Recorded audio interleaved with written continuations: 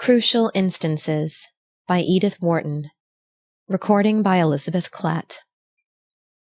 Section 1. The Duchess at Prayer. Have you ever questioned the long shuttered front of an old Italian house, that motionless mask, smooth, mute, equivocal as the face of a priest behind which buzz the secrets of the confessional? Other houses declare the activities they shelter. They are the clear, expressive cuticle of a life flowing close to the surface. But the old palace in its narrow street, the villa on its cypress-hooded hill, are as impenetrable as death. The tall windows are like blind eyes, the great door is a shut mouth. Inside there may be sunshine, the scent of myrtles, and a pulse of life through all the arteries of the huge frame. Or a mortal solitude, where bats lodge in the disjointed stones, and the keys rust in unused doors. 2. From the loggia, with its vanishing frescoes, I looked down an avenue barred by a ladder of cypress shadows to the ducal escutcheon and mutilated vases of the gate. Flat noon lay on the gardens, on fountains, porticos, and grottos. Below the terrace, where a chrome-colored lichen had sheeted the balustrade as with fine laminae of gold, vineyards stooped to the rich valley clasped in hills. The lower slopes were strewn with white villages like stars spangling a summer dusk, and beyond these, fold on fold of blue mountain, clear as gauze against the sky. The August air was lifeless, but it seemed light and vivifying after the atmosphere of the shrouded rooms through which I had been led. Their chill was on me, and I hugged the sunshine. "The Duchess's apartments are beyond," said the old man. He was the oldest man I had ever seen, so sucked back into the past that he seemed more like a memory than a living being. The one trait linking him with the actual was the fixity with which his small saurian eye held the pocket that, as I entered, had yielded a lira to the gatekeeper's child. He went on without removing his eye. "For 200 years nothing has been changed in the apartments of the Duchess." "And no one lives here now?" "No one, sir. The Duke goes to Como for the summer season." I had moved to the other end of the loggia. Below me, through hanging groves, white roofs and domes flashed like a smile. "And that's Vicenza?" "Proprio." The old man extended fingers as lean as the hands fading from the walls behind us. "You see the palace roof over there, just to the left of the basilica? The one with the row of statues like birds taking flight? That's the Duke's town palace, built by Palladio." "And does the Duke come there?" "Never. In winter he goes to Rome." "And the palace and the villa are always closed?" "As you see, always." "How long has this been?" "Since I can remember." I looked into his eyes. They were like tarnished metal mirrors reflecting nothing. "That must be a long time," I said involuntarily. "A long time," he assented. I looked down on the gardens. An opulence of dahlias overran the box borders, between cypresses that cut the sunshine like basalt shafts. Bees hung above the lavender. Lizards sunned themselves on the benches and slipped through the cracks of the dry basins. Everywhere were vanishing traces of that fantastic horticulture of which our dull age has lost the art. Down the alleys maimed statues stretched their arms like rows of whining beggars. Fawn-eared terms grinned in the thickets, and above the laurustinus walls rose the mock ruin of a temple, falling into real ruin in the bright, disintegrating air. The glare was blinding. "Let us go in," I said. The old man pushed open a heavy door, behind which the cold lurked like a knife. "The Duchess's apartments," he said. Overhead and around us the same evanescent frescoes. Underfoot the same scagliola volutes unrolled themselves interminably.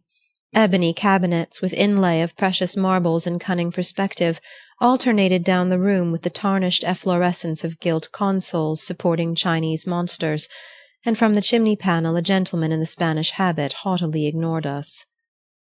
"Duke Ercole II," the old man explained. By the Genoese priest. It was a narrow-browed face, sallow as a wax effigy, high-nosed and cautious-lidded, as though modelled by priestly hands, the lips weak and vain rather than cruel, a quibbling mouth that would have snapped at verbal errors like a lizard catching flies, but had never learned the shape of a round yes or no. One of the Duke's hands rested on the head of a dwarf, a simian creature with pearl earrings and fantastic dress, the other turned the pages of a folio propped on a skull. Beyond is the Duchess's bedroom, the old man reminded me. Here the shutters admitted but two narrow shafts of light, gold bars deepening the subaqueous gloom. On a dais the bedspread, grim, nuptial, official, lifted its baldachin. A yellow Christ agonized between the curtains, and across the room a lady smiled at us from the chimney-breast. The old man unbarred a shutter, and the light touched her face. Such a face it was, with a flicker of laughter over it like the wind on a June meadow, and a singular tender pliancy of mien, as though one of Tiepolo's lenient goddesses had been busked into the stiff sheath of a 17th-century dress. "No one has slept here," said the old man, "since the Duchess Violante." "And she was?" "The lady there, first Duchess of Duke Ercole II." He drew a key from his pocket and unlocked a door at the farther end of the room. "The chapel," he said. "This is the Duchess's balcony." As I turned to follow him, the Duchess tossed me a sidelong smile. I stepped into a grated tribune above a chapel festooned with stucco. Pictures of bituminous saints mouldered between the pilasters. The artificial roses in the altar vases were grey with dust and age, and under the cobwebby rosettes of the vaulting a bird's nest clung.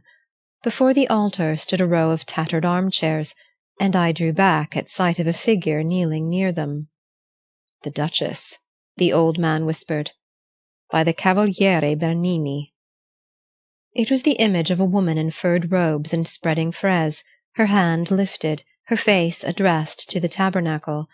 There was a strangeness in the sight of that immovable presence locked in prayer before an abandoned shrine.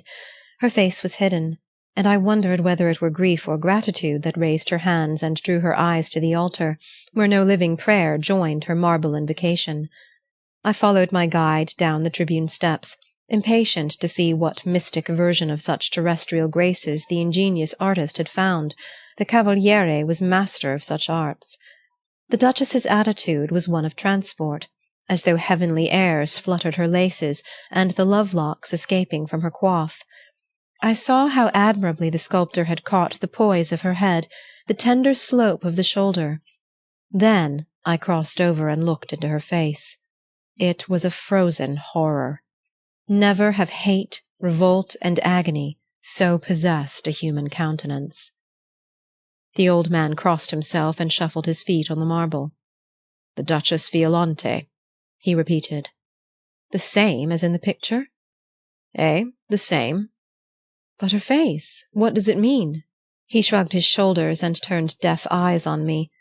Then he shot a glance round the sepulchral place, clutched my sleeve and said close to my ear, "It was not always so." "What was not?" "The face, so terrible." "The Duchess's face?" "The statues. It changed after—" "After?" "It was put here."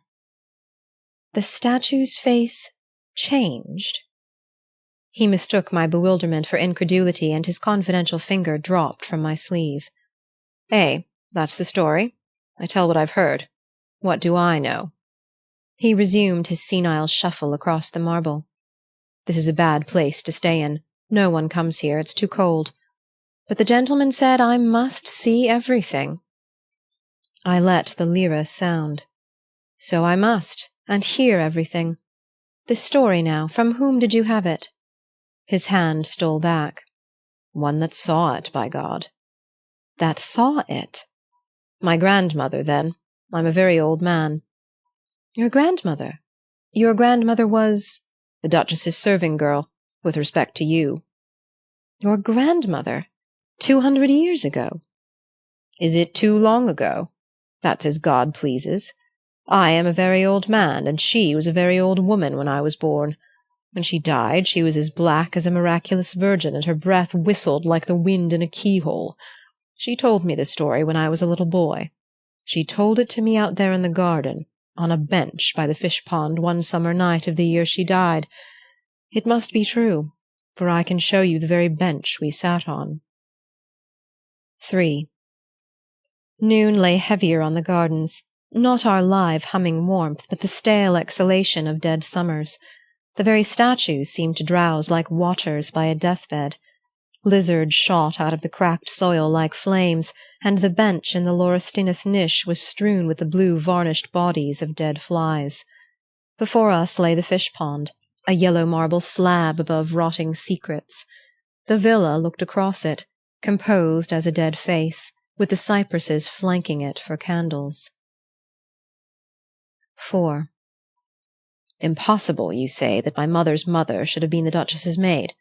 What do I know? It is so long since anything has happened here that the old things seem nearer, perhaps, than to those who live in cities. But how else did she know about the statue, then? Answer me that, sir. That she saw with her own eyes I can swear to, and never smiled again, so she told me, till they put her first child in her arms, for she was taken to wife by the steward's son Antonio, the same who had carried the letters.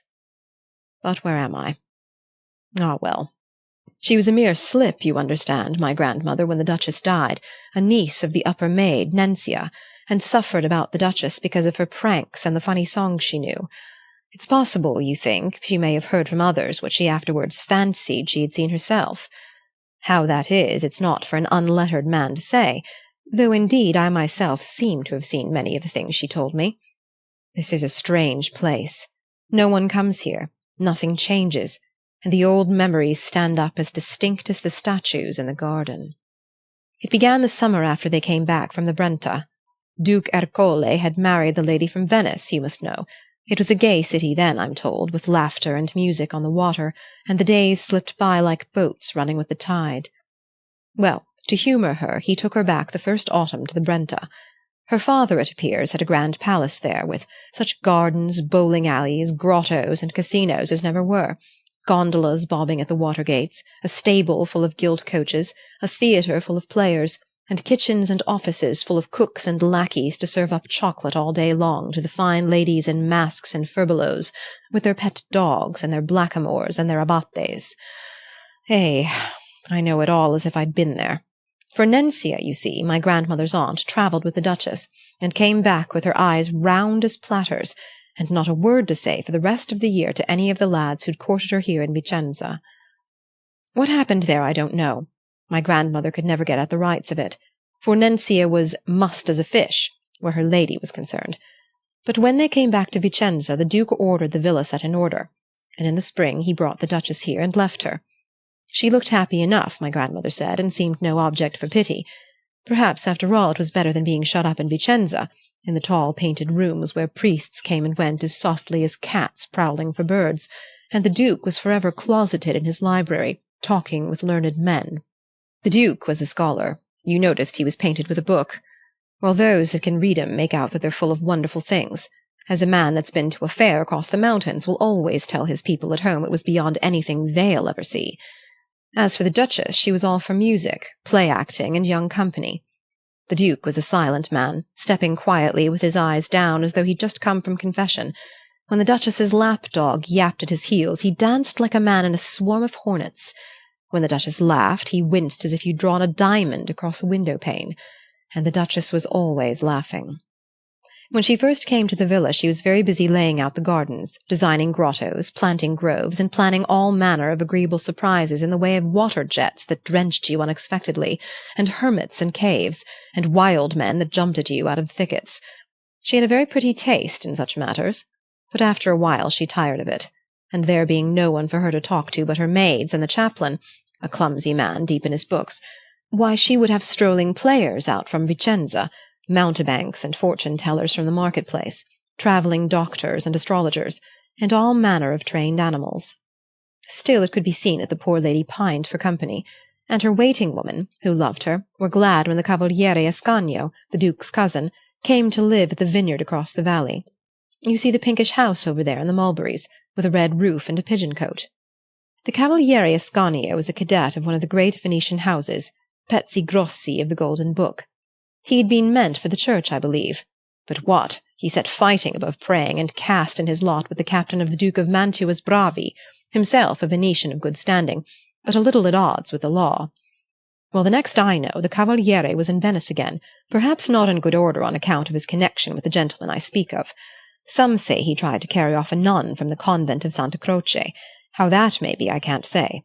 But my grandmother declared he had enemies there, and the end of it was that on some pretext or other the 10 banished him to Vicenza. There, of course, the Duke, being his kinsman, had to show him a civil face, and that was how he first came to the villa. He was a fine young man, beautiful as a Saint Sebastian, a rare musician who sang his own songs to the lute in a way that used to make my grandmother's heart melt and run through her body like mulled wine. He had a good word for everybody, too, and was always dressed in the French fashion, and smelt as sweet as a bean-field, and every soul about the place welcomed the sight of him. Well, the Duchess, it seemed, welcomed it too. Youth will have youth, and laughter turns to laughter, and the two matched each other like the candlesticks on an altar. The Duchess, you've seen her portrait, but to hear my grandmother, sir, it no more approached her than a weed comes up to a rose. The Cavaliere, indeed, as became a poet, paragoned her in his song to all the pagan goddesses of antiquity. Doubtless these were finer to look at than mere women, but so it seemed was she. For to believe my grandmother, she made other women look no more than the big French fashion doll that used to be shown on Ascension days in the piazza. She was one, at any rate, that needed no outlandish finery to beautify her. Whatever dress she wore became her as feathers fit the bird, and her hair didn't get its colour by bleaching on the housetop. It glittered of itself like the threads in an Easter chasuble, and her skin was whiter than fine wheaten bread, and her mouth as sweet as a ripe fig. Well, sir, you could no more keep them apart than the bees and the lavender. They were always together, singing, bowling, playing cup and ball, walking in the gardens, visiting the aviaries, and petting her Grace's trick dogs and monkeys. The Duchess was as gay as a foal, always playing pranks and laughing, tricking out her animals like comedians, disguising herself as a peasant or a nun. You should have seen her one day pass herself off to the chaplain as a mendicant sister, or teaching the lads and girls of the vineyards to dance and sing madrigals together. The Cavaliere had a singular ingenuity in planning such entertainments, and the days were hardly long enough for their diversions. But toward the end of the summer the Duchess fell quiet, and would hear only sad music, and the two sat much together in the gazebo in the end of the garden. It was there the Duke found them one day when he drove out from Vicenza in his gilt coach. He came but once or twice a year to the villa, and it was, as my grandmother said, just a part of her poor lady's ill luck to be wearing that day the Venetian habit, which uncovered the shoulders in a way the Duke always scowled at, and her curls loose and powdered with gold. Well, the three drank chocolate in the gazebo, and what happened no one knew, except that the Duke, on taking leave, gave his cousin a seat in his carriage, but the Cavaliere never returned.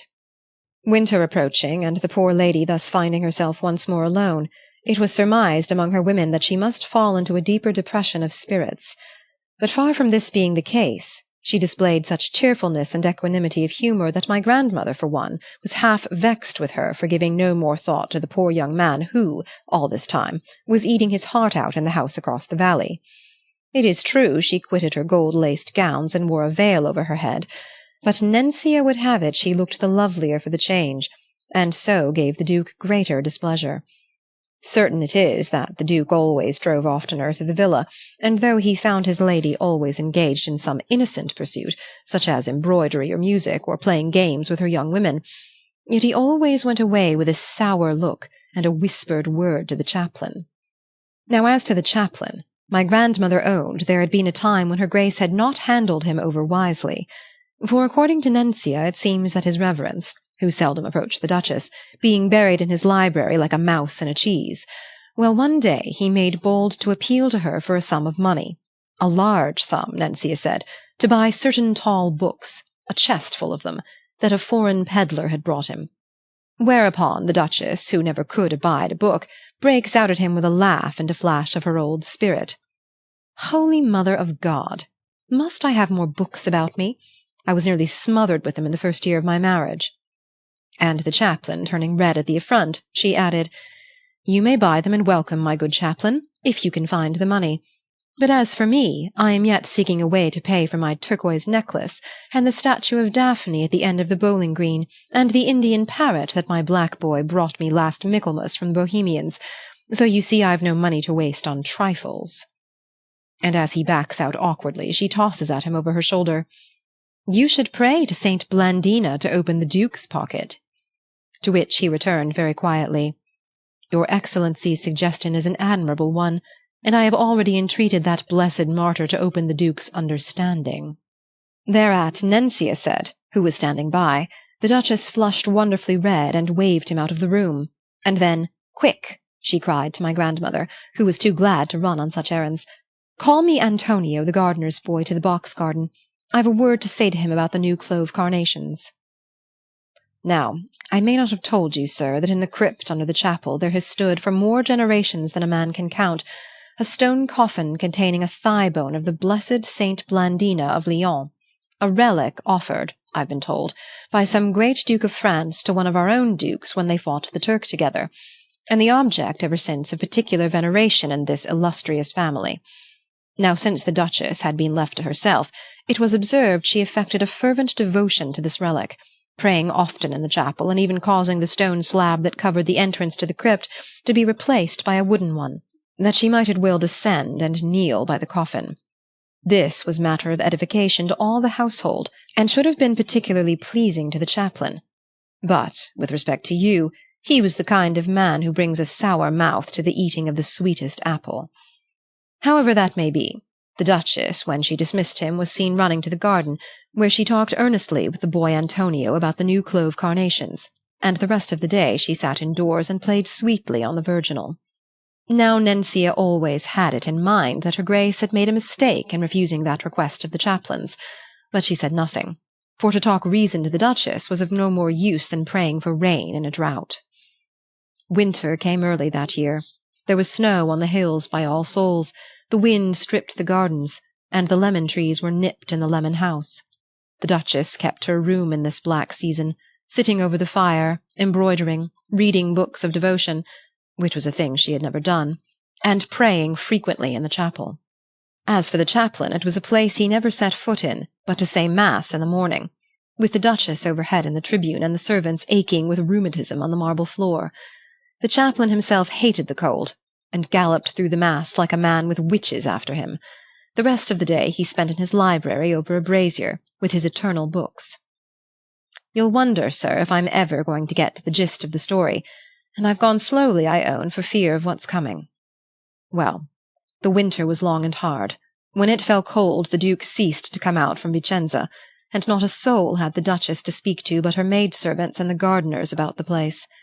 Yet it was wonderful, my grandmother said, how she kept her brave colours and her spirits, only it was remarked that she prayed longer in the chapel, where a brazier was kept burning for her all day. When the young are denied their natural pleasures, they turn often enough to religion, and it was a mercy, as my grandmother said, that she, who had scarce a live sinner to speak to, should take such comfort in a dead saint. My grandmother seldom saw her that winter, for though she showed a brave front to all, she kept more and more to herself, choosing to have only Nencia about her and dismissing even her when she went to pray. For her devotion had that mark of true piety, that she wished it not to be observed, so that Nencia had strict orders on the chaplain's approach to warn her mistress if she happened to be in prayer. Well, the winter passed, and spring was well forward, when my grandmother one evening had a bad fright. That it was her own fault I won't deny, for she'd been down the lime walk with Antonio when her aunt fancied her to be stitching in her chamber, and seeing a sudden light in Nencia's window, she took fright lest her disobedience be found out, and ran up quickly through the laurel grove to the house.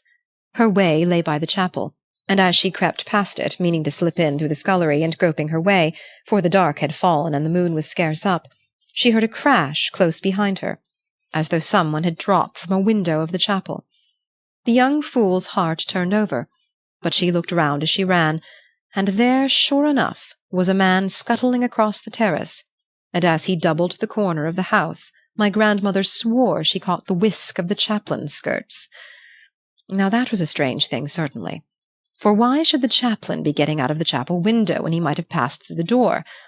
For you may have noticed, sir, there's a door leads from the chapel into the salon on the ground floor, the only other way out being through the Duchess's tribune.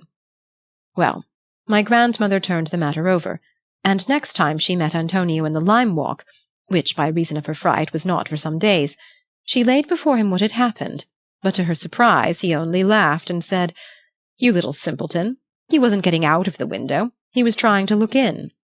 And not another word could she get from him. So the season moved on to Easter, and news came the Duke had gone to Rome for that holy festivity. His comings and goings made no change at the villa, and yet there was no one there but felt easier to think his yellow face was on the far side of the Apennines, unless perhaps it was the chaplain. Well, it was one day in May that the Duchess, who had walked long with Nencia on the terrace, rejoicing at the sweetness of the prospect and the pleasant scent of the gillyflowers in the stone vases, the Duchess toward midday withdrew to her rooms, giving orders that her dinner should be served in her bedchamber. My grandmother helped to carry in the dishes, and observed, she said, the singular beauty of the Duchess, who in honour of the fine weather had put on a gown of shot silver, and hung her bare shoulders with pearls, so that she looked fit to dance at court with an emperor. She had ordered, too, a rare repast for a lady that heeded so little what she ate, jellies, game pasties, fruits and syrup, spiced cakes, and a flagon of Greek wine, and she nodded and clapped her hands as the women set it before her, saying again and again, "I shall eat well to-day." But presently another mood seized her. She turned from the table, called for her rosary, and said to Nencia, "The fine weather has made me neglect my devotions. I must say a litany before I dine." She ordered the women out and barred the door, as her custom was, and Nencia and my grandmother went downstairs to work in the linen-room. Now the linen-room gives on the courtyard, and suddenly my grandmother saw a strange sight approaching.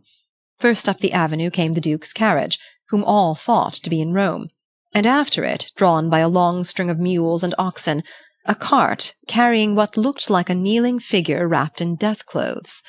The strangeness of it struck the girl dumb, and the Duke's coach was at the door before she had the wit to cry out that it was coming.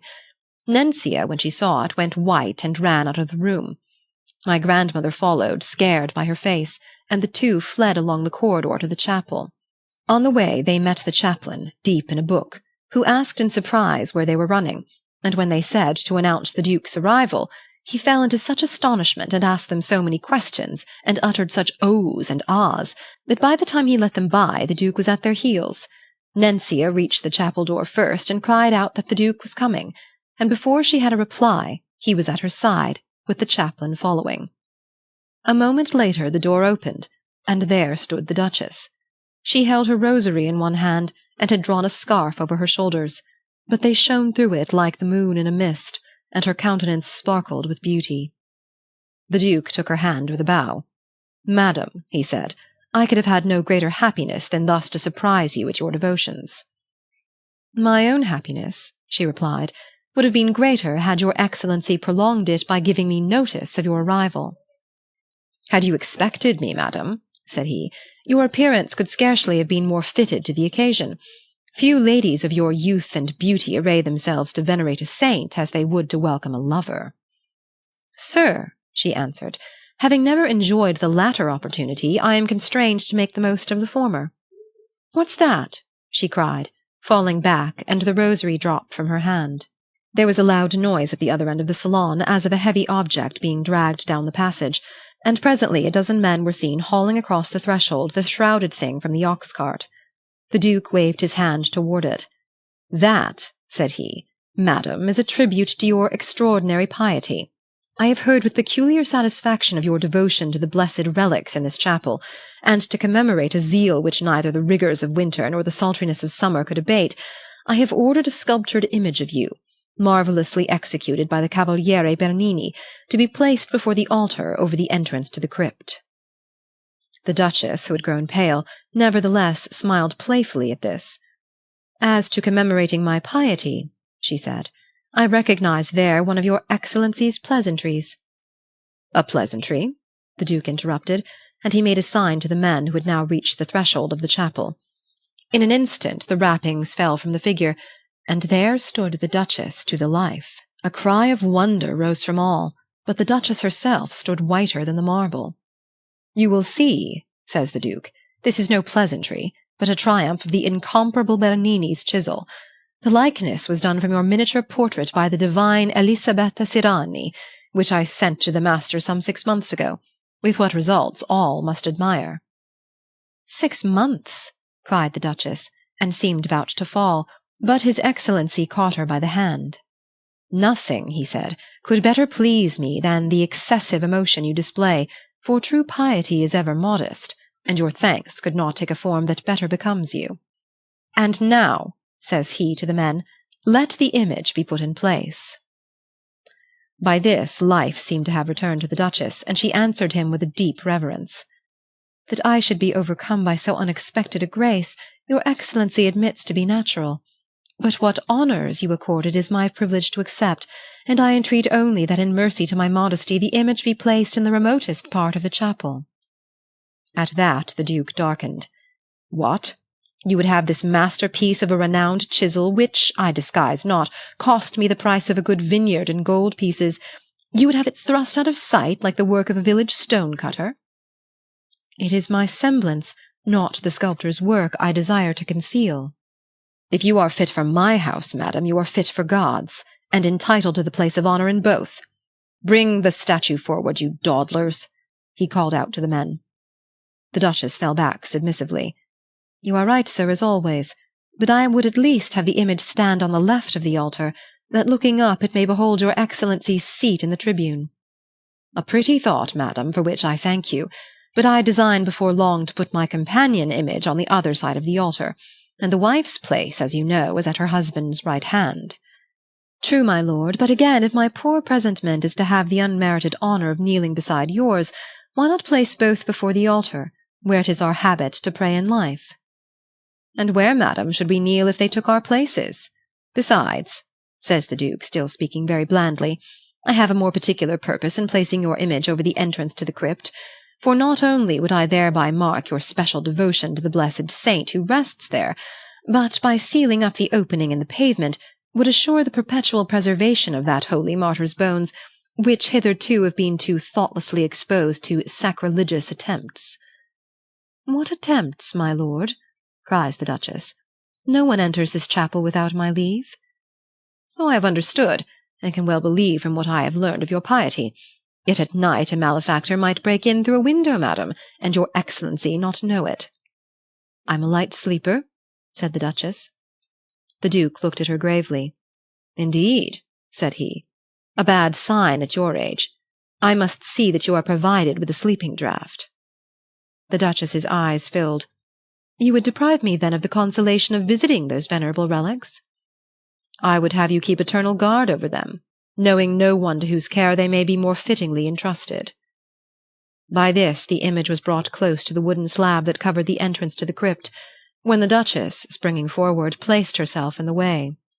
"Sir, let the statue be put in place tomorrow, and suffer me tonight to say a last prayer beside those holy bones." The Duke stepped instantly to her side. "Well thought, madam. I will go down with you now, and we will pray together." "Sir, your long absences have, alas, given me the habit of solitary devotion, and I confess that any presence is distracting." "Madam, I accept your rebuke. Hitherto, it is true, the duties of my station have constrained me to long absences, but henceforward I remain with you while you live. Shall we go down into the crypt together?" "No, for I fear for your Excellency's ague. The air there is excessively damp."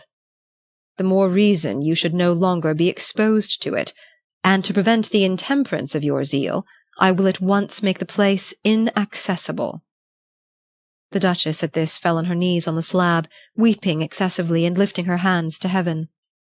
"Oh," she cried, "you are cruel, sir, to deprive me of access to the sacred relics that have enabled me to support with resignation the solitude to which your Excellency's duties have condemned me, and if prayer and meditation give me any authority to pronounce on such matters, suffer me warn you, sir, that I fear the blessed Saint Blandina will punish us for thus abandoning her venerable remains."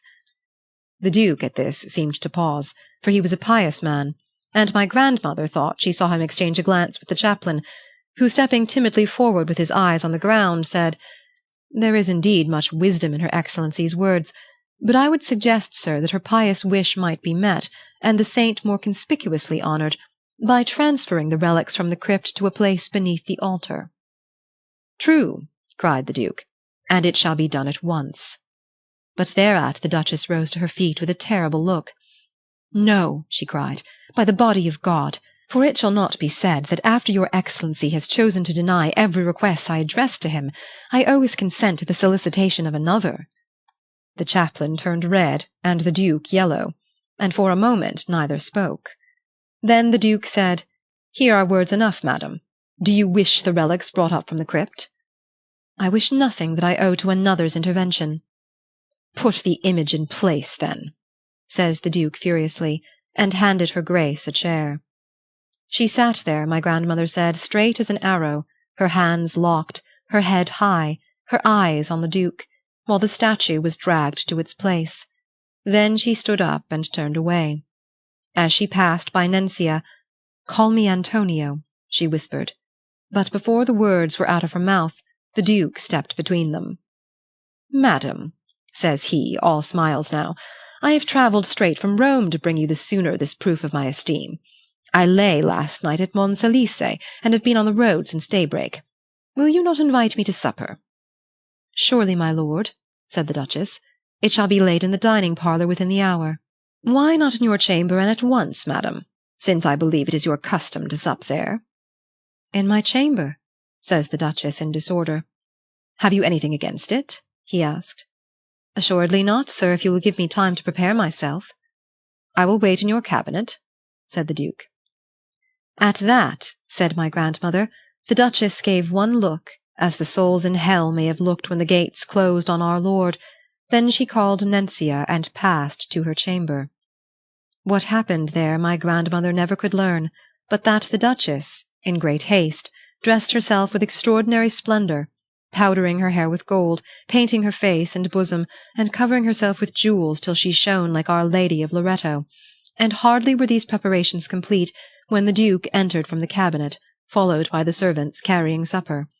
Thereupon the Duchess dismissed Nencia, and what follows my grandmother learned from a pantry lad who brought up the dishes and waited in the cabinet, for only the Duke's body-servant entered the bedchamber. Well, according to this boy, sir, who was looking and listening with his whole body, as it were, because he had never before been suffered so near the Duchess, it appears that the noble couple sat down in great good humour, the Duchess playfully reproving her husband for his long absence, while the Duke swore that to look so beautiful was the best way of punishing him. In this tone the talk continued, with such gay sallies on the part of the Duchess, such tender advances on the Duke's, that the lad declared they were for all the world like a pair of lovers courting on a summer's night in the vineyard, and so it went till the servant brought in the mulled wine. "Ah," the Duke was saying at that moment, "this agreeable evening repays me for the many dull ones I have spent away from you, nor do I remember to have enjoyed such laughter since the afternoon last year, when we drank chocolate in the gazebo with my cousin Ascanio. And that reminds me," he said, "is my cousin in good health?" "I have no reports of it," says the Duchess, "but your Excellency should taste these figs stewed in Malmsey." "I am in the mood to taste whatever you offer," said he. And as she helped him to the figs, he added, "If my enjoyment were not complete as it is, I could almost wish my cousin Ascanio were with us. The fellow is rare good company at supper. What do you say, madam? I hear he's still in the country. Shall we send for him to join us?" "Ah," said the Duchess with a sigh and a languishing look, "I see your Excellency wearies of me already." "Ay, madam, Ascanio is a capital good fellow, but to my mind his chief merit at this moment is his absence. It inclines me so tenderly to him that, by God, I could empty a glass to his good health." With that the Duke caught up his goblet and signed to the servant to fill the Duchess's. "Here's to the cousin," he cried, standing, "who has the good taste to stay away when he's not wanted. I drink to his very long life. And you, madam?" At this the Duchess, who had sat staring at him with a changed face, rose also and lifted her glass to her lips. "And I, to his happy death," says she in a wild voice, and as she spoke the empty goblet dropped from her hand, and she fell face down on the floor. The Duke shouted to her women that she had swooned, and they came and lifted her to the bed. She suffered horribly all night, Nencia said, twisting herself like a heretic at the stake, but without a word escaping her. The Duke watched by her, and toward daylight sent for the chaplain, but by this she was unconscious, and her teeth being locked, our Lord's body could not be passed through them. The Duke announced to his relations that his lady had died after partaking too freely of spiced wine and an omelette of carp's roe, at a supper she had prepared in honour of his return, and the next year he brought home a new Duchess, who gave him a son and 5 daughters. 5. The sky turned to a steel grey, against which the villa stood out sallow and inscrutable. A wind strayed through the gardens, loosening here and there a yellow leaf from the sycamores, and the hills across the valley were purple as thunderclouds. "And the statue?" I asked. "Ah, the statue. Well, sir, this is what my grandmother told me, here on this very bench where we're sitting. The poor child, who worshipped the Duchess as a girl of her years will worship a beautiful kind mistress, spent a night of horror, you may fancy, shut out from her lady's room, hearing the cries that came from it, and seeing as she crouched in her corner the women rush to and fro with wild looks, the Duke's lean face in the door, and the chaplain skulking in the antechamber with his eyes on his breviary. No one minded her that night or the next morning, and toward dusk, when it became known the Duchess was no more, the poor girl felt the pious wish to say a prayer for her dead mistress. She crept to the chapel and stole in unobserved. The place was empty and dim, but as she advanced she heard a low moaning, and coming in front of the statue she saw that its face, the day before so sweet and smiling, had the look on it that you know, and the moaning seemed to come from its lips. My grandmother turned cold, but something, she said afterward, kept her from calling or shrieking out, and she turned and ran from the place. In the passage she fell in a swoon, and when she came to her senses in her own chamber, she heard that the Duke had locked the chapel door, and forbidden any to set foot there. The place was never opened again till the Duke died some 10 years later, and then it was that the other servants, going in with the new heir, saw for the first time the horror that my grandmother had kept in her bosom. "And the crypt?" I asked. "Has it never been opened?" "Heaven forbid, sir!" cried the old man, crossing himself. "Was it not the Duchess's express wish that the relics should not be disturbed?" Section 2. The Angel at the Grave. The house stood a few yards back from the elm-shaded village street, in that semi-publicity sometimes cited as a democratic protest against old-world standards of domestic exclusiveness. This candid exposure to the public eye is more probably a result of the gregariousness which, in the New England bosom, oddly coexists with a shrinking from direct social contact, most of the inmates of such houses preferring that furtive intercourse which is the result of observations through shuttered windows and a categorical acquaintance with the neighbouring clothes-lines. The house, however, faced its public with a difference. For 60 years it had written itself with a capital letter, had self-consciously squared itself in the eye of an admiring nation. The most searching inroads of village intimacy hardly counted in a household that opened on the universe, and a lady whose doorbell was at any moment liable to be rung by visitors from London or Vienna was not likely to flutter upstairs when she observed a neighbour stepping over. The solitary inmate of the Anson house owed this induration of the social texture to the most conspicuous accident in her annals, the fact that she was the only granddaughter of the great Orestes Anson. She had been born, as it were, into a museum, and cradled in a glass case with a label, the first foundations of her consciousness being built on the rock of her grandfather's celebrity. To a little girl who acquires her earliest knowledge of literature through a reader embellished with fragments of her ancestors' prose, that personage necessarily fills an heroic space in the foreground of life. To communicate with one's past through the impressive medium of print, to have, as it were, a footing in every library in the country, and an acknowledged kinship with that world-diffused clan, the descendants of the great, was to be pledged to a standard of manners that amazingly simplified the lesser relations of life. The village street on which Paulina Anson's youth looked out led to all the capitals of Europe, and over the roads of intercommunication unseen caravans bore back to the elm-shaded house the tribute of an admiring world.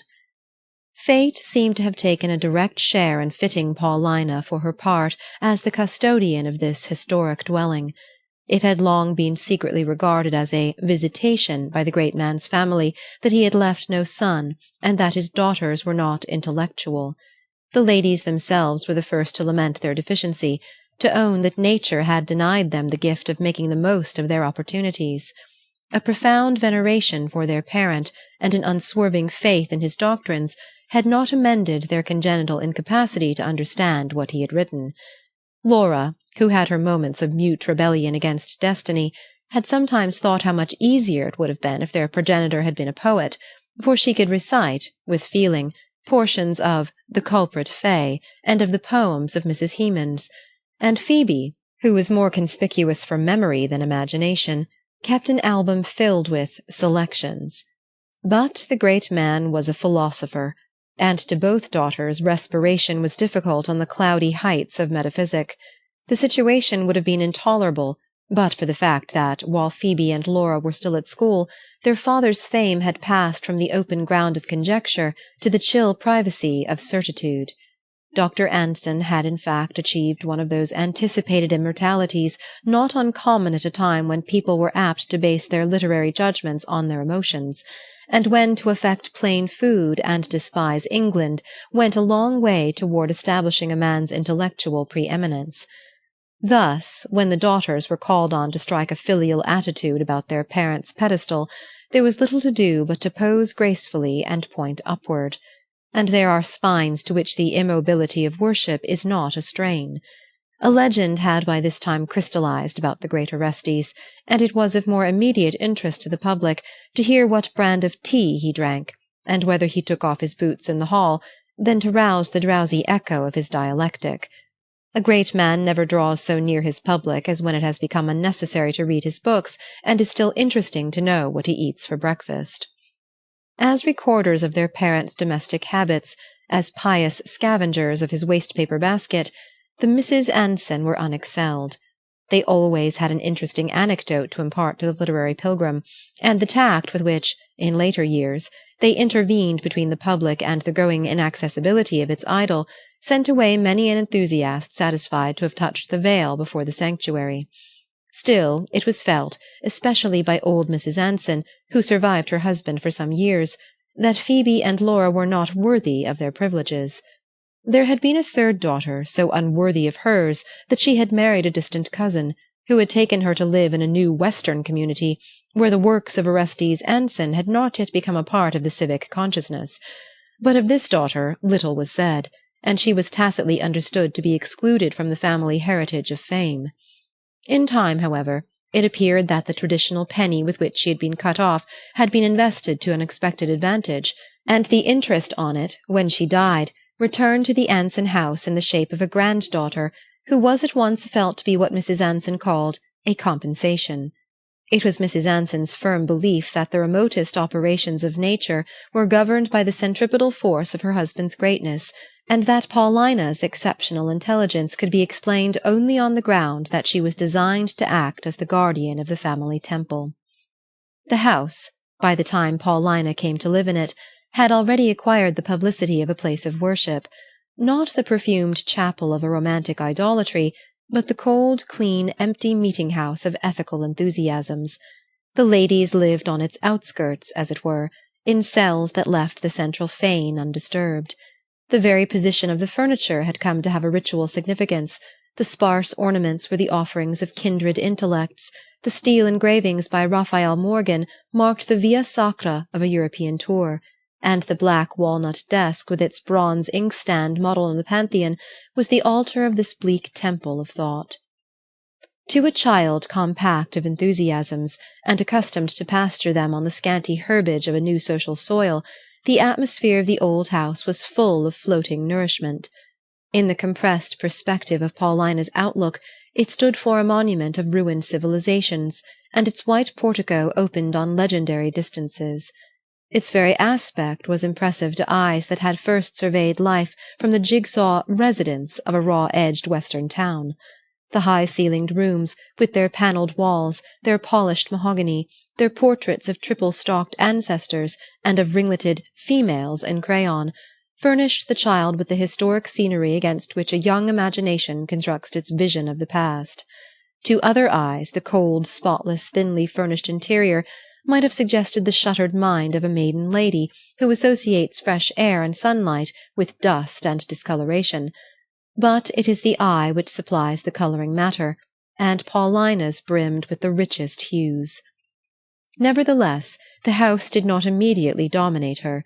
She had her confused outreachings toward other centres of sensation, her vague intuition of a heliocentric system, but the attraction of habit, the steady pressure of example, gradually fixed her roving allegiance, and she bent her neck to the yoke. Vanity had a share in her subjugation, for it had early been discovered that she was the only person in the family who could read her grandfather's works.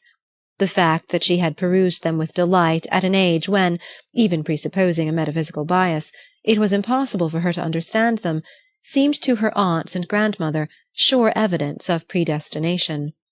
Paulina was to be the interpreter of the oracle, and the philosophic fumes so vertiginous to meaner minds would throw her into the needed confusion of clairvoyance. Nothing could have been more genuine than the emotion on which this theory was based. Paulina, in fact, delighted in her grandfather's writings. His sonorous periods, his mystic vocabulary, his bold flights into the rarefied air of the abstract, were thrilling to a fancy unhampered by the need of definitions. This purely verbal pleasure was supplemented later by the excitement of gathering up crumbs of meaning from the rhetorical board. What could have been more stimulating than to construct the theory of a girlish world out of the fragments of this titanic cosmogony? Before Paulina's opinions had reached the stage when ossification sets in, their form was fatally predetermined. The fact that Dr. Anson had died, and that his apotheosis had taken place before his young priestess's induction to the temple, made her ministrations easier and more inspiring. There were no little personal traits, such as the great man's manner of helping himself to salt, or the guttural cluck that started the wheels of speech, to distract the eye of young veneration from the central fact of his divinity. A man whom one knows only through a crayon portrait and a dozen yellowing tomes on free will and intuition is at least secure from the belittling effects of intimacy.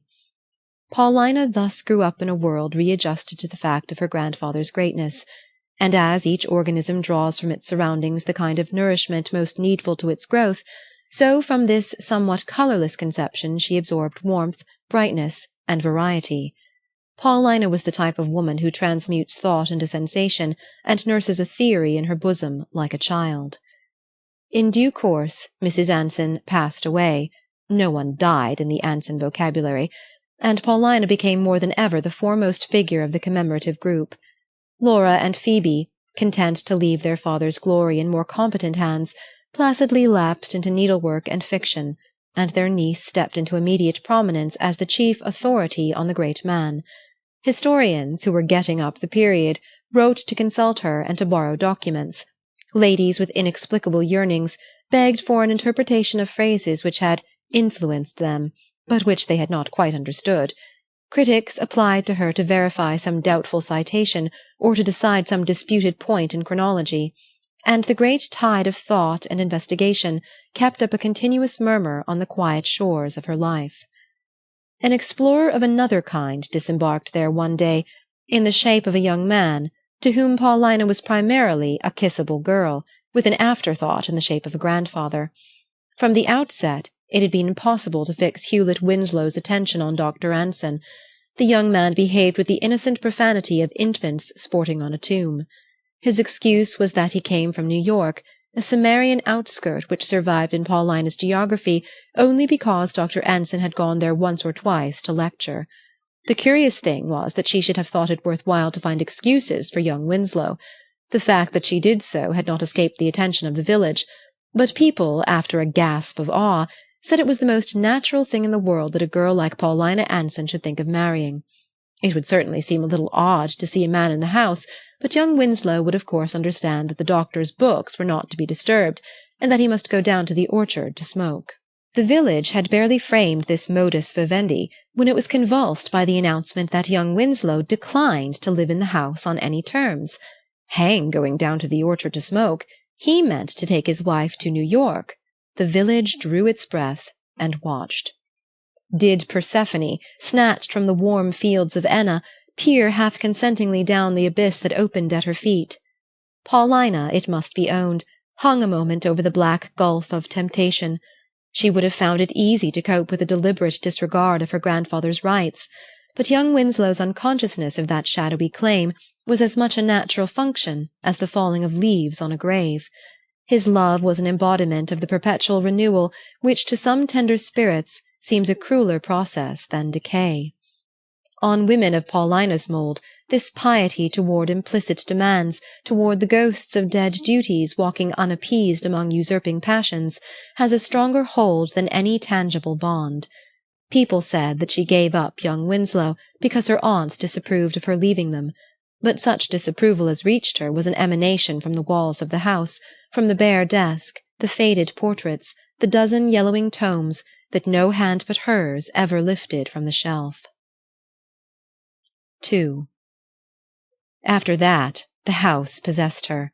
As if conscious of its victory, it imposed a conqueror's claim.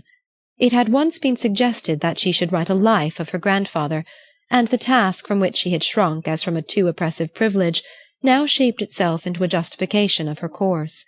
In a burst of filial pantheism, she tried to lose herself in the vast ancestral consciousness.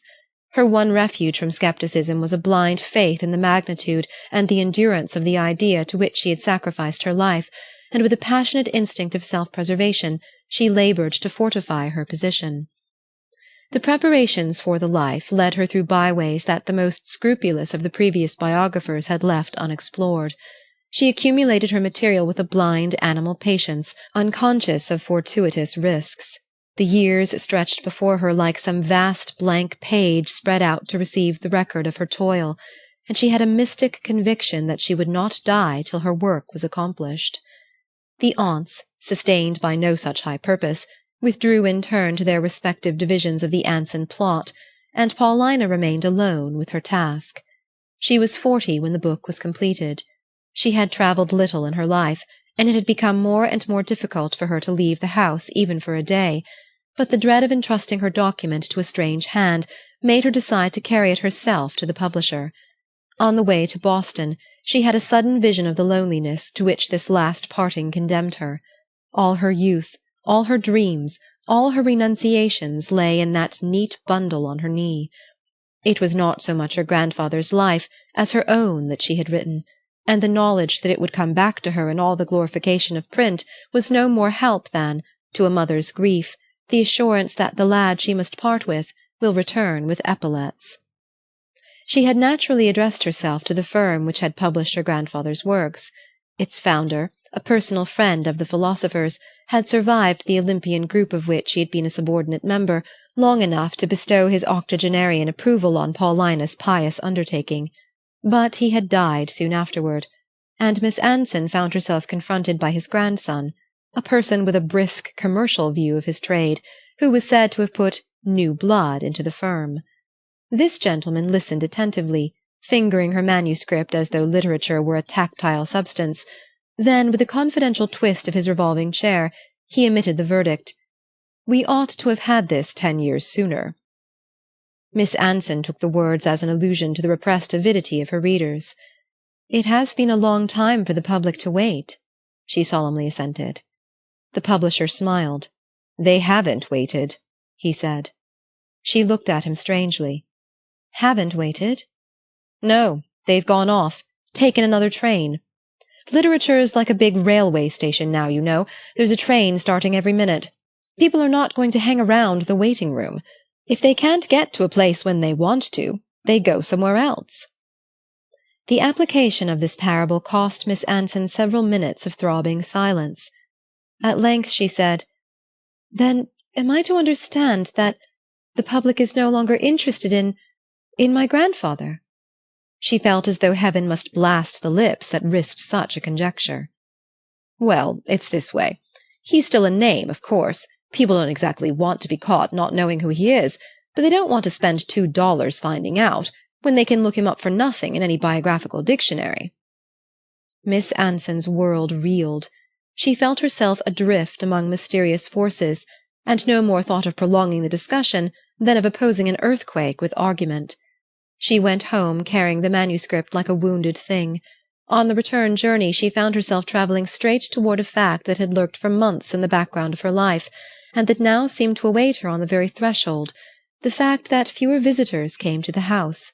She owned to herself that for the last 4 or 5 years the number had steadily diminished. Engrossed in her work, she had noted the change only to feel thankful that she had fewer interruptions. There had been a time when, at the travelling season, the bell rang continuously, and the ladies of the house lived in a chronic state of best silks and expectancy.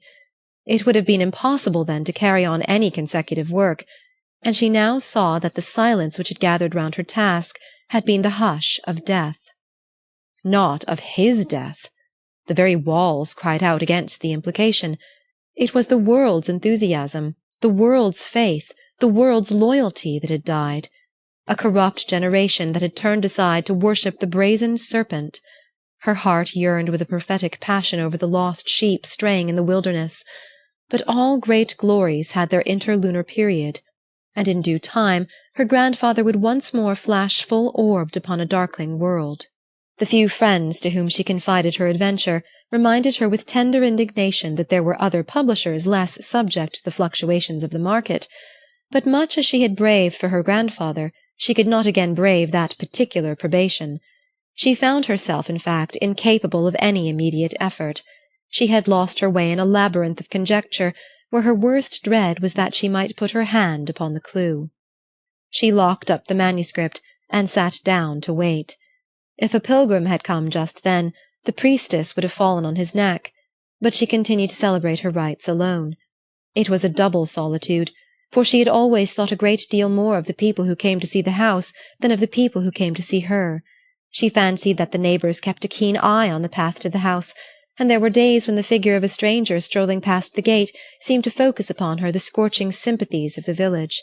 For a time she thought of travelling, of going to Europe, or even to Boston, but to leave the house now would have seemed like deserting her post. Gradually her scattered energies centred themselves in the fierce resolve to understand what had happened. She was not the woman to live long in an unmapped country, or to accept as final her private interpretation of phenomena. Like a traveller in unfamiliar regions, she began to store for future guidance the minutest natural signs. Unflinchingly she noted the accumulating symptoms of indifference that marked her grandfather's descent toward posterity. She passed from the heights on which she had been grouped with the sages of his day to the lower level where he had come to be the friend of Emerson, the correspondent of Hawthorne, or, later still, the Dr. Anson mentioned in their letters. The change had taken place as slowly and imperceptibly as a natural process. She could not say that any ruthless hand had stripped the leaves from the tree. It was simply that, among the evergreen glories of his group, her grandfather's had proved deciduous. She had still to ask herself why. If the decay had been a natural process, was it not the very pledge of renewal? It was easier to find such arguments than to be convinced by them. Again and again she tried to drug her solicitude with analogies, but at last she saw that such expedients were but the expression of a growing incredulity.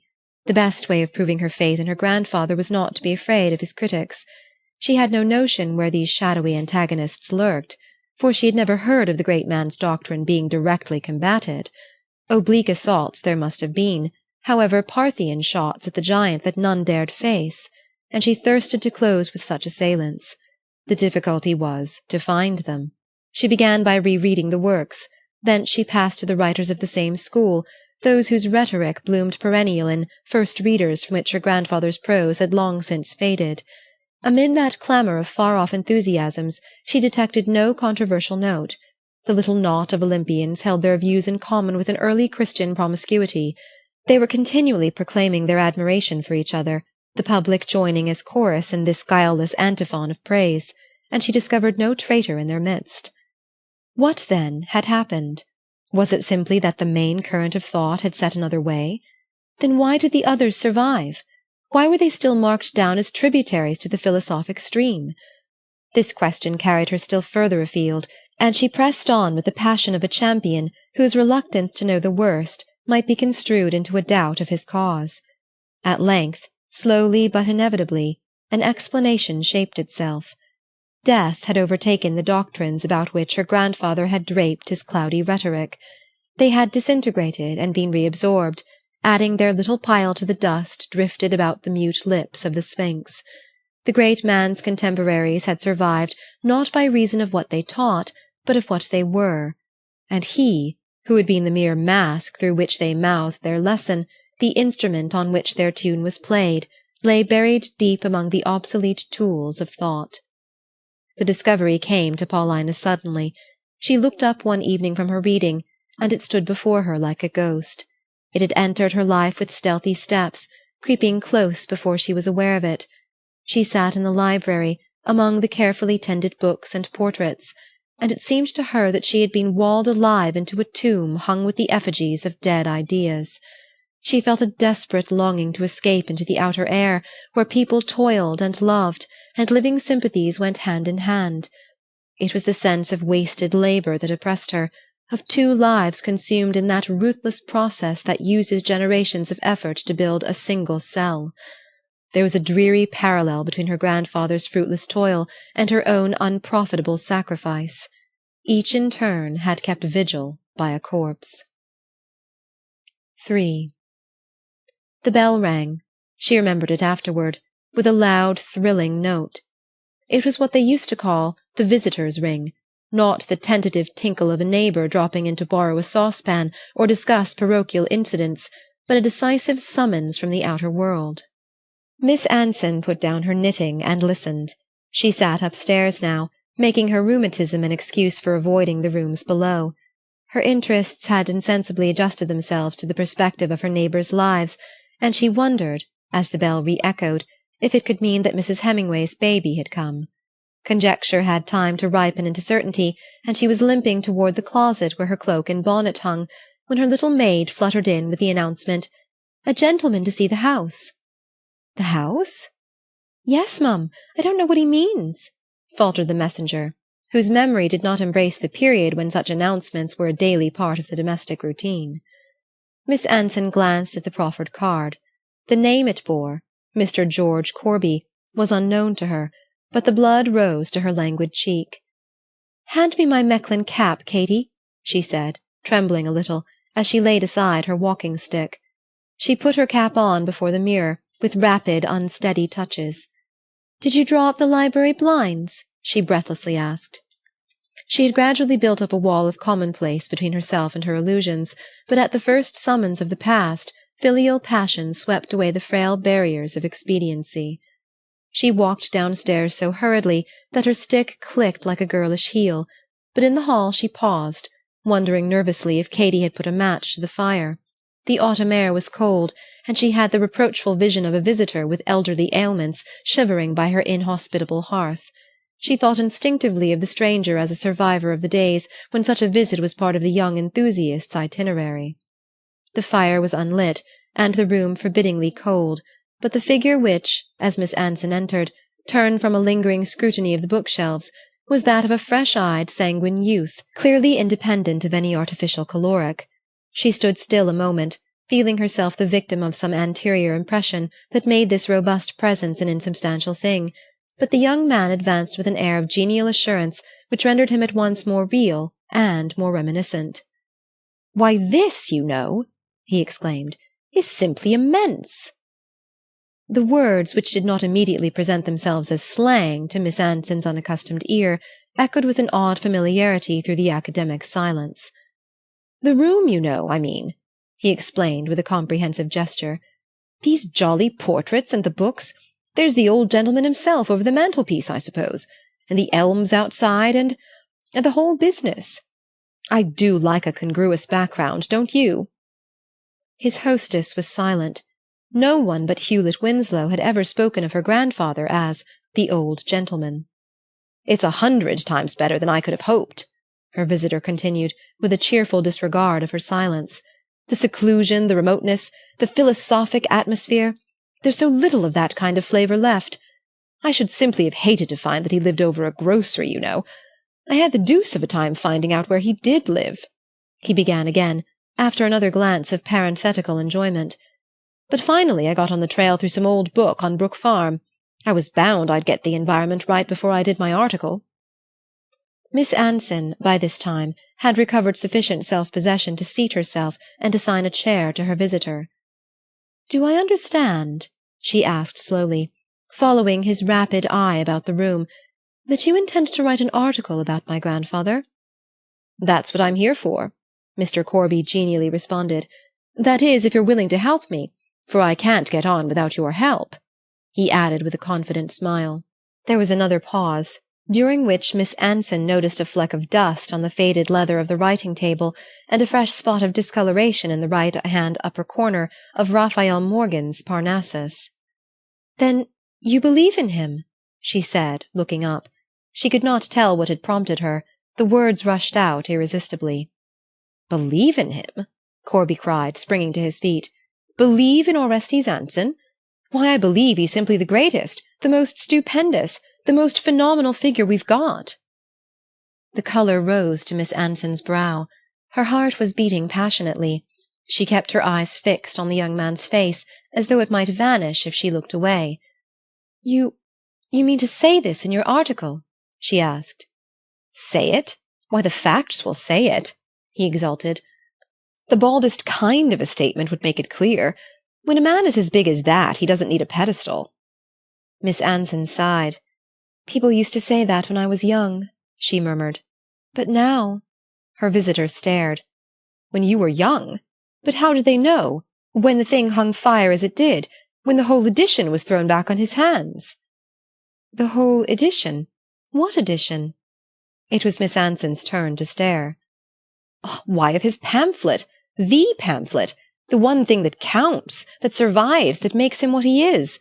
For heaven's sake," he tragically adjured her, "don't tell me there isn't a copy of it left." Miss Anson was trembling slightly. "I don't think I understand what you mean," she faltered, less bewildered by his vehemence than by the strange sense of coming on an unexplored region of the very heart of her dominion. "Why, his account of the Amphioxus, of course. You can't mean that his family didn't know about it, that you don't know about it. I came across it by the merest accident myself, in a letter of vindication that he wrote in 1830 to an old scientific paper, but I understood there were journals, early journals. There must be references to it somewhere in the 20s. He must have been at least 10 or 12 years ahead of Yarrell, and he saw the whole significance of it too. He saw where it led to. As I understand it, he actually anticipated in his pamphlet Saint Hilaire's theory of the universal type, and supported the hypothesis by describing the notochord of the Amphioxus as a cartilaginous vertebral column. The specialists of the day jeered at him, of course, as the specialists in Goethe's time jeered at the plant metamorphosis. As far as I can make out, the anatomists and zoologists were down on Dr. Anson to a man. That was why his cowardly publishers went back on their bargain. But the pamphlet must be here somewhere. He writes as though, in his first disappointment, he had destroyed the whole edition, but surely there must be at least one copy left. His scientific jargon was as bewildering as his slang, and there were even moments in his discourse when Miss Anson ceased to distinguish between them, but the suspense with which he continued to gaze on her acted as a challenge to her scattered thoughts. "The Amphioxus," she murmured, half rising. "It's an animal, isn't it? A fish? Yes, I think I remember." She sank back with the inward look of one who retraces some lost line of association. Gradually the distance cleared, the details started into life. In her researches for the biography, she had patiently followed every ramification of her subject, and one of these overgrown paths now led her back to the episode in question. The great Orestes' title of doctor had in fact not been merely the spontaneous tribute of a national admiration. He had actually studied medicine in his youth, and his diaries, as his granddaughter now recalled, showed that he had passed through a brief phase of anatomical ardour before his attention was diverted to supersensual problems. It had indeed seemed to Paulina, as she scanned those early pages, that they revealed a spontaneity, a freshness of feeling somehow absent from his later lucubrations, as though this one emotion had reached him directly, the others through some intervening medium. In the excess of her commemorative zeal, She had even struggled through the unintelligible pamphlet to which a few lines in the journal had bitterly directed her. But the subject and the phraseology were alien to her and unconnected with her conception of the great man's genius, and after a hurried perusal she had averted her thoughts from the episode as from a revelation of failure. At length she rose a little unsteadily, supporting herself against the writing-table. She looked hesitatingly about the room. Then she drew a key from her old-fashioned reticule and unlocked a drawer beneath one of the bookcases. Young Corby watched her breathlessly. With a tremulous hand she turned over the dusty documents that seemed to fill the drawer. "Is this it?" she said, holding out a thin, discolored volume. He seized it with a gasp. "Oh, by George!" he said, dropping into the nearest chair. She stood observing him strangely as his eye devoured the mouldy pages. "Is this the only copy left?" he asked at length, looking up for a moment as a thirsty man lifts his head from his glass. "I think it must be. I found it long ago, among some old papers that my aunts were burning up after my grandmother's death. They said it was of no use, that he'd always meant to destroy the whole edition, and that I ought to respect his wishes. But it was something he had written. To burn it was like shutting the door against his voice, against something he had once wished to say, and that nobody had listened to. I wanted him to feel that I was always here, ready to listen, even when others hadn't thought it worth while, and so I kept the pamphlet, meaning to carry out his wish and destroy it before my death." Her visitor gave a groan of retrospective anguish. "And but for me, but for today, you would have?" "I should have thought it my duty." "Oh, by George, by George!" he repeated, subdued afresh by the inadequacy of speech. She continued to watch him in silence. At length he jumped up and impulsively caught her by both hands. "He's bigger and bigger!" he almost shouted. "He simply leads the field. You'll help me go to the bottom of this, won't you? We must turn out all the papers, letters, journals, memoranda. He must have made notes. He must have left some record of what led up to this. We must leave nothing unexplored. By Jove!" he cried, looking up at her with his bright, convincing smile. "Do you know you're the granddaughter of a great man?" Her color flickered like a girl's. "Are you sure of him?" she whispered, as though putting him on his guard against a possible betrayal of trust. "Sure? Sure? My dear lady!" He measured her again with his quick, confident glance. "Don't you believe in him?" She drew back with a confused murmur. "I used to." She had left her hands in his. Their pressure seemed to send a warm current to her heart. "It ruined my life!" she cried with sudden passion. He looked at her perplexedly. "I gave up everything," she went on wildly, "to keep him alive. I sacrificed myself, others. I nursed his glory in my bosom, and it died, and left me here alone." She paused and gathered her courage with a gasp. "Don't make the same mistake," she warned him. He shook his head, still smiling. "No danger of that. You're not alone, my dear lady. He's here with you. He's come back to you today. Don't you see what's happened? Don't you see that it's your love that has kept him alive? If you'd abandoned your post for an instant, let things pass into other hands, if your wonderful tenderness hadn't perpetually kept guard, this must have been irretrievably lost." He laid his hand on the pamphlet. "And then he would have been dead." "Oh," she said, "don't tell me too suddenly."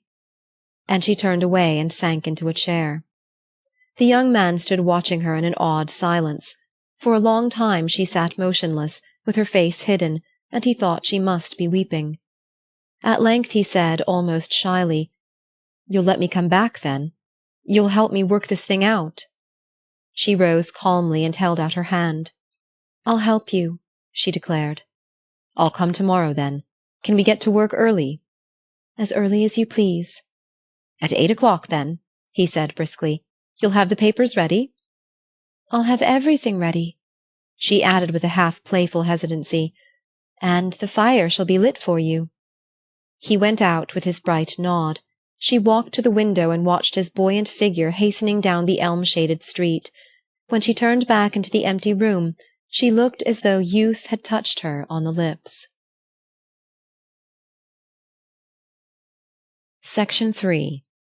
The Recovery. To the visiting stranger, Hillbridge's first question was, "Have you seen Keniston's things?" Keniston took precedence of the Colonial State House, the Gilbert Stuart Washington, and the Ethnological Museum. Nay, he ran neck and neck with the president of the university, a prehistoric relic who had known Emerson, and who was still sent about the country in cotton wool to open educational institutions with a toothless oration on Brook Farm. Keniston was sent about the country too. He opened art exhibitions, laid the foundation of academies, and acted in a general sense as the spokesman and apologist of art. Hillbridge was proud of him in his peripatetic character, but his fellow townsmen let it be understood that to know Keniston one must come to Hillbridge. Never was work more dependent for its effect on atmosphere, on milieu. Hillbridge was Keniston's milieu, and there was one lady, a devotee of his art, who went so far as to assert that once, at an exhibition in New York, she had passed a Keniston without recognizing it. It simply didn't want to be seen in such surroundings. It was hiding itself under an incognito, she declared. It was a source of special pride to Hillbridge that it contained all the artist's best works. Strangers were told that Hillbridge had discovered him. The discovery had come about in the simplest manner. Professor Driffert, who had a reputation for collecting, had one day hung a sketch on his drawing-room wall, and thereafter Mrs. Driffert's visitors, always a little flurried by the sense that it was the kind of house in which one might be suddenly called upon to distinguish between a dry point and an etching, or between Raphael Mengs and Raphael Sanzio, were not infrequently subjected to the professor's off-hand inquiry, "By the way, have you seen my Keniston?" The visitors, perceptibly awed, would retreat to a critical distance and murmur the usual guarded generalities while they tried to keep the name in mind long enough to look it up in the encyclopedia. The name was not in the encyclopedia, but as a compensating fact it became known that the man himself was in Hillbridge. Hillbridge, then, owned an artist whose celebrity it was the proper thing to take for granted. Someone else, emboldened by the thought, bought a Keniston, and the next year, on the occasion of the President's Golden Jubilee, the faculty by unanimous consent presented him with a Keniston. 2 years later there was a Keniston exhibition, to which the art critics came from New York and Boston, and not long afterward a well-known Chicago collector vainly attempted to buy Professor Driffert's sketch, which the art journals cited as a rare example of the painter's first or silvery manner. Thus there gradually grew up a small circle of connoisseurs known in artistic circles as men who collected Kenistons. Professor Wildmarsh, of the chair of Fine Arts and Archaeology, was the first critic to publish a detailed analysis of the master's methods and purpose. The article was illustrated by engravings which, though they had cost the magazine a fortune, were declared by Professor Wildmarsh to give but an imperfect suggestion of the esoteric significance of the originals. The professor, with a tact that contrived to make each reader feel himself included among the exceptions, went on to say that Keniston's work would never appeal to any but exceptional natures, and he closed with the usual assertion that to apprehend the full meaning of the master's message it was necessary to see him in the surroundings of his own home at Hillbridge. Professor Wildmarsh's article was read one spring afternoon by a young lady just speeding eastward on her first visit to Hillbridge, and already flushed with anticipation of the intellectual opportunities awaiting her. In East Onondaigua, where she lived, Hillbridge was looked on as an Oxford. Magazine writers, with the easy American use of the superlative, designated it as the venerable alma mater, the antique seat of learning, and Claudia Day had been brought up to regard it as the fountainhead of knowledge, and of that mental distinction which is so much rarer than knowledge. An innate passion for all that was thus distinguished and exceptional made her revere Hillbridge as the native soil of those intellectual amenities that were of such difficult growth in the thin air of East Onondaigua. At the first suggestion of a visit to Hillbridge, whither she went at the invitation of a girl-friend who, incredible apotheosis, had married one of the university professors, Claudia's spirit dilated with the sense of new possibilities. The vision of herself walking under the historic elms toward the Memorial Library, standing rapt before the Stuart Washington, or drinking in, from some obscure corner of an academic drawing-room, the President's reminiscences of the Concord group. This vividness of self-projection into the emotions awaiting her made her glad of any delay that prolonged so exquisite a moment. It was in this mood that she opened the article on Keniston. She knew about him, of course. She was wonderfully well up, even for East Onondaigua. She had read of him in the magazines. She had met, on a visit to New York, a man who collected Kenistons, and a photogravure of a Keniston in an artistic frame hung above her writing-table at home. But Professor Wildmarsh's article made her feel how little she really knew of the master, and she trembled to think of the state of relative ignorance in which, but for the timely purchase of the magazine, she might have entered Hillbridge. She had, for instance, been densely unaware that Keniston had already had 3 manners and was showing symptoms of a 4th. She was equally ignorant of the fact that he had founded a school and created a formula, and she had learned with a thrill that no one could hope to understand him who had not seen him in his studio at Hillbridge, surrounded by his own works. The man and the art interpret each other, their exponent declared, and Claudia Day, bending a brilliant eye on the future, wondered if she were ever to be admitted to the privilege of that double initiation. Keniston, to his other claims to distinction, added that of being hard to know. His friends always hastened to announce the fact to strangers, adding after a pause of suspense that they would see what they could do. Visitors in whose favor he was induced to make an exception were further warned that he never spoke unless he was interested, so that they mustn't mind if he remained silent. It was under these reassuring conditions that, some 10 days after her arrival at Hillbridge, Miss Day was introduced to the master's studio. She found him a tall, listless-looking man, who appeared middle-aged to her youth, and who stood before his own pictures with a vaguely interrogative gaze, leaving the task of their interpretation to the lady who had courageously contrived the visit. The studio, to Claudia's surprise, was bare and shabby. It formed a rambling addition to the small, cheerless house in which the artist lived with his mother and a widowed sister. For Claudia it added the last touch to his distinction to learn that he was poor, and that what he earned was devoted to the maintenance of the 2 limp women who formed a neutral-tinted background to his impressive outline. His pictures, of course, fetched high prices, but he worked slowly, painfully, as his devotees preferred to phrase it, with frequent intervals of ill health and inactivity, and the circle of Keniston connoisseurs was still as small as it was distinguished. The girl's fancy instantly hailed in him that favourite figure of imaginative youth, the artist who would rather starve than paint a pot-boiler.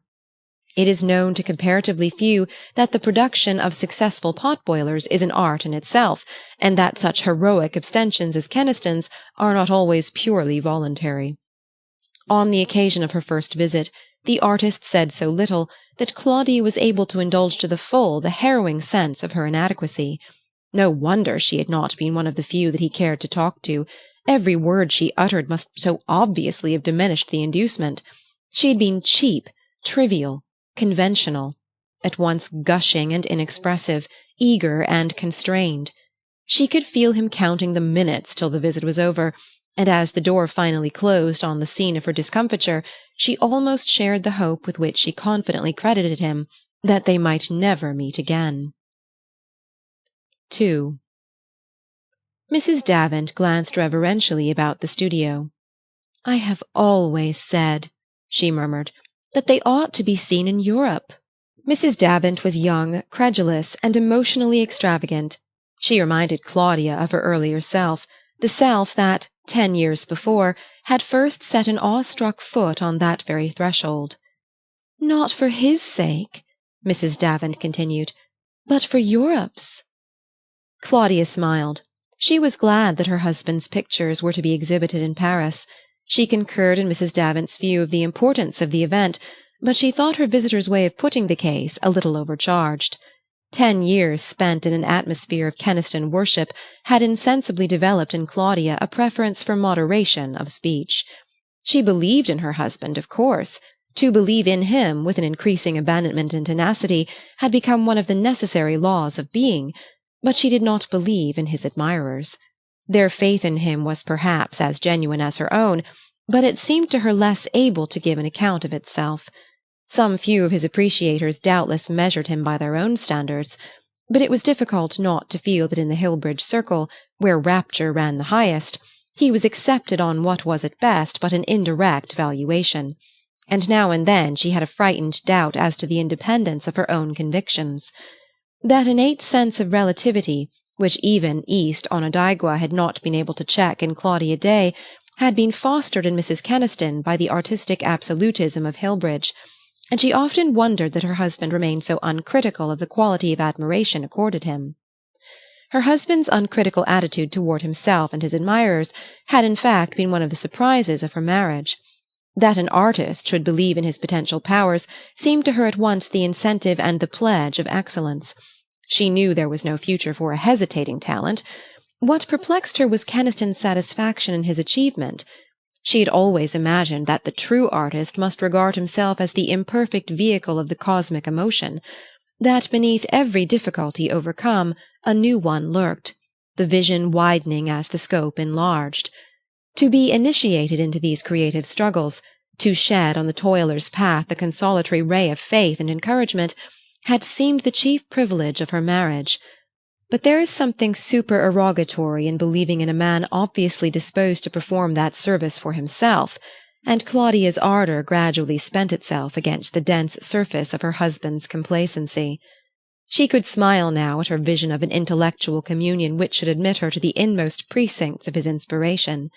She had learned that the creative processes are seldom self-explanatory, and Keniston's inarticulateness no longer discouraged her. But she could not reconcile her sense of the continuity of all high effort to his unperturbed air of finishing each picture as though he had dispatched a masterpiece to posterity. In the first recoil from her disillusionment, she even allowed herself to perceive that, if he worked slowly, it was not because he mistrusted his powers of expression, but because he had really so little to express. "It's for Europe," Mrs. Davant vaguely repeated, and Claudia noticed that she was blushingly intent on tracing with the tip of her elaborate sunshade the pattern of the shabby carpet. "It will be a revelation to them," she went on provisionally, as though Claudia had missed her cue and left an awkward interval to fill. Claudia had, in fact, a sudden sense of deficient intuition. She felt that her visitor had something to communicate which required, on her own part, an intelligent cooperation, but what it was her insight failed to suggest. She was in truth a little tired of Mrs. Davant, who was Keniston's latest worshipper, who ordered pictures recklessly, who paid for them regally in advance, and whose gallery was, figuratively speaking, crowded with the artist's unpainted masterpieces. Claudia's impatience was perhaps complicated by the uneasy sense that Mrs. Davant was too young, too rich, too inexperienced, that somehow she ought to be warned. Warned of what? That some of the pictures might never be painted? Scarcely that, since Keniston, who was scrupulous in business transactions, might be trusted not to take any material advantage of such evidence of faith. Claudia's impulse remained undefined. She merely felt that she would have liked to help Mrs. Davant, and that she did not know how. "You'll be there to see them?" she asked, as her visitor lingered. "In Paris?" Mrs. Davant's blush deepened. "We must all be there together." Claudia smiled. "My husband and I mean to go abroad some day, but I don't see any chance of it at present." "But he ought to go. You ought both to go this summer," Mrs. Davant persisted. "I know Professor Wildmarsh and Professor Driffert and all the other critics think that Mr. Keniston's never having been to Europe has given his work much of its wonderful individuality, its peculiar flavor and meaning, but now that his talent is formed, that he has full command of his means of expression—" Claudia recognized one of Professor Driffert's favorite formulas. "They all think he ought to see the work of the other great masters, that he ought to visit the home of his ancestors, as Professor Wildmarsh says." She stretched an impulsive hand to Claudia. "You ought to let him go, Mrs. Keniston." Claudia accepted the admonition with the philosophy of the wife who is used to being advised on the management of her husband. "I shan't interfere with him," she declared. and Mrs. Davant instantly caught her up with a cry of, "Oh, it's too lovely of you to say that!" With this exclamation, she left Claudia to a silent renewal of wonder. A moment later Keniston entered. To a mind curious in combinations, it might have occurred that he had met Mrs. Davant on the doorstep. In one sense he might, for all his wife cared, have met 50 Mrs. Davants on the doorstep. It was long since Claudia had enjoyed the solace of resenting such coincidences. Her only thought now was that her husband's first words might not improbably explain Mrs. Davant's last, and she waited for him to speak. He paused with his hands in his pockets before an unfinished picture on the easel. Then, as his habit was, he began to stroll tourist-like from canvas to canvas, standing before each in a musing ecstasy of contemplation that no readjustment of view ever seemed to disturb. Her eye instinctively joined his in its inspection. It was the one point where their natures merged. Thank God there was no doubt about the pictures. She was what she had always dreamed of being, the wife of a great artist. Keniston dropped into an armchair and filled his pipe. "How should you like to go to Europe?" he asked. His wife looked up quickly. "When?" "Now. This spring, I mean." He paused to light the pipe. "I should like to be over there while these things are being exhibited." Claudia was silent. "Well?" he repeated after a moment. "How can we afford it?" she asked. Keniston had always scrupulously fulfilled his duty to the mother and sister whom his marriage had dislodged, and Claudia, who had the atoning temperament which seeks to pay for every happiness by making it a source of fresh obligations, had from the outset accepted his ties with an exaggerated devotion. Any disregard of such a claim would have vulgarized her most delicate pleasures, and her husband's sensitiveness to it in great measure extenuated the artistic obtuseness that often seemed to her like a failure of the moral sense. His loyalty to the dull women who depended on him was, after all, compounded of finer tissues than any mere sensibility to ideal demands. "Oh, I don't see why we shouldn't," he rejoined. "I think we might manage it." "At Mrs. Davant's expense?" leaped from Claudia. She could not tell why she had said it. Some inner barrier seemed to have given way under a confused pressure of emotions. He looked up at her with frank surprise. "Well, she has been very jolly about it. Why not?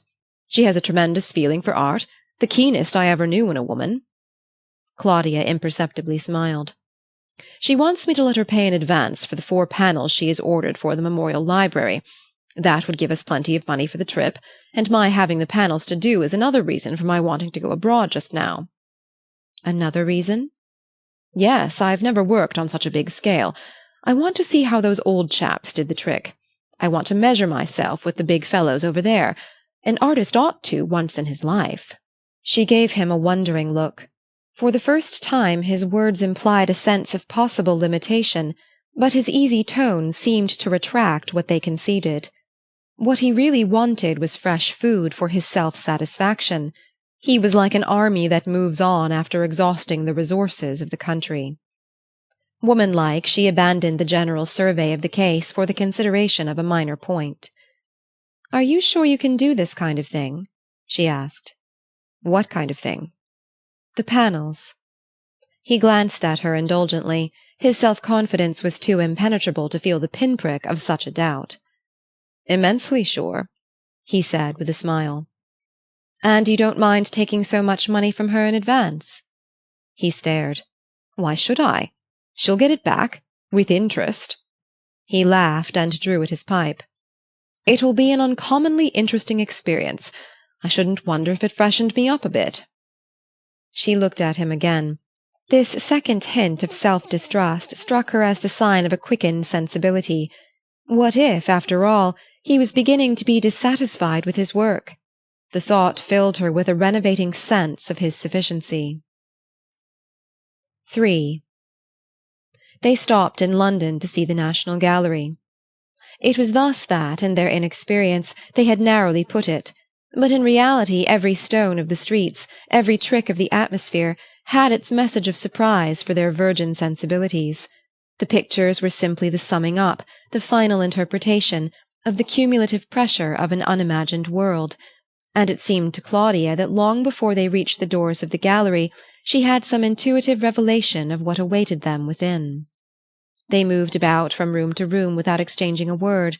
The vast, noiseless spaces seemed full of sound, like the roar of a distant multitude heard only by the inner ear.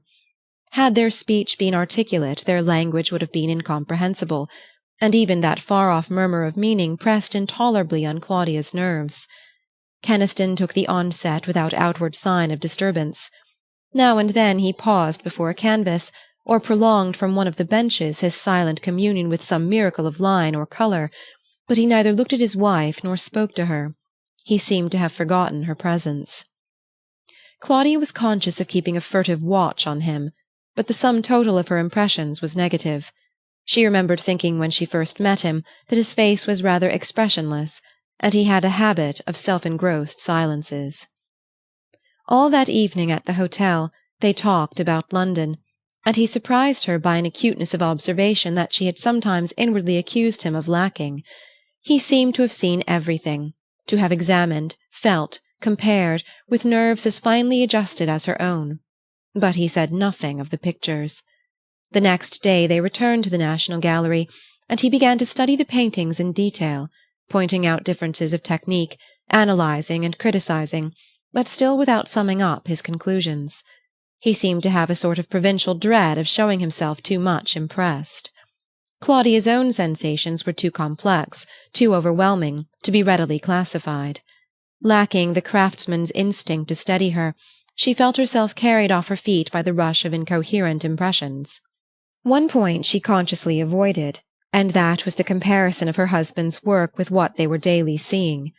Art, she inwardly argued, was too various, too complex, dependent on too many interrelations of feeling and environment, to allow of its being judged by any provisional standard.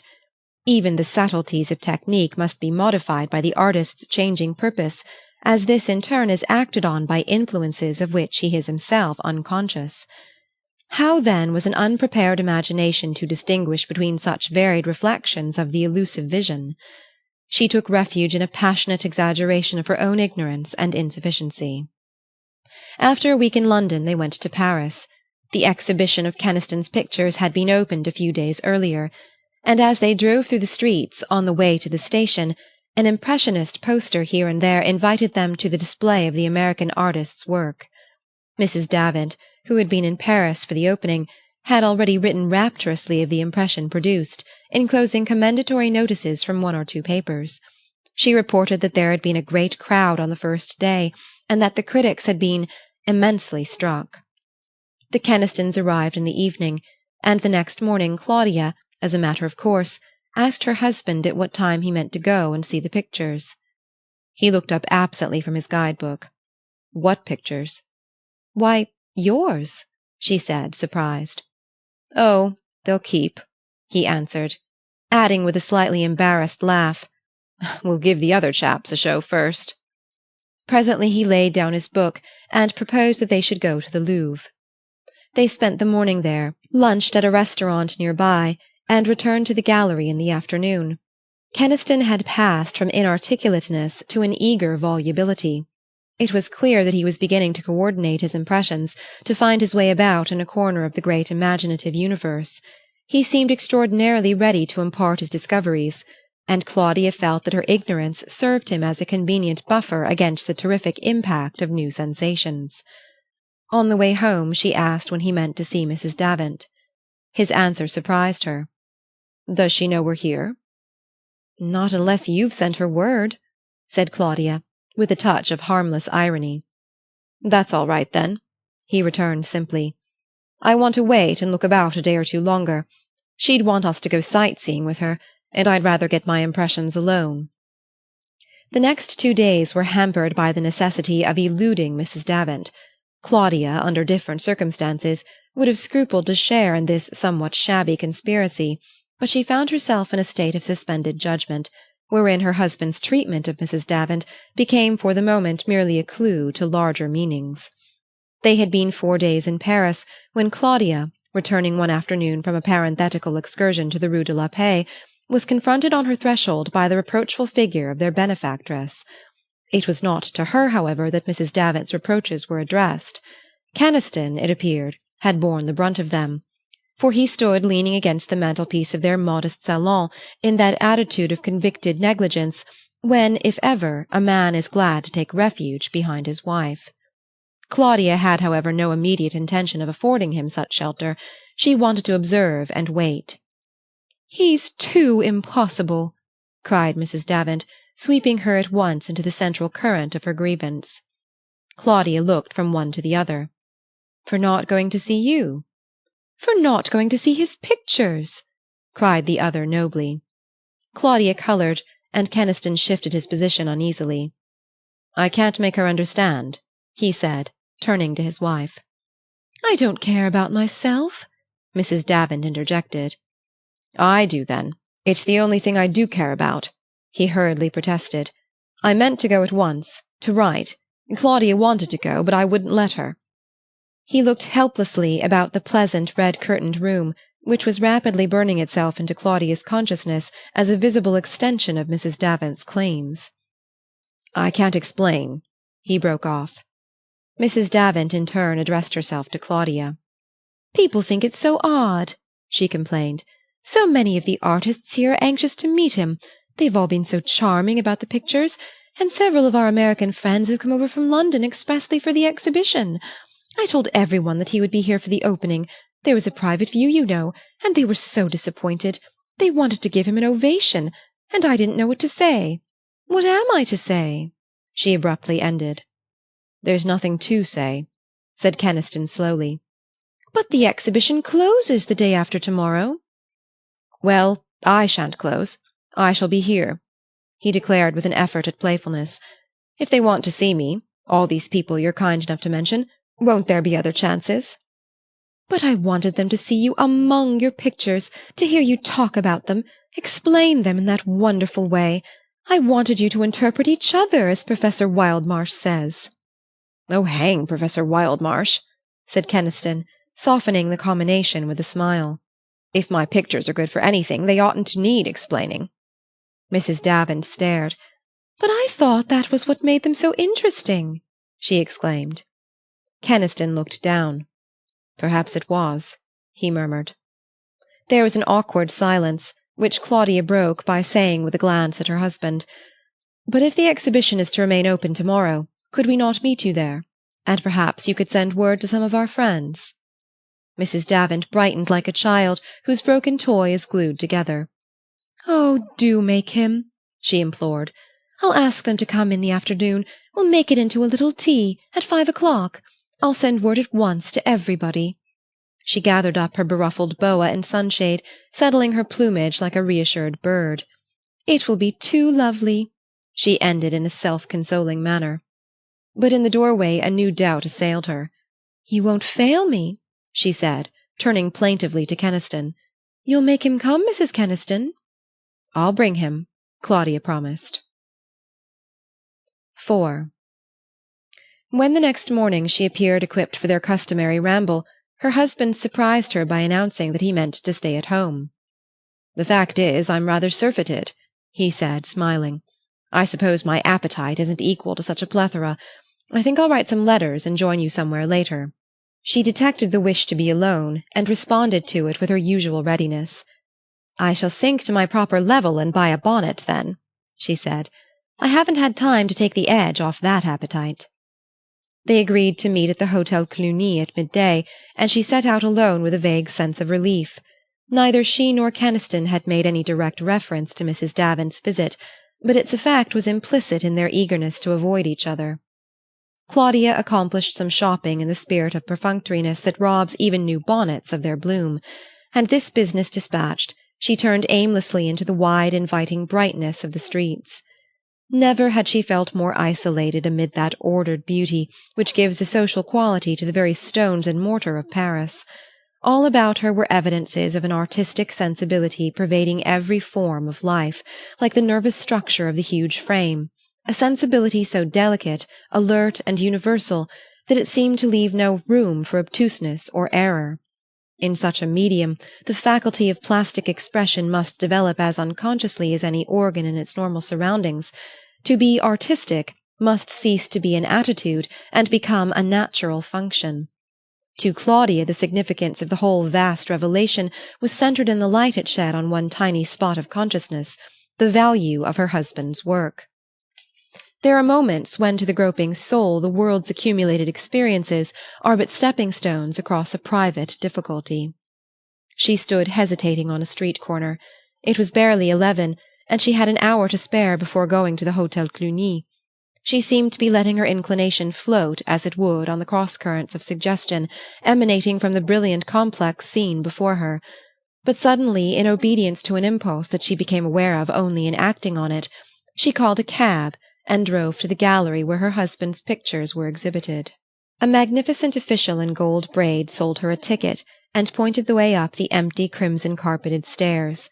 His duplicate on the upper landing held out a catalogue with an air of recognizing the futility of the offer, and a moment later she found herself in the long, noiseless, impressive room full of velvet-covered ottomans and exotic plants. It was clear that the public ardour on which Mrs. Davant had expatiated had spent itself earlier in the week, for Claudia had this luxurious apartment to herself. Something about its air of rich privacy, its diffusion of that sympathetic quality in other countries so conspicuously absent from the public showroom, seemed to emphasize its present emptiness. It was as though the flowers, the carpet, the lounges, surrounded their visitor's solitary advance with the mute assurance that they had done all they could toward making the thing go off, and that if they had failed it was simply for lack of cooperation. She stood still and looked about her. The pictures struck her instantly as odd gaps in the general harmony. It was self-evident that they had not cooperated. They had not been pushing, aggressive, discordant. They had merely effaced themselves. She swept a startled eye from one familiar painting to another. The canvases were all there, and the frames, but the miracle, the mirage of life and meaning, had vanished like some atmospheric illusion. What was it that had happened?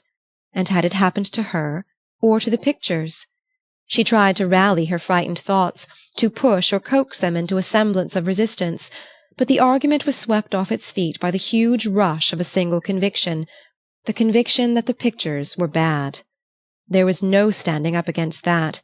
She felt herself submerged. The stealthy fear that had been following her all these days had her by the throat now. The great vision of beauty through which she had been moving as one enchanted was turned to a phantasmagoria of evil mocking shapes. She hated the past. She hated its splendor, its power, its wicked, magical vitality. She dropped into a seat and continued to stare at the wall before her. Gradually, as she stared, there stole out to her from the dimmed, humbled canvases a reminder of what she had once seen in them, a spectral appeal to her faith to call them back to life. What proof had she that her present estimate of them was less subjective than the other? The confused impressions of the last few days were hardly to be pleaded as a valid theory of art. How, after all, did she know that the pictures were bad? On what suddenly acquired technical standard had she thus decided the case against them?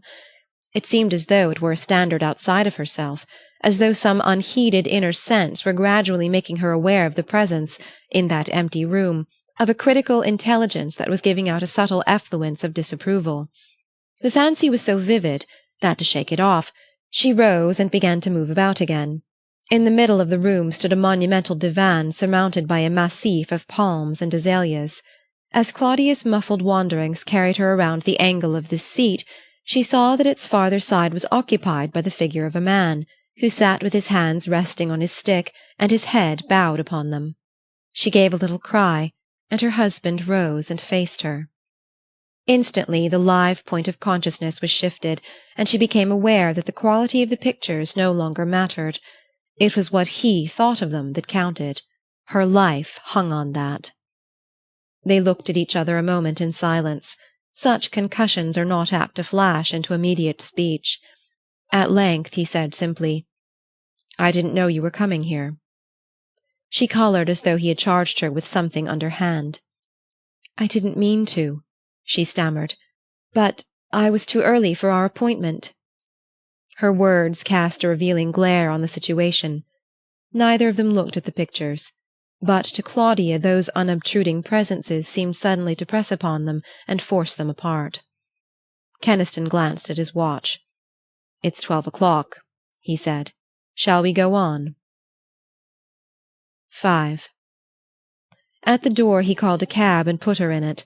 Then, drawing out his watch again, he said abruptly, "I believe I'll let you go alone. I'll join you at the hotel in time for luncheon."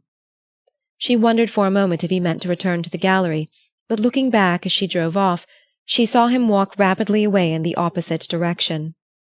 The cabman had carried her halfway to the Hotel Cluny before she realized where she was going, and cried out to him to turn home. There was an acute irony in this mechanical prolongation of the quest of beauty. She had had enough of it, too much of it. Her one longing was to escape, to hide herself away from its all-suffusing, implacable light. At the hotel, alone in her room, a few tears came to soften her seared vision, but her mood was too tense to be eased by weeping. Her whole being was centred in the longing to know what her husband thought. Their short exchange of words had, after all, told her nothing. She had guessed a faint resentment at her unexpected appearance, but that might merely imply a dawning sense on his part of being furtively watched and criticized. She had sometimes wondered if he was never conscious of her observation. There were moments when it seemed to radiate from her in visible waves. Perhaps, after all, he was aware of it, on his guard against it, as a lurking knife behind the thick curtain of his complacency, and today he must have caught the gleam of the blade. Claudia had not reached the age when pity is the first chord to vibrate in contact with any revelation of failure. Her one hope had been that Keniston should be clear-eyed enough to face the truth. Whatever it turned out to be, she wanted him to measure himself with it. But as his image rose before her, she felt a sudden half-maternal longing to thrust herself between him and disaster. Her eagerness to see him tested by circumstances seemed now like a cruel scientific curiosity. She saw in a flash of sympathy that he would need her most if he fell beneath his fate.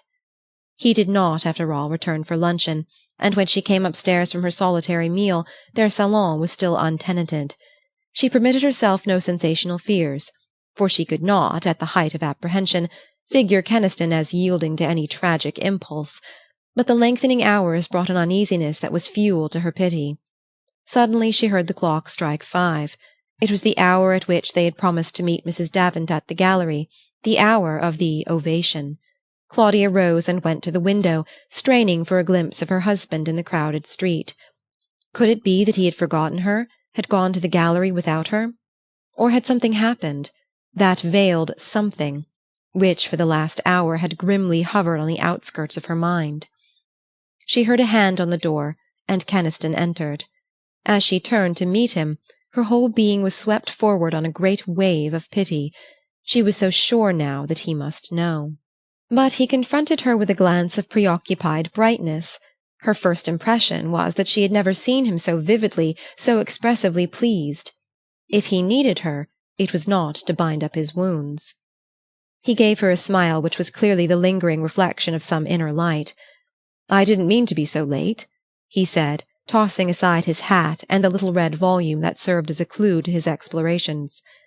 "I turned into the Louvre for a minute after I left you this morning, and the place fairly swallowed me up. I couldn't get away from it. I've been there ever since." He threw himself into a chair and glanced about for his pipe. "It takes time," he continued musingly, "to get at them, to make out what they're saying. The big fellows, I mean. They're not a communicative lot. At first I couldn't make much out of their lingo, it was too different from mine. But gradually, by picking up a hint here and there, and piecing them together, I've begun to understand. And today, by Jove, I got one or two of the old chaps by the throat, and fairly turned them inside out, made them deliver up their last drop." He lifted a brilliant eye to her. "Lord, it was tremendous," he declared. He had found his pipe and musingly was filling it. Claudia waited in silence. "At first," he began again, "I was afraid their language was too hard for me, that I should never quite know what they were driving at. They seemed to cold-shoulder me, to be bent on shutting me out. But I was bound I wouldn't be beaten. And now, today—" He paused a moment to strike a match. "When I went to look at those things of mine, it all came over me in a flash. By Jove! It was as if I'd made them all into a big bonfire to light me on my road." His wife was trembling with a kind of sacred terror. She had been afraid to pray for light of him, and here he was joyfully casting his whole past upon the pyre. "Is there nothing left?" she faltered. "Nothing left? There's everything," he exulted. "Why, here I am, not much over 40, and I've found out already. Already!" He stood up and began to move excitedly about the room. "My God! Suppose I'd never known! Suppose I'd gone on painting things like that forever! Why, I feel like those chaps at a revivalist meeting when they get up and say they're saved. Won't somebody please start a hymn?" Claudia, with a tremulous joy, was letting herself go on the strong current of his emotion, but it had not yet carried her beyond her depth, and suddenly she felt hard ground underfoot. "Mrs. Davant!" she exclaimed. He stared as though suddenly recalled from a long distance. "Mrs. Davant?" "We were to have met her this afternoon. Now." "At the gallery? Oh, that's all right. I put a stop to that. I went to see her after I left you. I explained it all to her." "All?" "I told her I was going to begin all over again." Claudia's heart gave a forward bound, and then sank back hopelessly. "But the panels—" "That's all right, too. I told her about the panels," he reassured her. "You told her?" "That I can't paint them now. She doesn't understand, of course, but she's the best little woman, and she trusts me." She could have wept for joy at his exquisite obtuseness. "But that isn't all," she wailed. "It doesn't matter how much you've explained to her. It doesn't do away with the fact that we're living on those panels." "Living on them?" "On the money that she paid you to paint them. Isn't that what brought us here? And if you mean to do as you say, to begin all over again, how in the world are we ever to pay her back?" Her husband turned on her an inspired eye. "There's only one way that I know of," he imperturbably declared, "and that's to stay out here till I learn how to paint them." Section 4. Copy. A Dialogue. Mrs. Ambrose Dale, 40, slender, still young, sits in her drawing-room at the tea-table. The winter twilight is falling, a lamp has been lit, there is a fire on the hearth, and the room is pleasantly dim and flower-scented. Books are scattered everywhere, mostly with autograph inscriptions, "From the author," and a large portrait of Mrs. Dale at her desk, with papers strewn about her, takes up one of the wall panels. Before Mrs. Dale stands Hilda, fair and 20, her hands full of letters. 10 more applications for autographs! Isn't it strange that people who'd blush to borrow $20 don't scruple to beg for an autograph? Oh. What's the difference, pray? Only that your last autograph sold for 50. Ah? I sent for you, Hilda, because I'm dining out tonight, and if there's nothing important to attend to among these letters, you needn't sit up for me. You don't mean to work. Perhaps, but I shan't need you. You'll see that my cigarettes and coffee machine are in place, and that I don't have to crawl about the floor in search of my pen wiper. That's all. Now about these letters. Oh, Mrs. Dale. Well? I'd rather sit up for you. Child, I've nothing for you to do. I shall be blocking out the 10th chapter of Winged Purposes, and it won't be ready for you till next week. It isn't that, but it's so beautiful to sit here, watching and listening, all alone in the night, and to feel that you're in there. She points to the study door. Creating. What do I care for sleep? Oh, child, silly child. Yes, I should have felt so at your age. It would have been an inspiration. It is. But you must go to bed. I must have you fresh in the morning, for you're still at the age when one is fresh in the morning. Ah, the letters? Do you take notes of what you feel, Hilda? Here, all alone in the night, as you say? I have. For the diary? Hilda nods and blushes. Goose. Well, to business. What is there? Nothing important, except a letter from Stroud and Fairweather to say that the question of the royalty on pomegranate seed has been settled in your favor. The English publishers of Immolation write to consult you about a 6-shilling edition. Olufsen, the Copenhagen publisher, applies for permission to bring out a Danish translation of The Idol's Feet, and the editor of the Semaphore wants a new serial. I think that's all, except that Woman's Sphere and the Droplight ask for interviews with photographs. The same old story. I'm so tired of it all. But how should I feel if it all stopped? The servant brings in a card. Is it possible? Paul Ventnor? Show Mr. Ventnor up. Paul Ventnor? Oh, Mrs. Dale. The Mr. Ventnor? I fancy there's only one. The great, great poet? No, I don't dare. What? Ask you, if I might, oh, here in this corner where he can't possibly notice me, stay just a moment, just to see him come in, to see the meeting between you, the greatest novelist and the greatest poet of the age. Oh, it's too much to ask. It's an historic moment. Why, I suppose it is. I hadn't thought of it in that light. Well, for the diary. Oh, thank you. Thank you. I'll be off the very instant I've heard him speak. The very instant, mind. She rises, looks at herself in the glass, smooths her hair, sits down again, and rattles the tea-caddy. Isn't the room very warm? She looks over at her portrait. I've grown stouter since that was painted. You'll make a fortune out of that diary, Hilda. 4 publishers have applied to me already. Mr. Paul Ventnor. Tall, nearing 50, with an incipient stoutness buttoned into a masterly frock-coat, Ventnor drops his glass and advances vaguely, with a short-sighted stare. Mrs. Dale? My dear friend, this is kind. She looks over her shoulder at Hilda, who vanishes through the door to the left. The papers announced your arrival, but I hardly hoped. Ventnor, whose short-sighted stare is seen to conceal a deeper embarrassment. You hadn't forgotten me, then? Delicious. Do you forget that you're public property? Forgotten, I mean, that we were old friends. Such old friends. May I remind you that it's nearly 20 years since we've met? Or do you find cold reminiscences indigestible? On the contrary, I've come to ask you for a dish of them. We'll warm them up together. You're my first visit. How perfect of you! So few men visit their women friends in chronological order, or at least they generally do it the other way round, beginning with the present day and working back, if there's time, to prehistoric woman.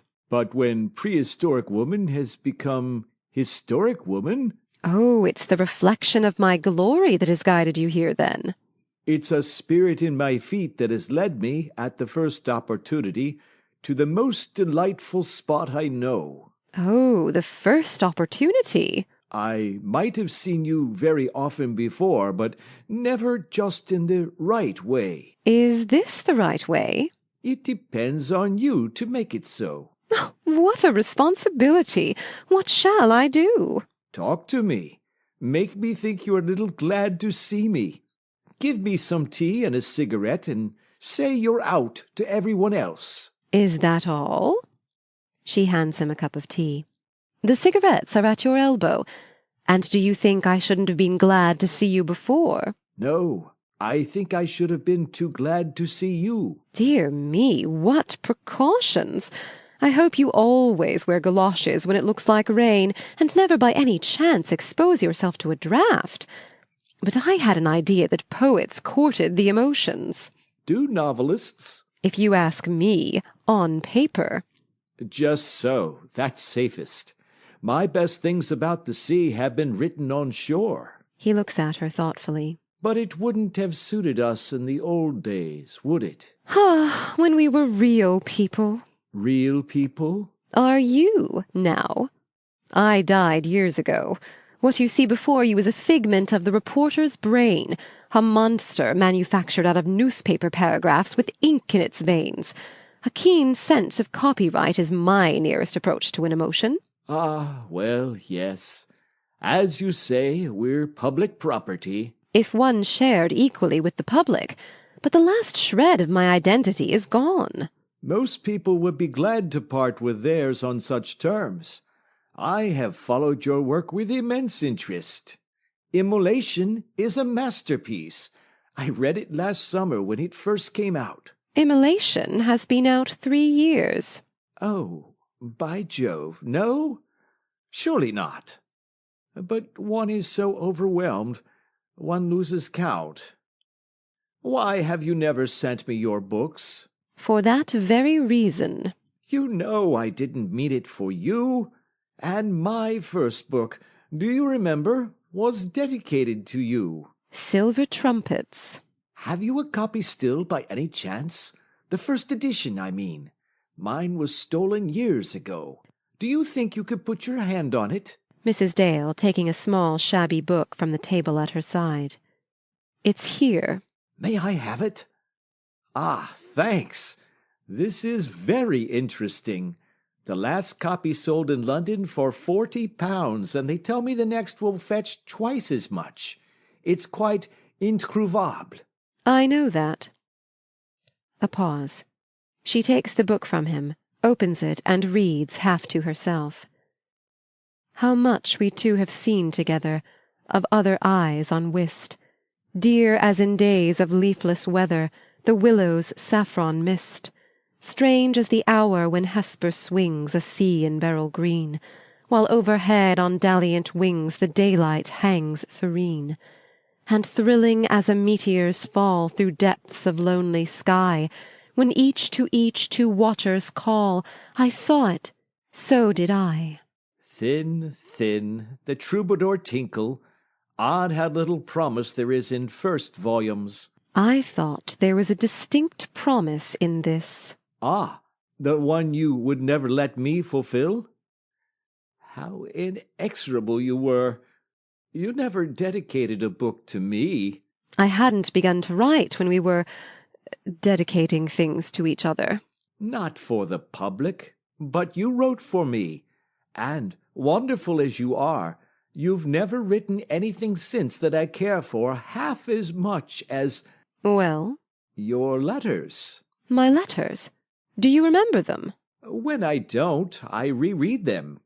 You have them still? You haven't mine, then? Oh, you were a celebrity already. Of course I kept them. Think what they are worth now. I always keep them locked up in my safe over there. She indicates a cabinet. I always carry yours with me. Oh, you. Wherever I go. A longer pause. She looks at him fixedly. I have them with me now. You have them with you now? Why not? One never knows. Never knows? Gad, when the bank examiner may come round, you forget I'm a married man. Ah, yes. Ventnor sits down beside her. I speak to you as I couldn't to anyone else, without deserving a kicking. You know how it all came about. You'll bear witness that it wasn't till you denied me all hope— Yes, yes. till you sent me from you. It's so easy to be heroic when one is young. One doesn't realize how long life is going to last afterward, nor what weary work it is gathering up the fragments. But the time comes when one sends for the china mender, and has the bits riveted together, and turns the cracked side to the wall. And denies that the article was ever damaged? Eh? Well, the great thing, you see, is to keep oneself out of reach of the housemaid's brush. If you're married, you can't, always. Don't you hate to be taken down and dusted? You forget how long ago my husband died. It's 15 years since I've been an object of interest to anybody but the public. The only one of your admirers to whom you've ever given the least encouragement. Say rather the most easily pleased. Or the only one you cared to please? Ah, you haven't kept my letters. Is that a challenge? Look here, then. He draws a packet from his pocket and holds it out to her. Mrs. Dale, taking the packet and looking at him earnestly. Why have you brought me these? I didn't bring them. They came because I came, that's all. Are we unwelcome? Mrs. Dale, who has undone the packet and does not appear to hear him. The very first I ever wrote you, the day after we met at the concert. How on earth did you happen to keep it? She glances over it. How perfectly absurd! Well, it's not a compromising document. I'm afraid none of them are. Is it to that they owe their immunity? Because one could leave them about like safety matches? Ah, here's another I remember. I wrote that the day after we went skating together for the first time. She reads it slowly. How odd! How very odd! What? Why, it's the most curious thing. I had a letter of this kind to do the other day, in the novel I'm at work on now, the letter of a woman who is just beginning. Yes, just beginning. And do you know, I find the best phrase in it, the phrase I somehow regarded as the fruit of, well, of all my subsequent discoveries, is simply plagiarized word for word from this. I told you so. You were all there. But the rest of it's poorly done, very poorly. I didn't know how to leave off. It takes me forever to get out the door. Perhaps I was there to prevent you. I wonder what I said in return. Shall we look? She rises. Shall we really? I have them all here, you know. She goes toward the cabinet. Ventnor, following her with repressed eagerness. Oh, all. Mrs. Dale throws open the door of the cabinet, revealing a number of packets. Don't you believe me now? Good heavens! How I must have repeated myself. But then you were so very deaf. Mrs. Dale takes out a packet and returns to her seat. Ventnor extends an impatient hand for the letters. No, wait. I want to find your answer to the one I was just reading. Here it is. Yes, I thought so. What did you think? I thought it was the one in which you quoted Epipsychidion. Mercy, did I quote things? I don't wonder you were cruel. Ah, and here's the other, the one I didn't answer, for a long time. Do you remember?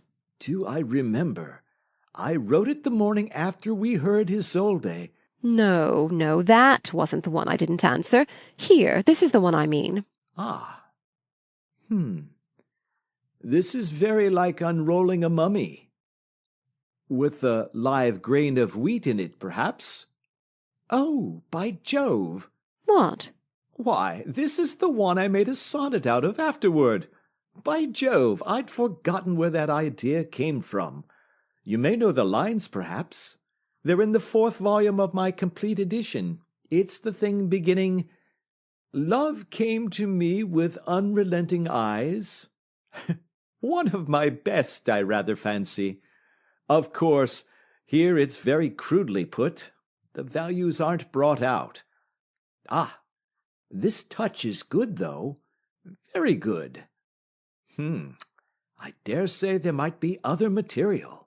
He glances toward the cabinet. The live grain of wheat, as you said. Ah, well, my first harvest was sown on rocky ground. Now I plant for the fowls of the air. Rising and walking toward the cabinet. When can I come and carry off all this rubbish? Carry it off. My dear lady, surely between you and me explicitness is a burden. You must see that these letters of ours can't be left to take their chance like an ordinary correspondence.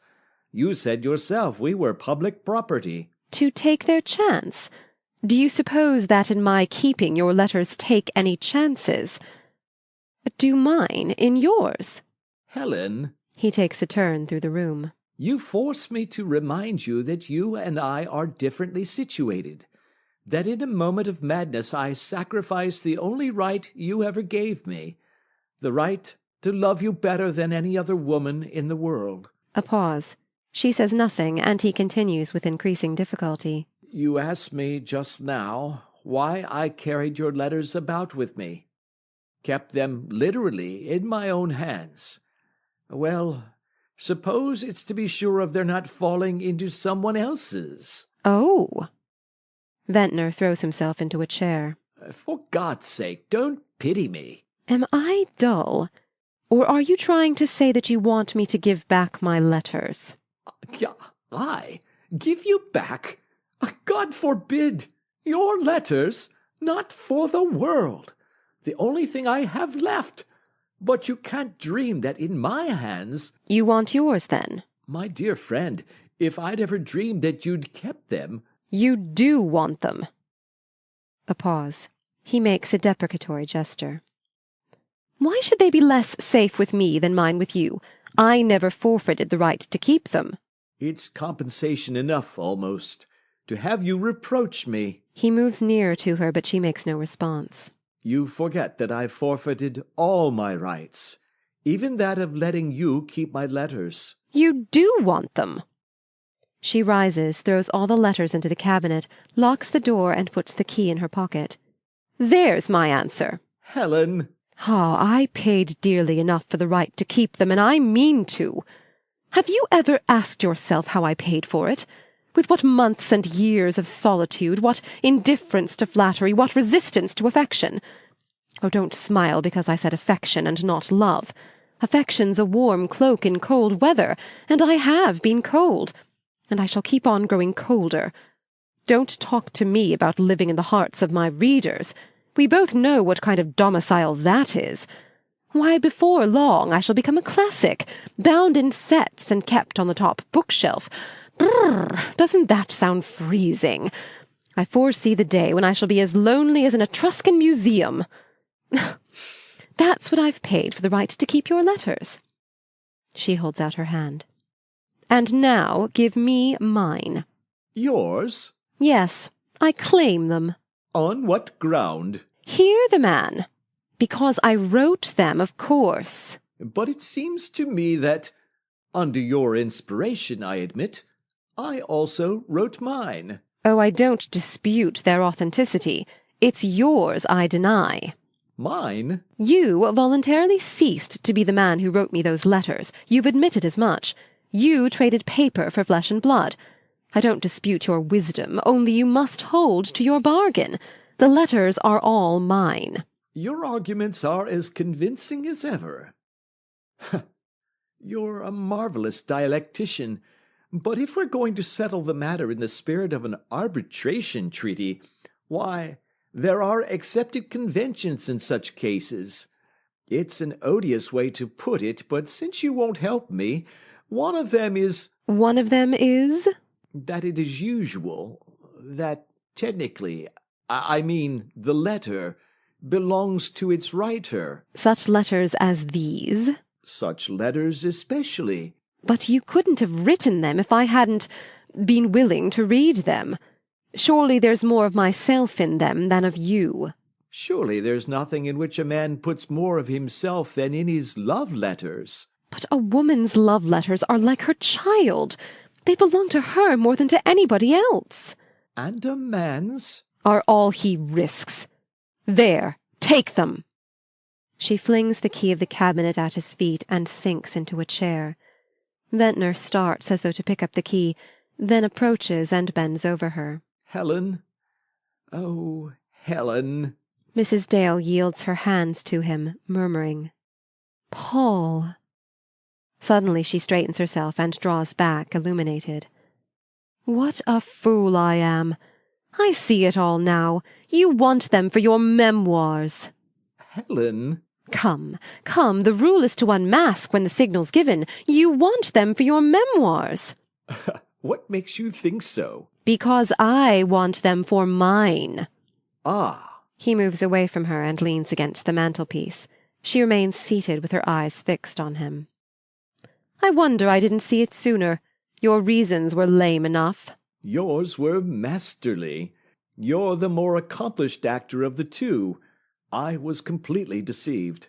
Oh, I'm a novelist. I can keep up that sort of thing for 500 pages. I congratulate you. Mrs. Dale, moving to her seat behind the tea-table.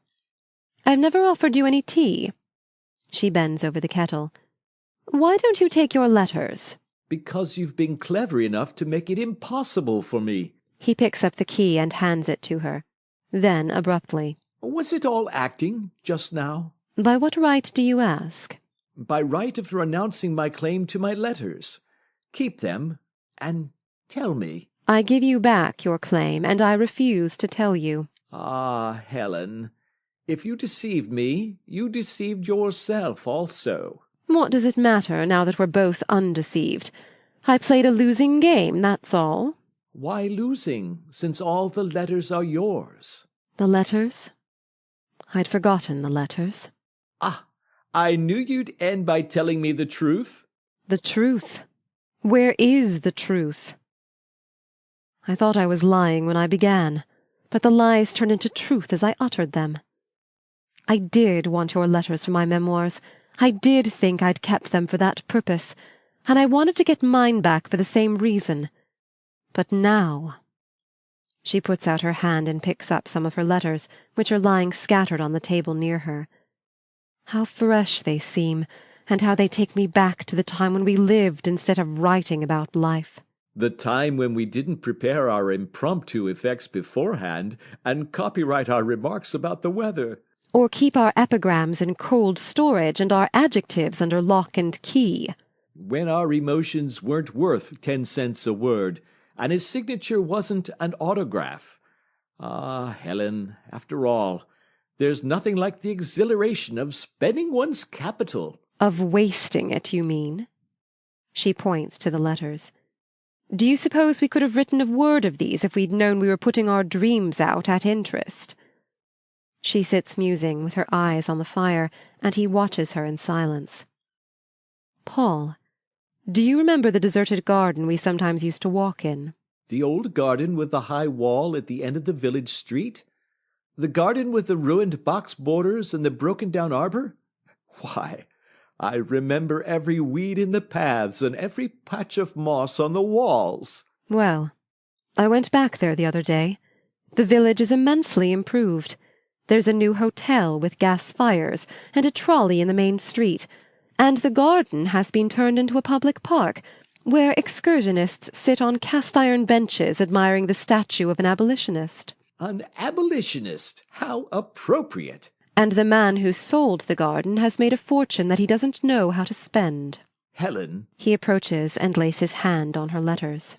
Let's sacrifice our fortune and keep the excursionists out. Paul, do you really mean it? Mean it? Why, I feel like a landed proprietor already. It's more than a garden. It's a park. It's more than a park. It's a world, as long as we keep it to ourselves. Ah, yes. Even the pyramids look small when one sees a Cook's tourist on top of them. He takes the key from the table, unlocks the cabinet, and brings out his letters, which he lays beside hers. Shall we burn the key to our garden? Ah, then it will indeed be boundless. Watching him while he throws the letters into the fire.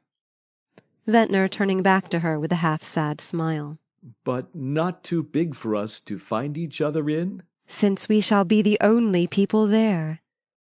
He takes both her hands, and they look at each other a moment in silence. Then he goes out by the door to the right. As he reaches the door, she takes a step toward him impulsively. Then, turning back, she leans against the chimney-piece, quietly watching the letters burn. Section 5. The Rembrandt. "You're so artistic," my cousin Eleanor Copt began. Of all Eleanor's exordiums, it is the one I most dread. When she tells me I'm so clever, I know this is merely the preamble to inviting me to meet the last literary obscurity of the moment, a trial to be evaded or endured as circumstances dictate, whereas her calling me artistic fatally connotes the request to visit, in her company, some distressed gentlewoman whose future hangs on my valuation of her old Saxe or of her grandfather's Marc Antonios. Time was when I attempted to resist these compulsions of Eleanor's, but I soon learned that, short of actual flight, there was no refuge from her beneficent despotism. It is not always easy for the curator of a museum to abandon his post on the plea of escaping a pretty cousin's importunities, and Eleanor, aware of my predicament, is none too magnanimous to take advantage of it. Magnanimity is, in fact, not in Eleanor's line. The virtues, she once explained to me, are like bonnets. The very ones that look best on other people may not happen to suit one's own particular style. And she added, with a slight deflection of metaphor, that none of the ready-made virtues had ever fitted her. They all pinched somewhere, and she'd given up trying to wear them. Therefore, when she said to me, "You're so artistic," emphasizing the conjunction with a tap of her dripping umbrella, Eleanor is out in all weathers, the elements are as powerless against her as man, I merely stipulated, "It's not old Saxe again." She shook her head reassuringly. "A picture. A Rembrandt." "Good Lord! Why not a Leonardo?" "Well," she smiled, "that, of course, depends on you." "On me?" "On your attribution.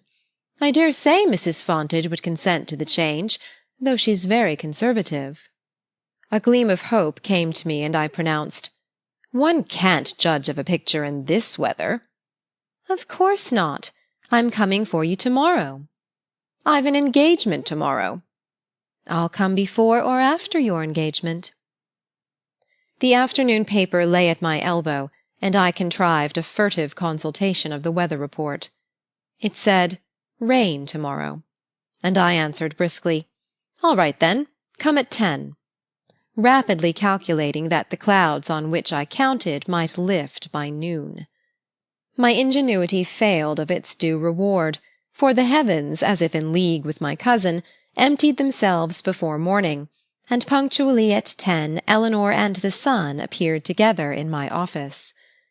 I hardly listened as we descended the museum steps and got into Eleanor's hansom to her vivid summing up of the case.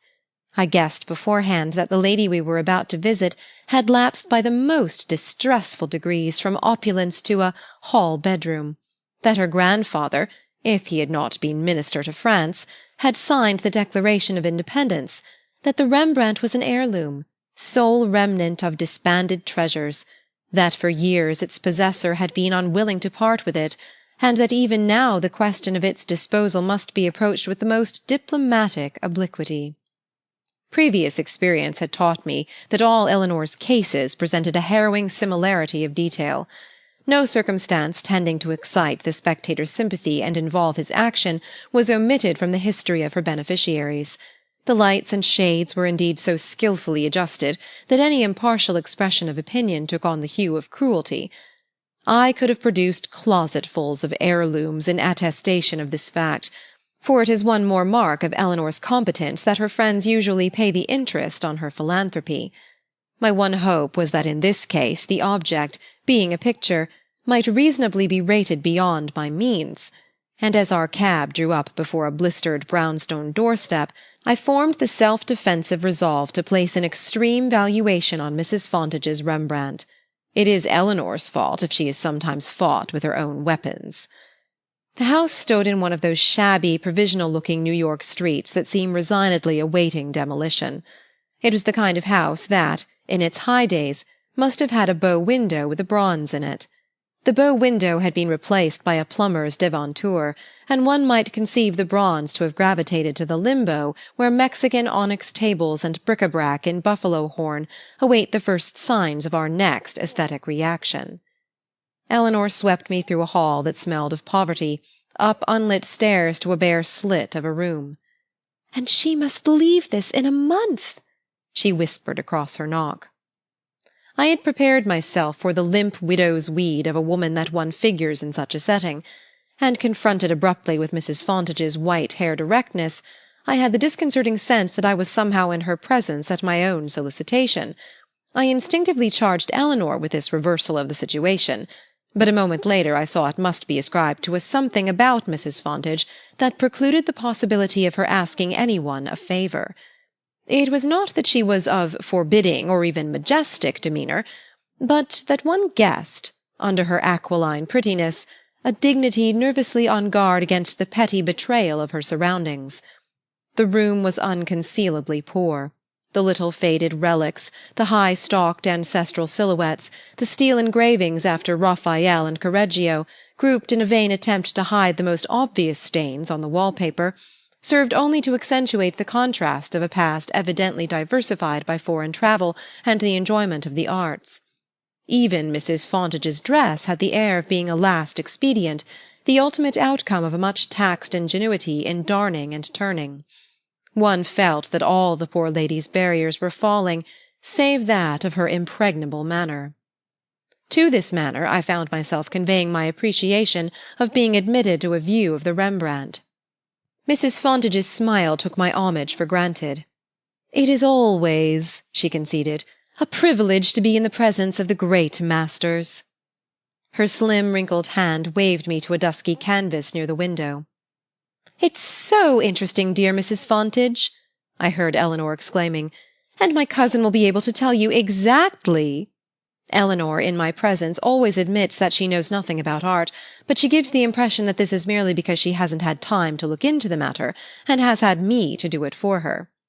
Mrs. Fontage seated herself without speaking, as though fearful that a breath might disturb my communion with the masterpiece.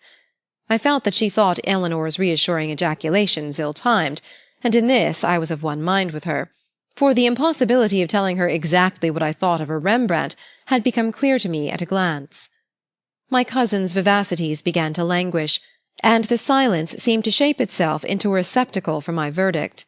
I stepped back, affecting a more distant scrutiny, and as I did so my eye caught Mrs. Fontage's profile. Her lids trembled slightly. I took refuge in the familiar expedient of asking the history of the picture, and she waved me brightly to a seat.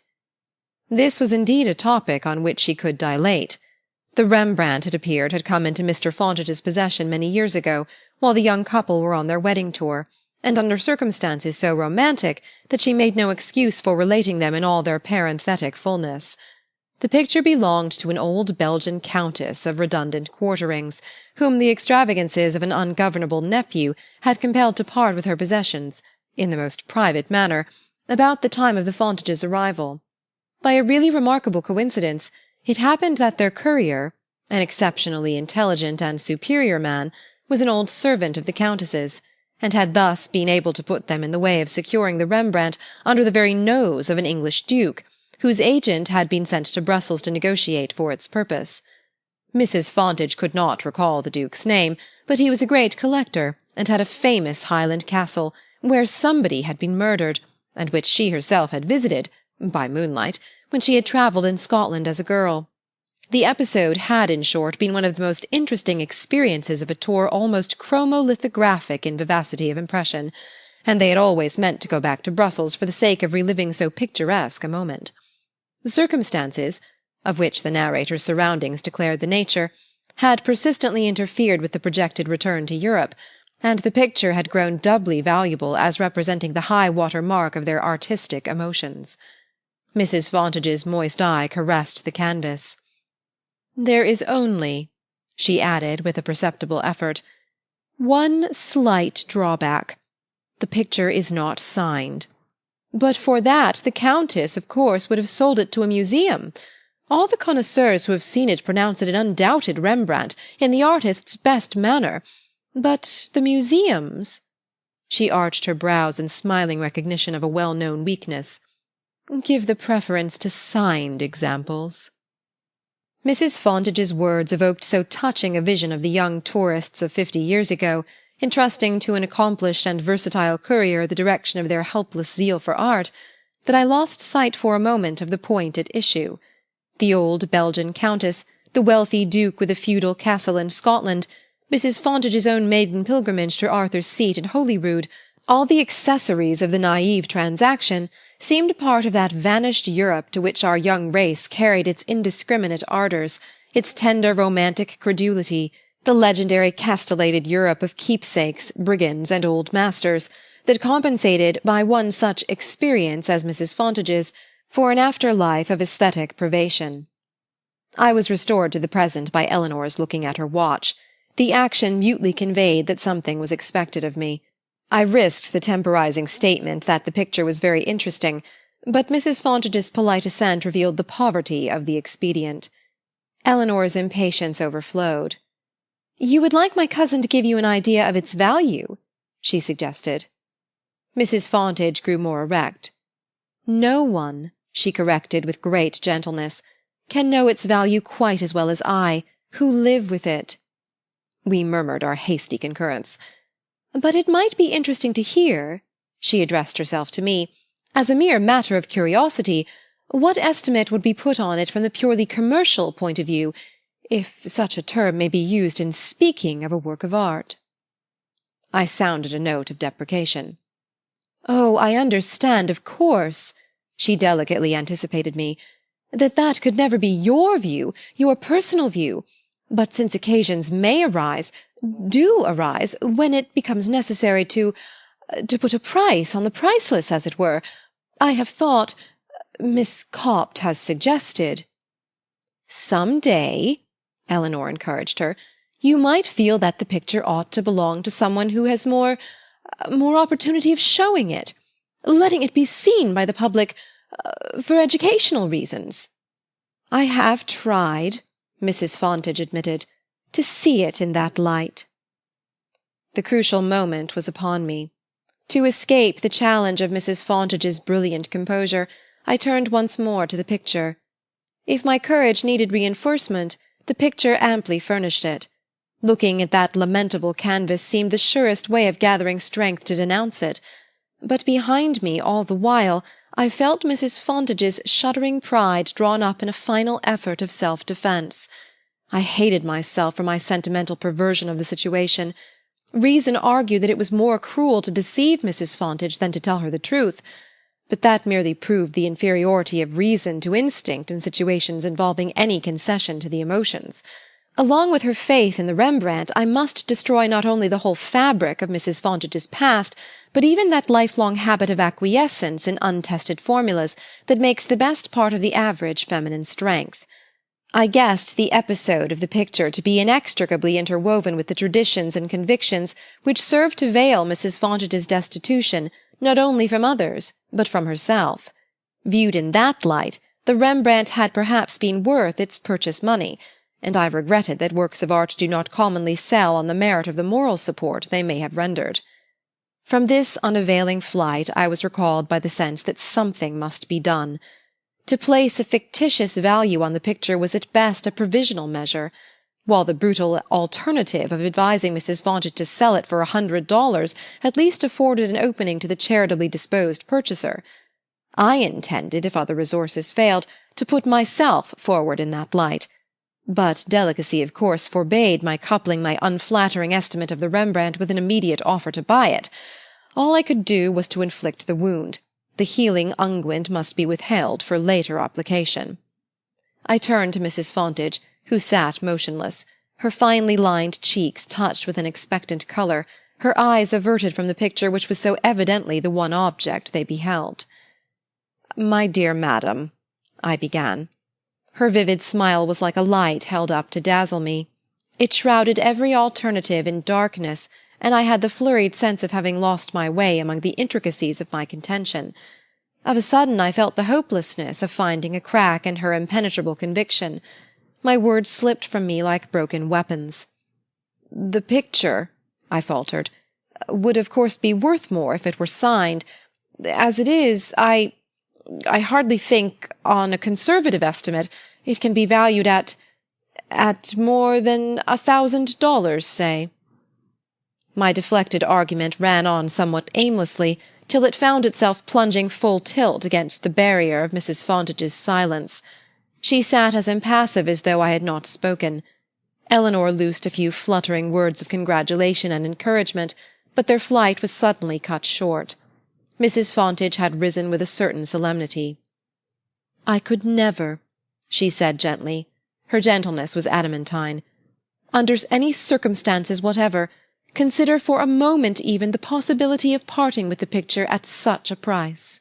Within 3 weeks a tremulous note from Mrs. Fontage requested the favour of another visit. If the writing was tremulous, however, the writer's tone was firm. She named her own day and hour, without the conventional reference to her visitor's convenience. My first impulse was to turn the note over to Eleanor. I had acquitted myself of my share in the ungrateful business of coming to Mrs. Fontage's aid, and if, as her letter denoted, she had now yielded to the closer pressure of need, the business of finding a purchaser for the Rembrandt might well be left to my cousin's ingenuity. But here conscience put in the uncomfortable reminder that it was I who, in putting a price on the picture, had raised the real obstacle in the way of Mrs. Fontage's rescue. No one would give $1,000 for the Rembrandt, but to tell Mrs. Fontage so had become as unthinkable as murder. I had, in fact, on returning from my first inspection of the picture, refrained from imparting to Eleanor my opinion of its value.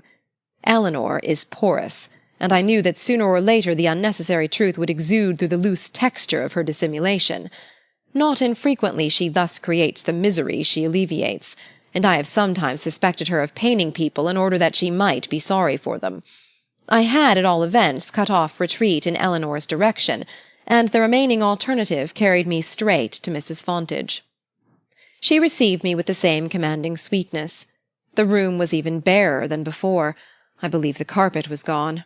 But her manner built up about her a palace to which I was welcomed with high state, and it was as a mere incident of the ceremony that I was presently made aware of her decision to sell the Rembrandt.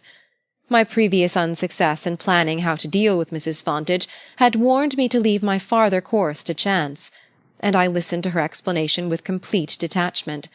She had resolved to travel for her health, her doctor advised it, and as her absence might be indefinitely prolonged, she had reluctantly decided to part with the picture in order to avoid the expense of storage and insurance. Her voice drooped at the admission, and she hurried on, detailing the vague itinerary of a journey that was to combine long-promised visits to impatient friends with various interesting opportunities, less definitely specified. The poor lady's skill in rearing a screen of verbiage about her enforced avowal had distracted me from my own share in the situation, and it was with dismay that I suddenly caught the drift of her assumptions. She expected me to buy the Rembrandt for the museum. She had taken my previous valuation as a tentative bid, and when I came to my senses, she was in the act of accepting my offer. Had I $1,000 of my own to dispose of, the bargain would have been concluded on the spot, but I was in the impossible position of being materially unable to buy the picture, and morally unable to tell her that it was not worth acquiring for the museum. I dashed into the first evasion in sight. I had no authority, I explained, to purchase pictures for the museum without the consent of the committee. Mrs. Fontage coped for a moment in silence with the incredible fact that I had rejected her offer. Then she ventured with a kind of pale precipitation, "But I understood— Miss Copt tells me that you practically decide such matters for the committee." I could guess what the effort had cost her. "My cousin is given to generalizations. My opinion may have some weight with the committee." "Well, then?"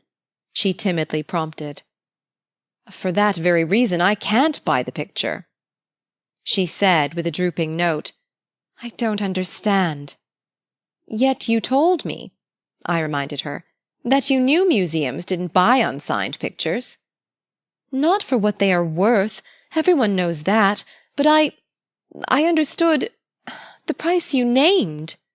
Her pride shuddered back from the abasement. "It's a misunderstanding, then," she faltered. To avoid looking at her, I glanced desperately at the Rembrandt. Could I? But reason rejected the possibility. Even if the committee had been blind, and they all were but Crozier, I simply shouldn't have dared to do it. I stood up, feeling that to cut the matter short was the only alleviation within reach. Mrs. Fontage had summoned her indomitable smile, but its brilliancy dropped as I opened the door, like a candle blown out by a draught. "If there's anyone else, if you knew anyone who would care to see the picture, I should be most happy." She kept her eyes on me, and I saw that in her case it hurt less than to look at the Rembrandt. "I shall have to leave here, you know," she panted, "if nobody cares to have it." 3. That evening at my club I had just succeeded in losing sight of Mrs. Fontage in the fumes of an excellent cigar, when a voice at my elbow evoked her harassing image. "I want to talk to you," the speaker said, "about Mrs. Fontage's Rembrandt." "There isn't any," I was about to growl, but looking up I recognized the confiding countenance of Mr. Jefferson Rose. Mr. Rose was known to me chiefly as a young man suffused with a vague enthusiasm for virtue and my cousin Eleanor. One glance at his glossy exterior conveyed the assurance that his morals were as immaculate as his complexion and his linen. Goodness exuded from his moist eye, his liquid voice, the warm, damp pressure of his trustful hand. He had always struck me as one of the most uncomplicated organisms I had ever met. His ideas were as simple and inconsecutive as the propositions in a primer, and he spoke slowly with a kind of uniformity of emphasis that made his words stand out like the raised type for the blind. An obvious incapacity for abstract conceptions made him peculiarly susceptible to the magic of generalization, and one felt he would have been at the mercy of any cause that spelled itself with a capital letter. It was hard to explain how, with such a superabundance of merit, he managed to be a good fellow. I can only say that he performed the astonishing feat as naturally as he supported an invalid mother and 2 sisters on the slender salary of a banker's clerk. He sat down beside me with an air of bright expectancy. "It's a remarkable picture, isn't it?" he said. "You've seen it?" "I've been so fortunate. Miss Copt was kind enough to get Mrs. Fontage's permission. We went this afternoon." I inwardly wished that Eleanor had selected another victim, unless indeed the visit were part of a plan whereby some third person, better equipped for the cultivation of delusions, was to be made to think the Rembrandt remarkable. Knowing the limitations of Mr. Rose's resources, I began to wonder if he had any rich aunts. "And her buying it in that way, too," he went on with his limpid smile. "From that old countess in Brussels makes it all the more interesting, doesn't it? Miss Copt tells me it's very seldom old pictures can be traced back for more than a generation. I suppose the fact of Mrs. Fontage's knowing its history must add a good deal to its value." Uncertain as to his drift, I said, "In her eyes it certainly appears so." Implications are lost on Mr. Rose, who glowingly continued, "That's the reason why I wanted to talk to you about it, to consult you. Miss Copt tells me you value it at $1,000. There was no denying this, and I grunted a reluctant assent. "Of course," he went on earnestly, "your valuation is based on the fact that the picture isn't signed. Mrs. Fontage explained that, and it does make a difference, certainly. But the thing is, if the picture's really good, one ought to take advantage. I mean, one can see that Mrs. Fontage is in a tight place, and I wouldn't for the world—" My astonished stare arrested him. "You wouldn't?" "I mean, you see, it's just this way." He coughed and blushed. "I can't give more than $1,000 myself. It's as big a sum as I can manage to scrape together. But before I make the offer I want to be sure I'm not standing in the way of her getting more money." My astonishment lapsed to dismay. "You're going to buy the picture for $1,000? His blush deepened. "Why, yes. It sounds rather absurd, I suppose. It isn't much in my line, of course. I can see the picture's very beautiful, but I'm no judge. It isn't the kind of thing, naturally, that I could afford to go in for. But in this case I'm very glad to do what I can. The circumstances are so distressing, and knowing what you think of the picture, I feel it's a pretty safe investment." "I don't think," I blurted out. I don't think the picture's worth $1,000. I don't think it's worth 10 cents. I simply lied about it, that's all." Mr. Rose looked as frightened as though I had charged him with the offence. "Hang it, man, can't you see how it happened? I saw the poor woman's pride and happiness hung on her faith in that picture. I tried to make her understand that it was worthless, but she wouldn't. I tried to tell her so, but I couldn't. I behaved like a maudlin ass. But you shan't pay for my infernal bungling. You mustn't buy the picture." Mr. Rose sat silent, tapping one glossy boot-tip with another. Suddenly he turned on me a glance of stored intelligence. "But you know," he said good-humouredly, "I rather think I must." "You haven't already?" "Oh, no, the offer's not made." "Well, then?" His look gathered a brighter significance. "But if the picture's worth nothing, nobody will buy it." I groaned. "Except," he continued, "some fellow like me who doesn't know anything. I think it's lovely, you know.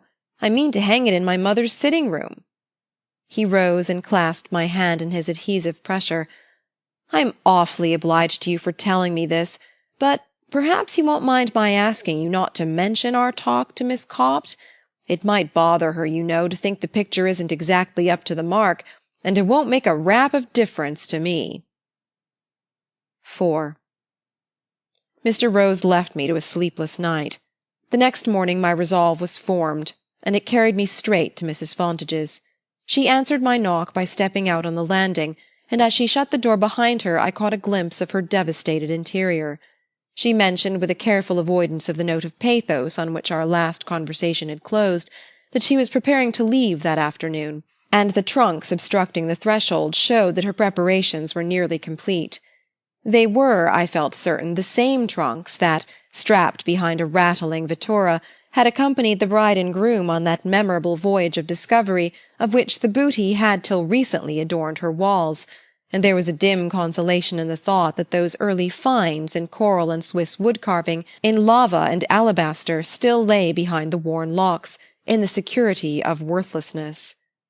Mrs. Fontage, on the landing, among her strapped and corded treasures, maintained the same air of stability that made it impossible, even under such conditions, to regard her flight as anything less dignified than a departure.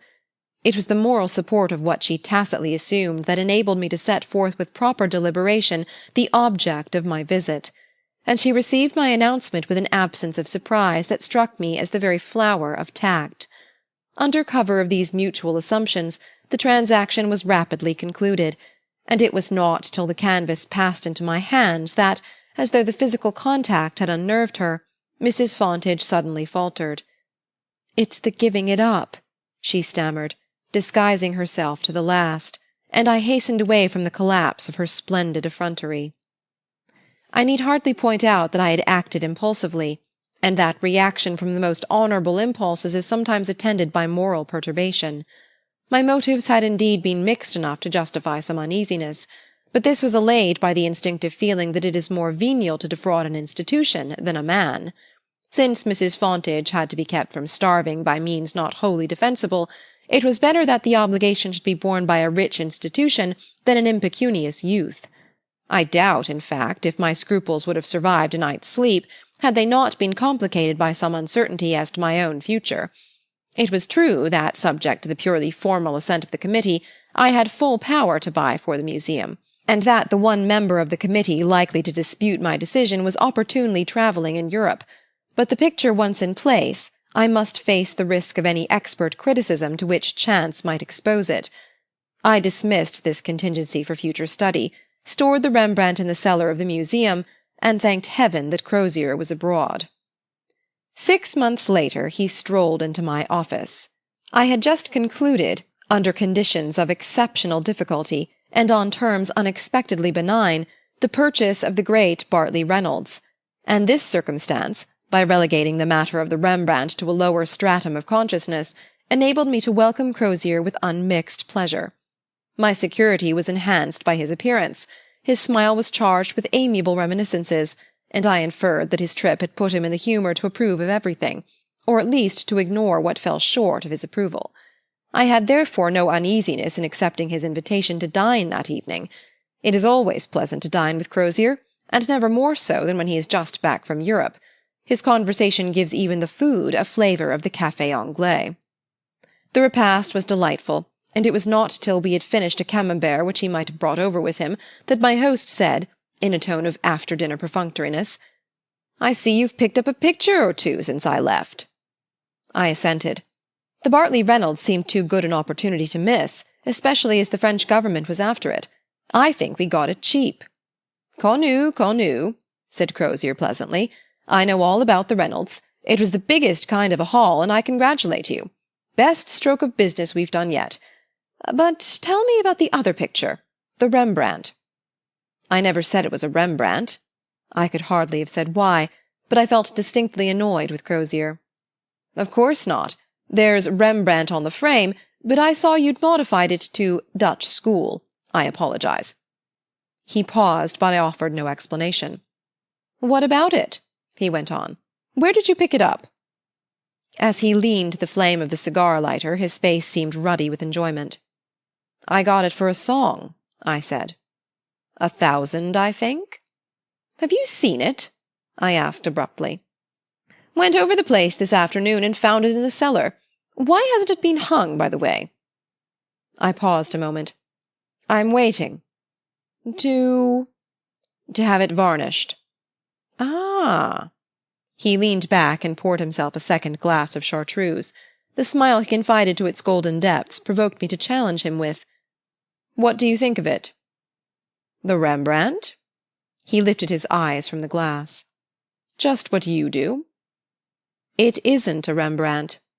"I apologize again. You call it, I believe, a picture of the same period?" "I'm uncertain of the period." "Hm."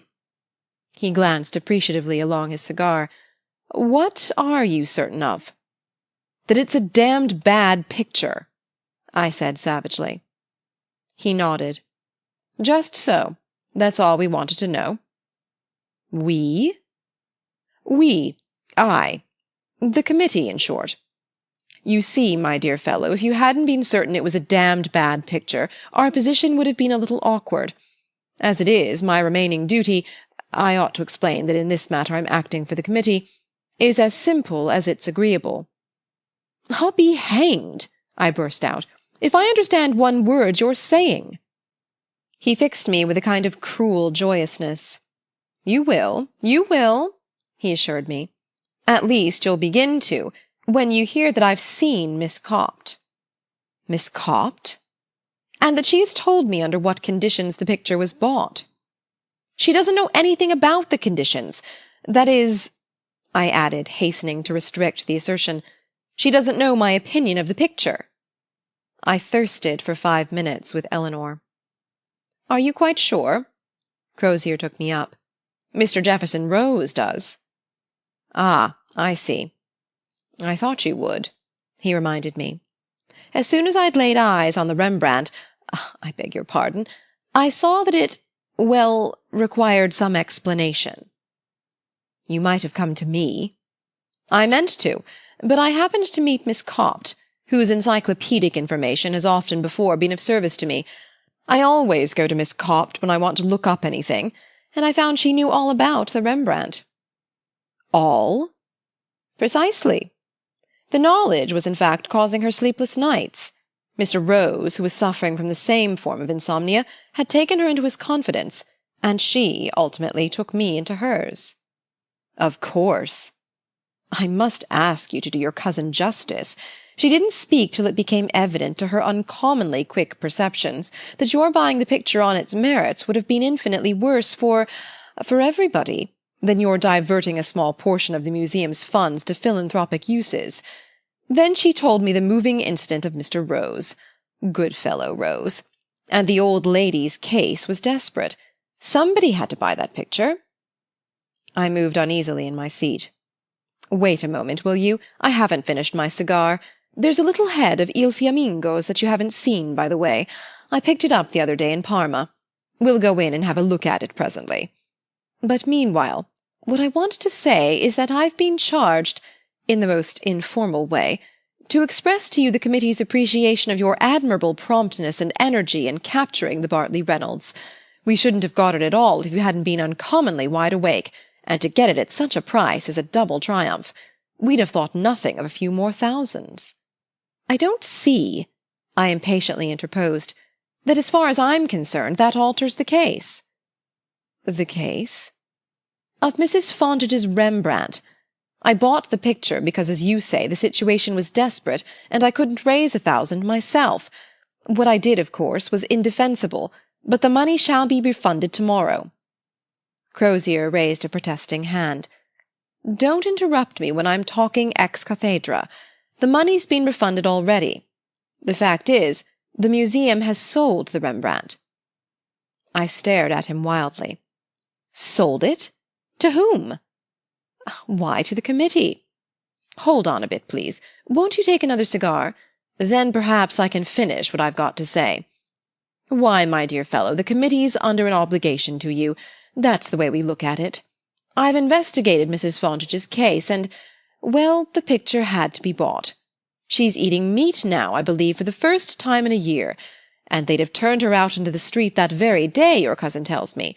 Something had to be done at once, and you've simply given a number of well-to-do and self-indulgent gentlemen the opportunity of performing, at a very small individual expense, a meritorious action in the nick of time.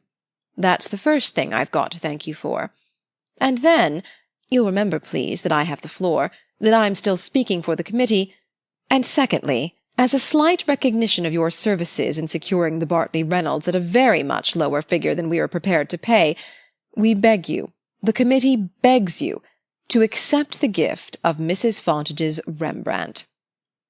Now, we'll go in and look at that little head." Section 6. The Moving Finger. The news of Mrs. Grancy's death came to me with the shock of an immense blunder, one of fate's most irretrievable acts of vandalism. It was as though all sorts of renovating forces had been checked by the clogging of that one wheel. Not that Mrs. Grancy contributed any perceptible momentum to the social machine. Her unique distinction was that of filling to perfection her special place in the world. So many people are like badly composed statues, overlapping their niches at one point and leaving them vacant at another. Mrs. Grancy's niche was her husband's life, and if it be argued that the space was not large enough for its vacancy to leave a very big gap, I can only say that, at the last resort, such dimensions must be determined by finer instruments than any ready-made standard of utility.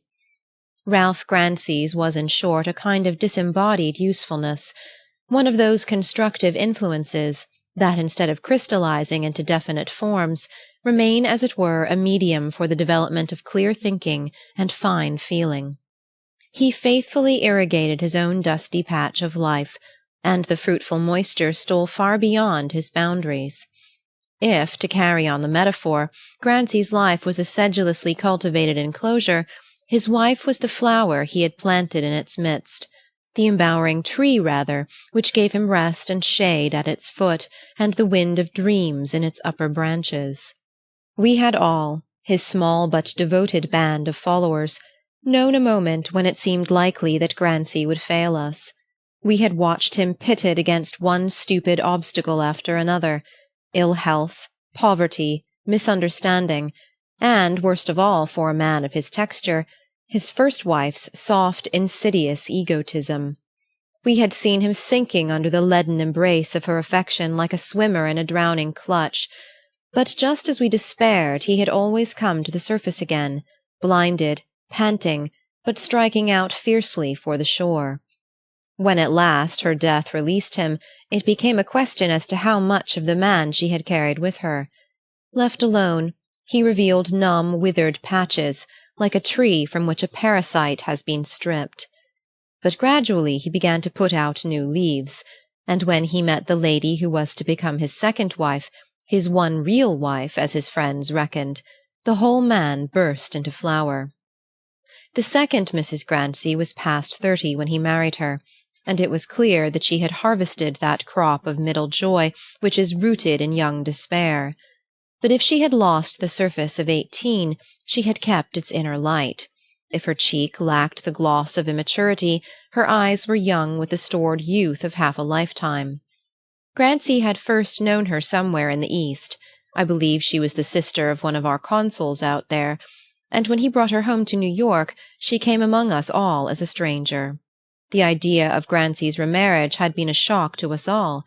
After one such calcining, most men would have kept out of the fire, but we agreed that he was predestined to sentimental blunders, and we awaited with resignation the embodiment of his latest mistake. Then Mrs. Grancy came, and we understood. She was the most beautiful and the most complete of explanations. We shuffled our defeated omniscience out of sight, and gave it hasty burial under a prodigality of welcome. For the first time in years we had Grancy off our minds. "He'll do something great now," the least sanguine of us prophesied, and our sentimentalist amended, "He has done it, in marrying her." It was Claydon, the portrait painter, who risked this hyperbole, and who soon afterward, at the happy husband's request, prepared to defend it in a portrait of Mrs. Grancy. We were all, even Claydon, ready to concede that Mrs. Grancy's unwontedness was in some degree a matter of environment. Her graces were complementary, and it needed the mate's call to reveal the flash of color beneath her neutral-tinted wings. But if she needed Grancy to interpret her, how much greater was the service she rendered him. Claydon professionally described her as the right frame for him, but if she defined, She also enlarged. If she threw the whole into perspective, she also cleared new ground, opened fresh vistas, reclaimed whole areas of activity that had run to waste under the harsh husbandry of privation. This interaction of sympathies was not without its visible expression. Claydon was not alone in maintaining that Grancy's presence, or indeed the mere mention of his name, had a perceptible effect on his wife's appearance. It was as though a light were shifted, a curtain drawn back, as though, to borrow another of Claydon's metaphors, Love, the indefatigable artist, were perpetually seeking a happier pose for his model. In this interpretive light, Mrs. Grancy acquired the charm which makes some women's faces like a book of which the last page is never turned. There was always something new to read in her eyes. What Claydon read there, or at least such scattered hints of the ritual as reached him through the sanctuary doors, his portrait in due course declared to us. When the picture was exhibited, it was at once acclaimed as his masterpiece, but the people who knew Mrs. Grancy smiled and said it was flattered. Claydon, however, had not set out to paint their Mrs. Grancy, or even ours, but Ralph's, and Ralph knew his own at a glance. At the first confrontation he saw that Claydon had understood. As for Mrs. Grancy, when the finished picture was shown to her, she turned to the painter and said simply, "Ah, you've done me facing the east." The picture, then, for all its value, seemed a mere incident in the unfolding of their double destiny, a footnote to the illuminated text of their lives. It was not till afterward that it acquired the significance of last words spoken on a threshold never to be recrossed. Grancy, a year after his marriage, had given up his town-house and carried his bliss an hour's journey away, to a little place among the hills. His various duties and interests brought him frequently to New York, but we necessarily saw him less often than when his house had served as the rallying point of kindred enthusiasms.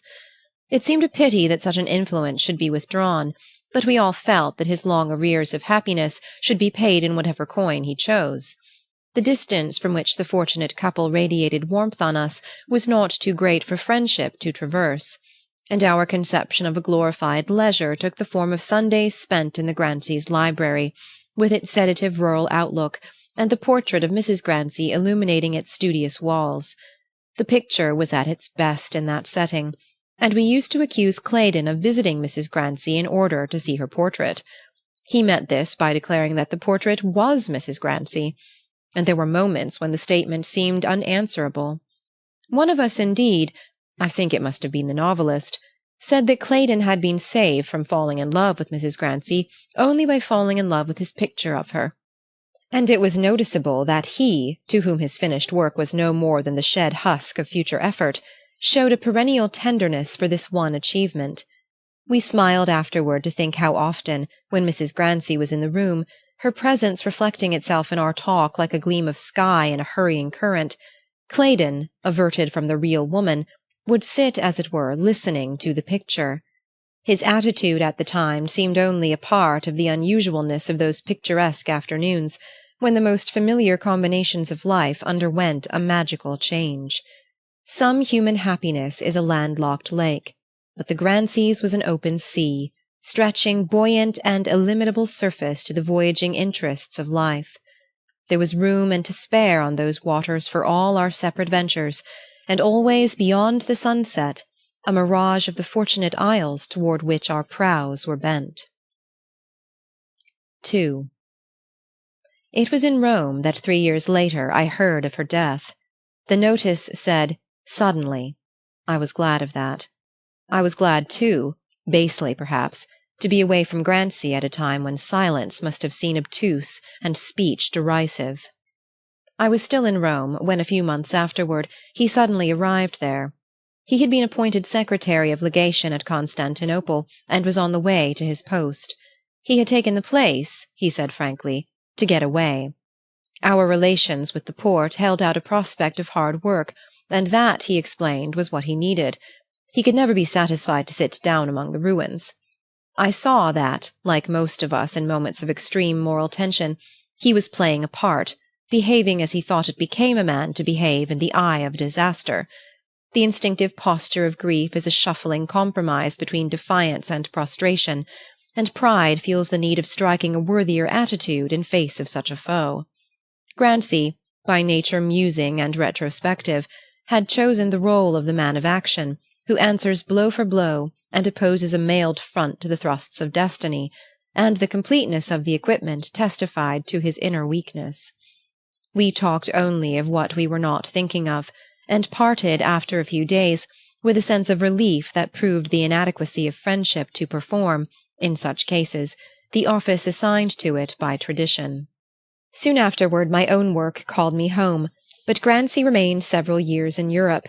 International diplomacy kept its promise of giving him work to do, and during the year in which he acted as chargé d'affaires he acquitted himself, under trying conditions, with conspicuous zeal and discretion. A political redistribution of matter removed him from office just as he had proved his usefulness to the government, and the following summer I heard that he had come home and was down at his place in the country. On my return to town I wrote him, and his reply came by the next post.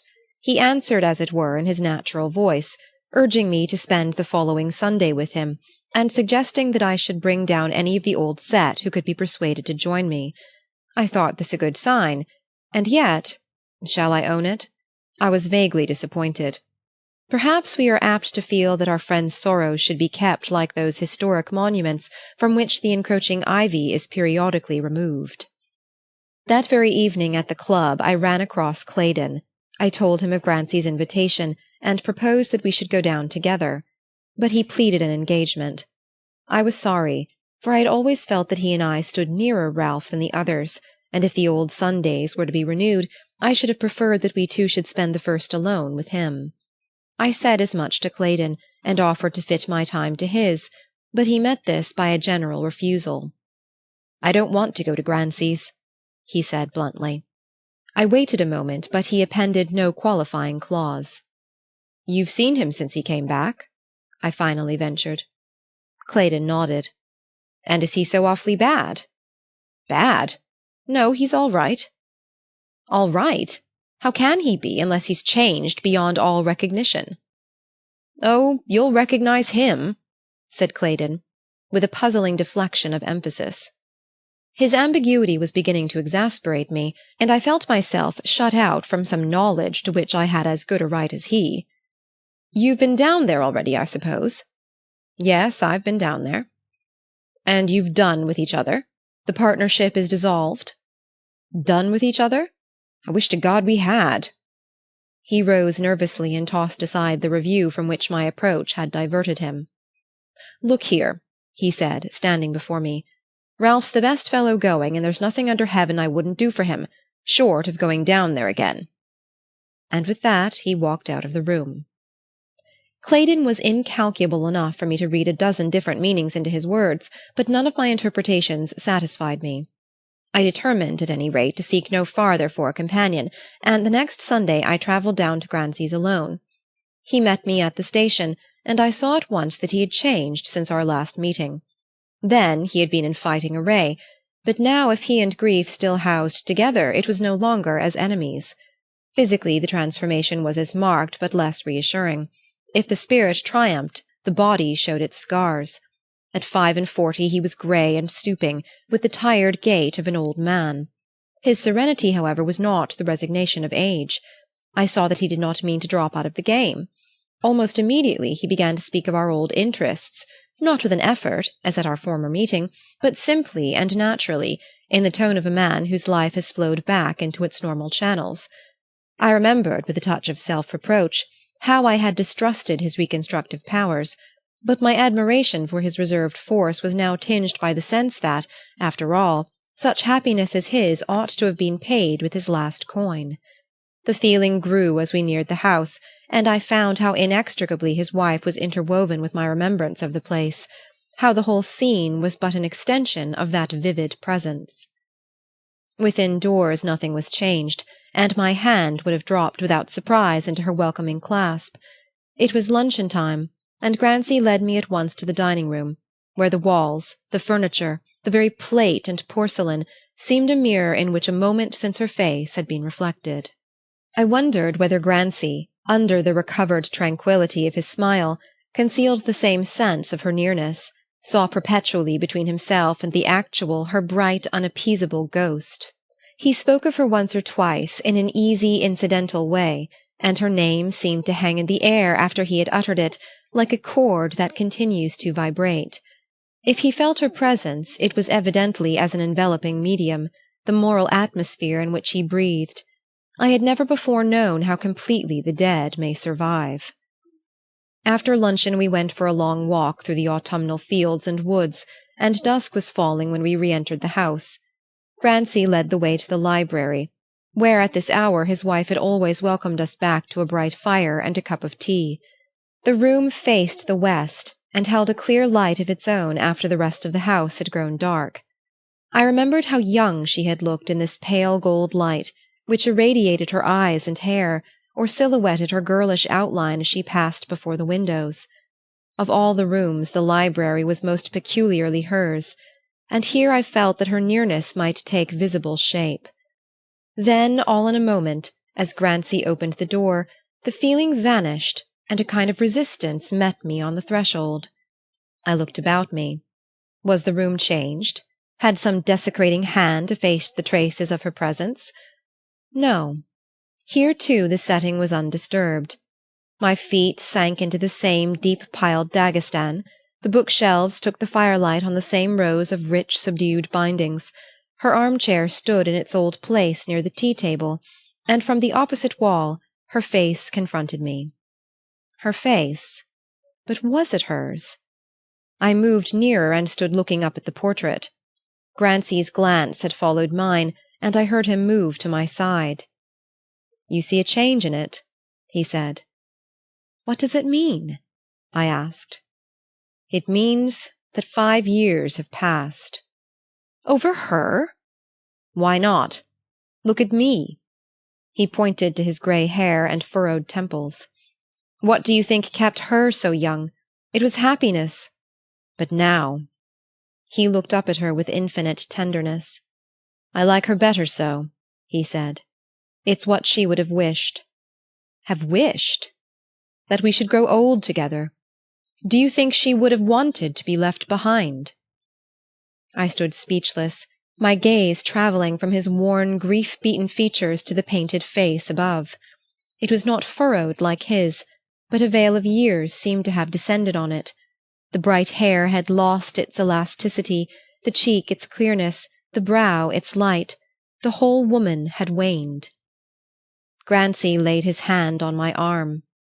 "You don't like it," he said sadly. "Like it? I've lost her!" I burst out. "And I've found her," he answered. "In that?" I cried with a reproachful gesture. "Yes, in that." He swung round on me almost defiantly. "The other had become a sham, a lie. This is the way she would have looked, does look, I mean. Claydon ought to know, oughtn't he?" I turned suddenly. "Did Claydon do this for you?" Grancy nodded. "Since your return?" "Yes. I sent for him after I'd been back a week." He turned away and gave a thrust to the smouldering fire. I followed, glad to leave the picture behind me. Grancy threw himself into a chair near the hearth, so that the light fell on his sensitive, variable face. He leaned his head back, shading his eyes with his hand, and began to speak. 3. You fellows knew enough of my early history to guess what my second marriage meant to me. I say guess, because no one could understand, really. I've always had a feminine streak in me, I suppose, the need of a pair of eyes that should see with me, of a pulse that should keep time with mine. Life is a big thing, of course, a magnificent spectacle, but I got so tired of looking at it alone. Still, it's always good to live, and I had plenty of happiness, of the evolved kind. What I'd never had a taste of was the simple, inconscient sort that one breathes in like the air. Well, I met her. It was like finding the climate in which I was meant to live. You know what she was, how indefinitely she multiplied one's points of contact with life, how she lit up the caverns and bridged the abysses. Well, I swear to you, though I suppose the sense of all that was latent in me, that what I used to think of on my way home at the end of the day was simply that when I opened this door she'd be sitting over there, with the lamplight falling in a particular way on one little curl in her neck. When Claydon painted her, he caught just the look she used to lift to mine when I came in. I've wondered sometimes at his knowing how she looked when she and I were alone, how I rejoiced in that picture. I used to say to her, 'You're my prisoner now. I shall never lose you. If you grew tired of me and left me, you'd leave your real self there on the wall.' It was always one of our jokes that she was going to grow tired of me. 3 years of it, and then she died. It was so sudden that there was no change, no diminution. It was as if she had suddenly become fixed, immovable, like her own portrait, as if time had ceased at its happiest hour, just as Claydon had thrown down his brush one day and said, 'I can't do better than that.' I went away, as you know, and stayed over there 5 years. I worked as hard as I knew how, and after the first black months a little light stole in on me. From thinking that she would have been interested in what I was doing, I came to feel that she was interested, that she was there and that she knew. I'm not talking any psychical jargon. I'm simply trying to express the sense I had that an influence so full, so abounding as hers couldn't pass like a spring shower. We had so lived into each other's hearts and minds that the consciousness of what she would have thought and felt illuminated all I did. At first she used to come back shyly, tentatively, as though not sure of finding me. Then she stayed longer and longer, till at last she became again the very air I breathed. There were bad moments, of course, when her nearness mocked me with the loss of the real woman, but gradually the distinction between the two was effaced, and the mere thought of her grew warm as flesh and blood. Then I came home. I landed in the morning and came straight down here. The thought of seeing her portrait possessed me, and my heart beat like a lover's as I opened the library door. It was in the afternoon, and the room was full of light. It fell on her picture, the picture of a young and radiant woman. She smiled at me coldly across the distance that divided us. I had the feeling that she didn't even recognize me. And then I caught sight of myself in the mirror over there, a gray-haired, broken man whom she had never known. For a week we two lived together, the strange woman and the strange man. I used to sit night after night and question her smiling face, but no answer ever came. What did she know of me, after all? We were irrevocably separated by the 5 years of life that lay between us. At times, as I sat here, I almost grew to hate her, for her presence had driven away my gentle ghost, the real wife who had wept, aged, struggled with me during those awful years. It was the worst loneliness I've ever known. Then, gradually, I began to notice a look of sadness in the picture's eyes, a look that seemed to say, "Don't you see that I am lonely too?" And all at once it came over me how she would have hated to be left behind. I remembered her comparing life to a heavy book that could not be read with ease unless two people held it together, and I thought how impatiently her hand would have turned the pages that divided us. So the idea came to me. It's the picture that stands between us, the picture that is dead and not my wife. To sit in this room is to keep watch beside a corpse. As this feeling grew on me, the portrait became like a beautiful mausoleum in which she had been buried alive. I could hear her beating against the painted walls and crying to me faintly for help. One day I found I couldn't stand it any longer, and I sent for Claydon. He came down, and I told him what I'd been through, and what I wanted him to do. At first he refused point blank to touch the picture. The next morning I went off for a long tramp, and when I came home I found him sitting here alone. He looked at me sharply for a moment, and then he said, "I've changed my mind. I'll do it." I arranged one of the north rooms as a studio, and he shut himself up there for a day, and then he sent for me. The picture stood there as you see it now. It was as though she'd met me on the threshold and taken me in her arms. I tried to thank him, to tell him what it meant to me, but he cut me short. "There's an up train at 5, isn't there?" he asked. "I'm booked for a dinner tonight. I shall just have time to make a bolt for the station, and you can send my traps after me." I haven't seen him since. I can guess what it cost him to lay hands on his masterpiece, but after all, to him it was only a picture lost. To me it was my wife regained. 4. After that, for 10 years or more, I watched the strange spectacle of a life of hopeful and productive effort based on the structure of a dream. There could be no doubt to those who saw Grancy during this period that he drew his strength and courage from the sense of his wife's mystic participation in his task. When I went back to see him a few months later, I found the portrait had been removed from the library and placed in a small study upstairs, to which he had transferred his desk and a few books. He told me he always sat there when he was alone, keeping the library for his Sunday visitors. Those who missed the portrait of course made no comment on its absence, and the few who were in his secret respected it. Gradually all his old friends had gathered about him, and our Sunday afternoons regained something of their former character. But Claydon never reappeared among us. As I look back now, I see that Grancy must have been failing from the time of his return home. His invincible spirit belied and disguised the signs of weakness that afterward asserted themselves in my remembrance of him. He seemed to have an inexhaustible fund of life to draw on, and more than one of us was a pensioner on his superfluity. Nevertheless, when I came back one summer from my European holiday and learned that he had been at the point of death, I understood at once that we had believed him well only because he wished us to. I hastened down to the country and found him midway in a slow convalescence. I felt then that he was lost to us, and he read my thought at a glance. "Ah," he said, "I'm an old man now and no mistake. I suppose we shall have to go half speed after this, but we shan't need towing just yet." The plural pronoun struck me, and involuntarily I looked up at Mrs. Grancy's portrait. Line by line I saw my fear reflected in it. It was the face of a woman who knows that her husband is dying. My heart stood still at the thought of what Claydon had done. Grancy had followed my glance. "Yes, it's changed her," he said quietly. "For months, you know, it was touch and go with me. We had a long fight of it, and it was worse for her than for me." After a pause he added, "Claydon has been very kind. He's so busy nowadays that I seldom see him, but when I sent for him the other day he came down at once." I was silent, and we spoke no more of Grancy's illness, but when I took leave it seemed like shutting him in alone with his death warrant. The next time I went down to see him he looked much better. It was a Sunday, and he received me in the library, so that I did not see the portrait again. He continued to improve, and towards spring we began to feel that, as he had said, he might yet travel a long way without being towed.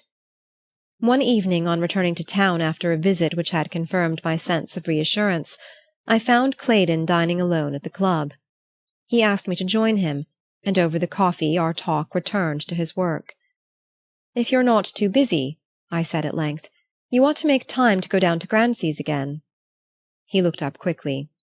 "Why?" he asked. "Because he's quite well again," I returned with a touch of cruelty. "His wife's prognostications were mistaken." Claydon stared at me a moment. "Oh, she knows," he affirmed with a smile that chilled me. "You mean to leave the portrait as it is, then?" I persisted. He shrugged his shoulders.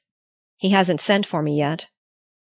A waiter came up with the cigars, and Claydon rose and joined another group. It was just a fortnight later that Grancy's housekeeper telegraphed for me. She met me at the station with the news that he had been taken bad and that the doctors were with him. I had to wait for some time in the deserted library before the medical men appeared. They had the baffled manner of empirics who have been superseded by the great healer, and I lingered only long enough to hear that Grancy was not suffering and that my presence could do him no harm. I found him seated in his armchair in the little study. He held out his hand with a smile.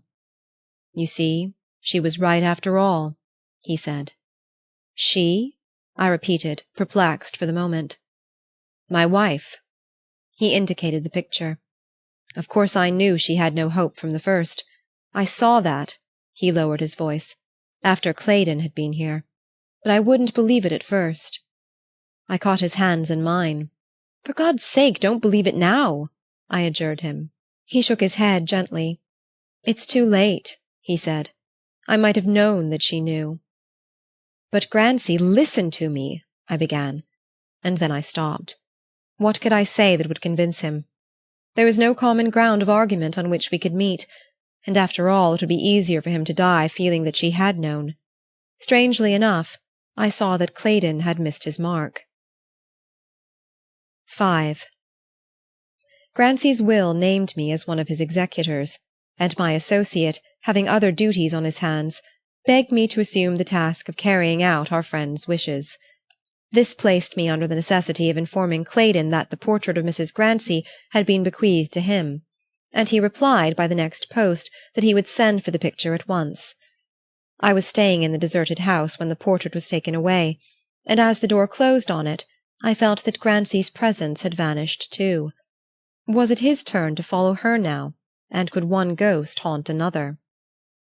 After that, for a year or two, I heard nothing of the picture, and though I met Claydon from time to time, we had little to say to each other.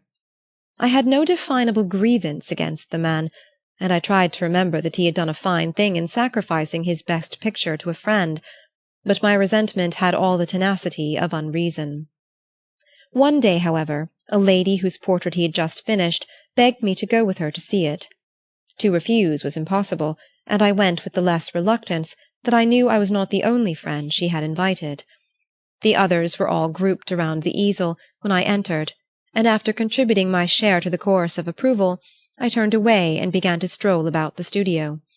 Claydon was something of a collector, and his things were generally worth looking at. The studio was a long tapestried room with a curtained archway at one end. The curtains were looped back, showing a smaller apartment, with books and flowers and a few fine bits of bronze and porcelain. The tea-table standing in this inner room proclaimed that it was open to inspection, and I wandered in. A bleu poudré vase first attracted me. Then I turned to examine a slender bronze Ganymede, and in so doing found myself face to face with Mrs. Grancy's portrait. I stared up at her blankly, and she smiled back at me in all the recovered radiance of youth. The artist had effaced every trace of his later touches, and the original picture had reappeared. It throned alone on the panelled wall, asserting a brilliant supremacy over its carefully chosen surroundings. I felt in an instant that the whole room was tributary to it, that Claydon had heaped his treasures at the feet of the woman he loved. Yes, it was the woman he had loved, and not the picture, and my instinctive resentment was explained. Suddenly I felt a hand on my shoulder. "Ah, how could you?"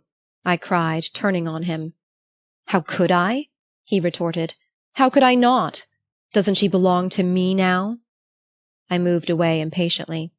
"Wait a moment," he said with a detaining gesture. "The others have gone, and I want to say a word to you. Oh, I know what you've thought of me. I can guess. You think I killed Grancy, I suppose." I was startled by his sudden vehemence. "I think you tried to do a cruel thing," I said. "Ah, what a little way you others see into life," he murmured. "Sit down a moment, here, where we can look at her, and I'll tell you." He threw himself on the ottoman beside me, and sat gazing up at the picture, with his hands clasped about his knee. "Pygmalion," he began slowly, "turned his statue into a real woman. I turned my real woman into a picture. Small compensation, you think, but you don't know how much of a woman belongs to you after you've painted her. Well, I made the best of it, at any rate. I gave her the best I had in me, and she gave me in return what such a woman gives by merely being. And after all, she rewarded me enough by making me paint as I shall never paint again. There was one side of her, though, that was mine alone, and that was her beauty, for no one else understood it. To Grancy even it was the mere expression of herself, what language is to thought. Even when he saw the picture he didn't guess my secret, he was so sure she was all his. As though a man should think he owned the moon because it was reflected in the pool at his door. Well, when he came home and sent for me to change the picture, it was like asking me to commit murder. He wanted me to make an old woman of her who had been so divinely, unchangeably young. As if any man who really loved a woman would ask her to sacrifice her youth and beauty for his sake. At first I told him I couldn't do it. But afterward, when he left me alone with the picture, something queer happened. I suppose it was because I was always so confoundedly fond of Grancy that it went against me to refuse what he asked. Anyway, as I sat looking up at her, she seemed to say, "I'm not yours, but his, and I want you to make me what he wishes." And so I did it. I could have cut my hand off when the work was done. I dare say he told you I never would go back and look at it. He thought I was too busy, He never understood. Well, and then last year he sent for me again. You remember. It was after his illness, and he told me he'd grown 20 years older, and that he wanted her to grow older too. He didn't want her to be left behind. The doctors all thought he was going to get well at that time, and he thought so too. And so did I when I first looked at him. But when I turned to the picture, I don't now ask you to believe me, but I swear it was her face that told me he was dying, and that she wanted him to know it. She had a message for him, and she made me deliver it." He rose abruptly and walked toward the portrait. Then he sat down beside me again. "Cruel. Yes, it seemed so to me at the time. And this time, if I resisted, it was for his sake and not for mine. But all the while I felt her eyes drawing me, and gradually she made me understand. If she'd been there in the flesh, she seemed to say, wouldn't she have seen before any of us that he was dying? Wouldn't he have read the news first in her face? And wouldn't it be horrible if now he should discover it instead in strange eyes? Well, that was what she wanted of me, and I did it. I kept them together to the last." He looked up at the picture again. "But now she belongs to me," he repeated. Section 7. The Confessional, Part 1. When I was a young man, I thought a great deal of local color. At that time it was still a pigment of recent discovery, and supposed to have a peculiarly stimulating effect on the mental eye. As an aid to the imagination, its value was perhaps overrated, but as an object of pursuit to that vagrant faculty, it had all the merits claimed for it. I certainly never hunted any game better worth my powder, and to a young man with rare holidays and long working hours, its value was enhanced by the fact that one might bring it down at any turn, if only one kept one's eye alert and one's hand on the trigger. Even the large manufacturing city, where for some years my young enthusiasms were chained to an accountant's desk, was not without its romantic opportunities. Many of the mill hands at Dunstable were Italians, and a foreign settlement had formed itself in that unsavory and unsanitary portion of the town known as the Point. The Point, like more aristocratic communities, had its residential and commercial districts, its church, its theatre, and its restaurant. When the craving for local color was on me, it was my habit to resort to the restaurant, a low-browed wooden building, with the appetizing announcement, "Aristiu di Montone," pasted in one of its fly-blown window-panes. Here the consumption of tough macaroni or of an ambiguous frittura sufficed to transport me to the Cappello d'Oro in Venice, while my cup of coffee and a wasp-waisted cigar with a straw in it turned my greasy tablecloth into the marble top of one of the little round tables under the arcade of the Café Pedrotti at Padua. This feat of the imagination was materially aided by Agostino, the hollow-eyed and low-collared waiter, whose slimy napkin never lost its Latin flourish, and whose zeal for my comfort was not infrequently displayed by his testing the warmth of my soup with his finger. Through Agostino I became acquainted with the inner history of the colony, heard the details of its feuds and vendettas, and learned to know by sight the leading characters in these domestic dramas. The restaurant was frequented by the chief personages of the community: the overseer of the Italian hands at the Meryton Mills, the doctor, his wife the levatrice, a plump Neapolitan with greasy ringlets, a plush picture hat, and a charm against the evil eye hanging in a crease of her neck, and lastly by Don Egidio, the parrocho of the little church across the street. The doctor and his wife came only on feast days, but the overseer and Don Egidio were regular patrons. The former was a quiet, saturnine-looking man, of accomplished manners but reluctant speech, and I depended for my diversion chiefly on Don Egidio, whose large, loosely hung lips were always ajar for conversation. The remarks issuing from them were richly tinged by the gutturals of the Bergamasque dialect, and it needed but a slight acquaintance with Italian types to detect the Lombard peasant under the priest's rusty cassock. This inference was confirmed by Don Egidio's telling me that he came from a village of Val Camonica, the radiant valley which extends northward from the lake of Iseo to the Adamello glaciers. His stepfather had been a laborer on one of the fruit farms of a Milanese count who owned large estates in the Val Camonica, and that gentleman, taking a fancy to the lad, whom he had seen at work in his orchards, had removed him to his villa on the lake of Iseo, and had subsequently educated him for the church. It was doubtless to this picturesque accident that Don Egidio owed the mingling of ease and simplicity that gave an inimitable charm to his stout, shabby presence. It was as though some wild mountain fruit had been transplanted to the Count's orchards, and had mellowed under cultivation without losing its sylvan flavour. I have never seen the social art carried farther without suggestion of artifice. The fact that Don Egidio's amenities were mainly exercised on the mill hands composing his parish proved the genuineness of his gift. It is easier to simulate gentility among gentlemen than among navvies, and the plain man is a touchstone who draws out all the alloy in the gold. Among his parishioners, Don Egidio ruled with the cheerful despotism of the good priest. On cardinal points he was inflexible, but in minor matters he had that elasticity of judgment which enables the Catholic discipline to fit itself to every inequality of the human conscience. There was no appeal from his verdict, but his judgment seat was a revolving chair from which he could view the same act at various angles. His influence was acknowledged not only by his flock, but by the policeman at the corner, the barkeep in the dive, the ward politician in the corner grocery. The general verdict of Dunstable was that the Point would have been hell without the priest.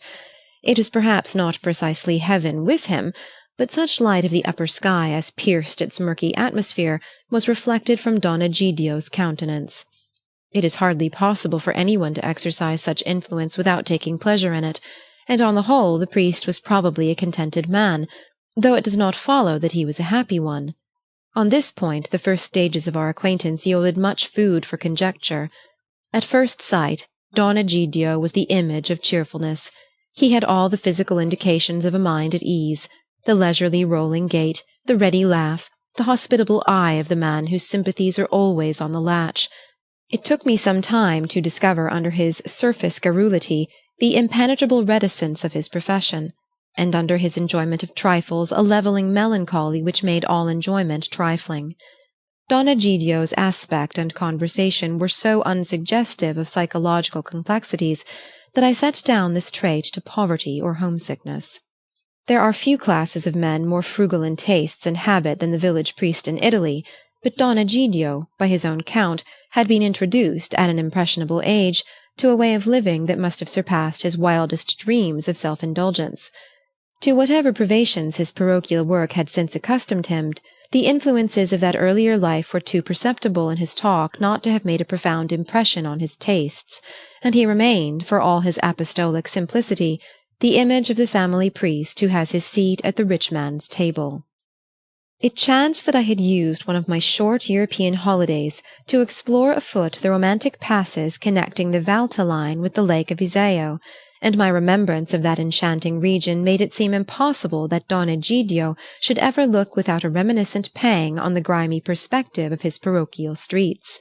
The transition was too complete, too ironical, from those rich glades and Titianesque acclivities to the brick hovels and fissured sidewalks of the Point. This impression was confirmed when Don Egidio, in response to my urgent invitation, paid his first visit to my modest lodgings. He called one winter evening when a wood fire in its happiest humour was giving a factitious lustre to my bookshelves and bringing out the values of one or two old prints and Chinese porcelains that accounted for the perennial shabbiness of my wardrobe. "Ah," said he, with a murmur of satisfaction, as he laid aside his shiny hat and bulging umbrella, "it is a long time since I have been in a casa signorile." My remembrance of his own room — he lodged with the doctor and the levatrice — saved this epithet from the suggestion of irony, and kept me silent while he sank into my armchair, with the deliberation of a tired traveller lowering himself gently into a warm bath. "Good, good," he repeated, looking about him. "Books, porcelains, objects of virtu. I am glad to see that there are still such things in the world." and he turned a genial eye on the glass of Marsala that I had poured out for him. Don Egidio was the most temperate of men, and never exceeded his one glass, but he liked to sit by the hour puffing at my cabañas, which I suspected him of preferring to the black weed of his native country. Under the influence of my tobacco he became even more blandly garrulous, and I sometimes fancied that of all the obligations of his calling none could have placed such a strain on him as that of preserving the secrets of the Confessional. He often talked of his early life at the Count's villa, where he had been educated with his patron's 2 sons till he was of age to be sent to the seminary, and I could see that the years spent in simple and familiar intercourse with his benefactors had been the most vivid chapter in his experience. The Italian peasant's inarticulate tenderness for the beauty of his birthplace had been specialized in him by contact with cultivated tastes, and he could tell me not only that the Count had a stupendous collection of pictures, but that the chapel of the villa contained a sepulchral monument by Bambaja, and that the art critics were divided as to the authenticity of the Leonardo in the family palace at Milan. On all these subjects he was inexhaustibly voluble, but there was one point which he always avoided, and that was his reason for coming to America. I remember the round turn with which he brought me up when I questioned him. "A priest," said he, "is a soldier, and must obey orders like a soldier." He set down his glass of Marsala and strolled across the room.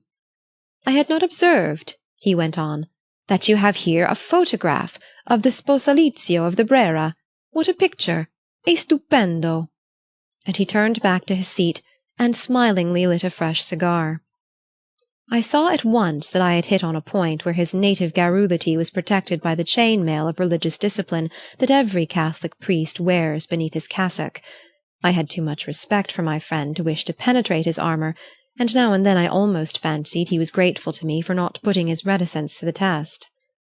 Don Egidio must have been past 60 when I made his acquaintance, but it was not till the close of an exceptionally harsh winter, some 5 or 6 years after our first meeting, that I began to think of him as an old man. It was as though the long-continued cold had cracked and shriveled him. He had grown bent and hollow-chested, and his lower lip shook like an unhinged door. The summer heat did little to revive him, and in September, when I came home from my vacation, I found him just recovering from an attack of pneumonia. That autumn he did not care to venture often into the night air, and now and then I used to go and sit with him in his little room, to which I had contributed the unheard-of luxuries of an easy-chair and a gas stove. My engagements, however, made these visits infrequent, and several weeks had elapsed without my seeing the parocco, when one snowy November morning I ran across him in the railway station. I was on my way to New York for the day, and had just time to wave a greeting to him as I jumped into the railway carriage, but a moment later, to my surprise, I saw him stiffly clambering into the same train.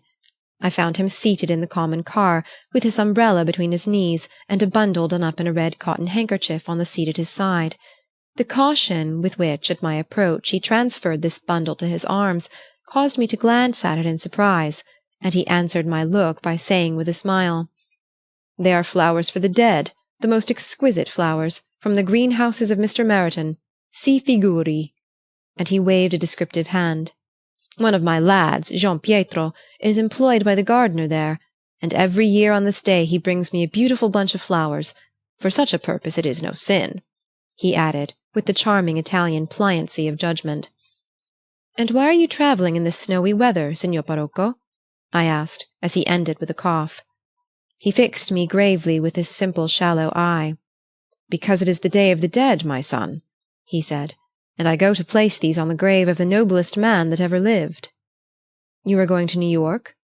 "To Brooklyn." I hesitated a moment, wishing to question him, yet uncertain whether his replies were curtailed by the persistency of his cough or by the desire to avoid interrogation. "This is no weather to be travelling with such a cough," I said at length. He made a deprecating gesture. "I have never missed the day, not once in 18 years, but for me he would have no one." He folded his hands on his umbrella and looked away from me to hide the trembling of his lips. I resolved on a last attempt to storm his confidence. "Your friend is buried in Calvary Cemetery?" He signed in assent. "That is a long way for you to go alone, Signor Parocco. The streets are sure to be slippery, and there is an icy wind blowing. Give me your flowers and let me send them to the cemetery by messenger. I give you my word they shall reach their destination safely." He turned a quiet look on me. "My son, you are young," he said, "and you don't know how the dead need us." He drew his breviary from his pocket and opened it with a smile. "Mi scusi," he murmured. The business which had called me to town obliged me to part from him as soon as the train entered the station, and in my dash for the street I left his unwieldy figure laboring far behind me through the crowd on the platform. Before we separated, however, I had learned that he was to return to Dunstable by the 4 o'clock train, and had resolved to dispatch my business in time to travel home with him. When I reached Wall Street I was received with the news that the man I had appointed to meet was ill and detained in the country. My business was off, and I found myself with the rest of the day at my disposal. I had no difficulty in deciding how to employ my time. I was at an age when, in such contingencies, there is always a feminine alternative, and even now I don't know how it was that, on my way to a certain hospitable luncheon-table, I suddenly found myself in a cab which was carrying me at full speed to the 23rd Street ferry. It was not till I had bought my ticket and seated myself in the varnished tunnel of the ferry-boat that I was aware of having been diverted from my purpose by an overmastering anxiety for Don Egidio. I rapidly calculated that he had not more than an hour's advance on me, and that, allowing for my greater agility, and for the fact that I had a cab at my call, I was likely to reach the cemetery in time to see him under shelter before the gusts of sleet that were already sweeping across the river had thickened to a snowstorm.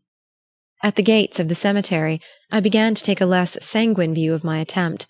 The commemorative anniversary had filled the silent avenues with visitors, and I felt the futility of my quest as I tried to fix the gatekeeper's attention on my delineation of a stout Italian priest with a bad cough and a bunch of flowers tied up in a red cotton handkerchief. The gatekeeper showed that delusive desire to oblige that is certain to send its victims in the wrong direction, but I had the presence of mind to go exactly contrary to his indication, and thanks to this precaution I came, after half an hour's search, on the figure of my poor parocco, kneeling on the wet ground in one of the humblest byways of the great necropolis. The mound before which he knelt was strewn with the spoils of Mr. Meryton's conservatories, and on the weather-worn tablet at its head I read the inscription: Il Conte Siviano, da Milano, super fulmina Babylonis, illic sedimus et flavimus. So engrossed was Don Egidio that for some moments I stood behind him unobserved, and when he rose and faced me, grief had left so little room for any minor emotion that he looked at me almost without surprise. "Don Egidio," I said, "I have a carriage waiting for you at the gate. You must come home with me." He nodded quietly, and I drew his hand through my arm. He turned back to the grave. "One moment, my son," he said. "It may be for the last time." He stood motionless, his eyes on the heaped-up flowers which were already bruised and blackened by the cold. To leave him alone, after 60 years! But God is everywhere, he murmured as I led him away. On the journey home he did not care to talk, and my chief concern was to keep him wrapped in my greatcoat and to see that his bed was made ready as soon as I had restored him to his lodgings. The levatrice brought a quilted coverlet from her own room and hovered over him as gently as though he had been of the sex to require her services, while Agostino, at my summons, appeared with a bowl of hot soup that was heralded down the street by a reviving waft of garlic. To these ministrations I left the parocco, intending to call for news of him the next evening, but an unexpected pressure of work kept me late at my desk, and the following day some fresh obstacle delayed me.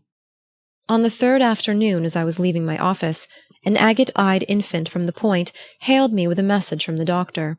The parocco was worse and had asked for me. I jumped into the nearest car, and 10 minutes later was running up the doctor's greasy stairs. To my dismay I found Don Egidio's room cold and untenanted, but I was reassured a moment later by the appearance of the levatrice, who announced that she had transferred the blessed man to her own apartment, where he could have the sunlight and a good bed to lie in. There, in fact, he lay, weak but smiling, in a setting which contrasted oddly enough with his own monastic surroundings, a cheerful grimy room, hung with anecdotic chromos, photographs of lady patients proudly presenting their offspring to the camera, and innumerable Neapolitan santolini decked out with shriveled palm leaves. The levatrice whispered that the good man had the pleurisy, and that, as she phrased it, he was nearing his last milestone. I saw that he was in fact in a bad way, but his condition did not indicate any pressing danger, and I had the presentiment that he would still, as the saying is, put up a good fight. It was clear, however, that he knew what turn the conflict must take, and the solemnity with which he welcomed me showed that my summons was part of that spiritual strategy with which the Catholic opposes the surprise of death. "My son," he said, when the levatrice had left us, "I have a favor to ask you. You found me yesterday bidding good-bye to my best friend." His cough interrupted him. "I have never told you," he went on, "the name of the family in which I was brought up. It was Siviano, and that was the grave of the Count's eldest son, with whom I grew up as a brother. For 18 years he has lain in that strange ground, in terra aliena, and when I die there will be no one to care for his grave." I saw what he waited for. "I will care for it, Signor Parocco." "I knew I should have your promise, my child, and what you promise you keep. But my friend is a stranger to you. You are young, and at your age life is a mistress who kisses away sad memories. Why should you remember the grave of a stranger? I cannot lay such a claim on you. But I will tell you his story, and then I think that neither joy nor grief will let you forget him. For when you rejoice, you will remember how he sorrowed, and when you sorrow, the thought of him will be like a friend's hand in yours. 2. "You tell me," Don Egidio began, "that you know our little lake, and if you have seen it you will understand why it always used to remind me of the garden enclosed of the Canticles. Hortus inclusus, columba mea in foraminibus petrae. The words used to come back to me whenever I returned from a day's journey across the mountains, and looking down saw the blue lake far below, hidden in its hills like a happy secret in a stern heart.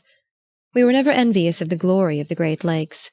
They are like the show pictures that some nobleman hangs in his public gallery, but our Iseo is the treasure that he hides in his inner chamber. You tell me you saw it in summer, when it looks up like a saint's eye, reflecting the whole of heaven. It was then, too, that I first saw it.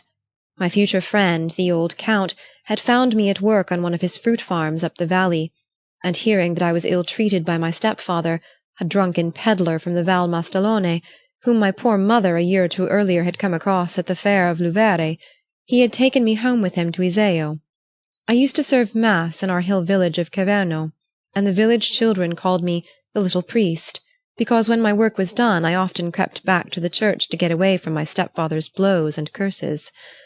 I will make a real priest of him, the Count declared, and that afternoon, perched on the box of his travelling carriage, I was whirled away from the dark scenes of my childhood into a world where, as it seemed to me, every one was as happy as an angel on a presepio. I wonder if you remember the Count's villa. It lies on the shore of the lake, facing the green knoll of Monte Isola, and overlooked by the village of Siviano, and by the old parish church where I said mass for 15 happy years. The village hangs on a ledge of the mountain, but the villa dips its foot in the lake, smiling at its reflection like a bather lingering on the brink. What paradise it seemed to me that day! In our church up the valley there hung an old brown picture, with a Saint Sebastian in the foreground, and behind him the most wonderful palace, with terraced gardens adorned with statues and fountains, where fine folk in resplendent dresses walked up and down without heeding the blessed martyr's pangs. The Count's villa, with its terraces, its roses, its marble steps descending to the lake, reminded me of that palace. Only instead of being inhabited by wicked people engrossed in their selfish pleasures, it was the home of the kindest friends that ever took a poor lad by the hand. The old Count was a widower when I first knew him. He had been twice married, and his first wife had left him 2 children, a son and a daughter. The eldest, Donna Mariana, was then a girl of 20, who kept her father's house and was a mother to the 2 lads. She was not handsome or learned, and had no taste for the world, but she was like the lavender plant in a poor man's window, just a little grey flower, but a sweetness that fills the whole house. Her brother, Count Roberto, had been ailing from his birth, and was a studious lad with a melancholy musing face, such as you may see in some of Titian's portraits of young men. He looked like an exiled prince dressed in mourning. There was one child by the second marriage, Count Andrea, a boy of my own age, handsome as a St. George, but not as kind as the others.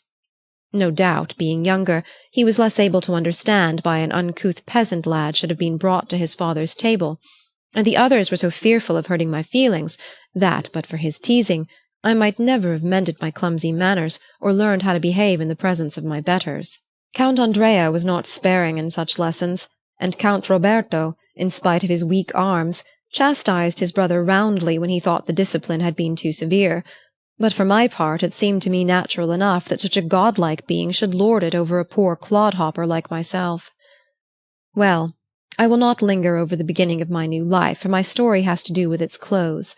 Only I should like to make you understand what the change meant to me, an ignorant peasant lad, coming from hard words and blows and a smoke-blackened hut in the hills, to that great house full of rare and beautiful things, and of beings who seemed to me even more rare and beautiful. Do you wonder I was ready to kiss the ground they trod, and would have given the last drop of my blood to serve them? In due course I was sent to the seminary at Lodi, and on holidays I used to visit the family in Milan. Count Andrea was growing up to be one of the handsomest young men imaginable, but a trifle wild, and the old count married him in haste to the daughter of a Venetian noble, who brought as her dowry a great estate in Istria.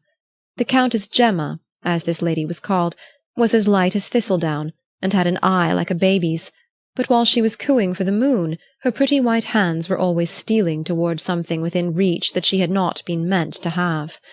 The old count was not alert enough to follow these manoeuvres, and the countess hid her designs under a torrent of guileless chatter, as pickpockets wear long sleeves to conceal their movements.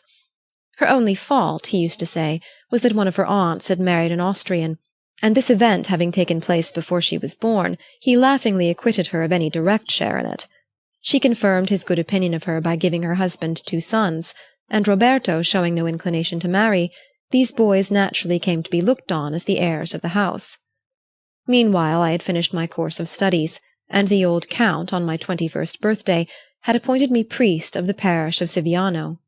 It was the year of Count Andrea's marriage, and there were great festivities at the villa. 3 years later the old count died, to the sorrow of his 2 eldest children. Donna Mariana and Count Roberto closed their apartments in the palace at Milan, and withdrew for a year to Siviano. It was then that I first began to know my friend.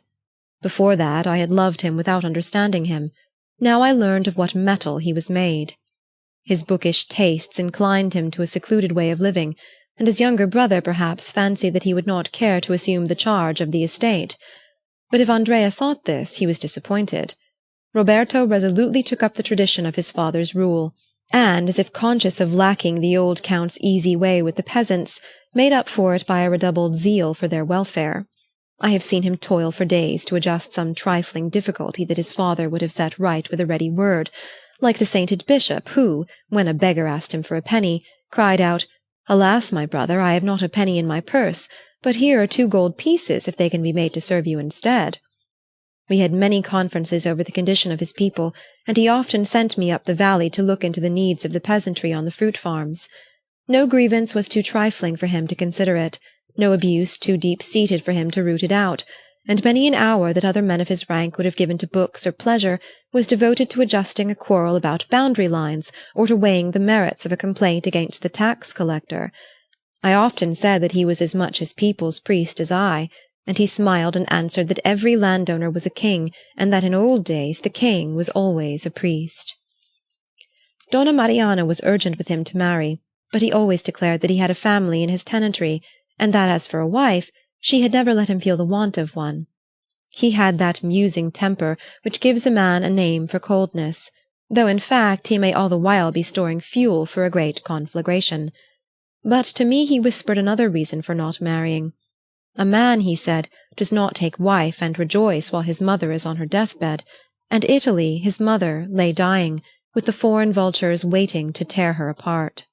You are too young to know anything of those days, my son, and how can anyone understand them who did not live through them? Italy lay dying indeed, but Lombardy was her heart, and the heart still beat, and sent the faint blood creeping to her cold extremities.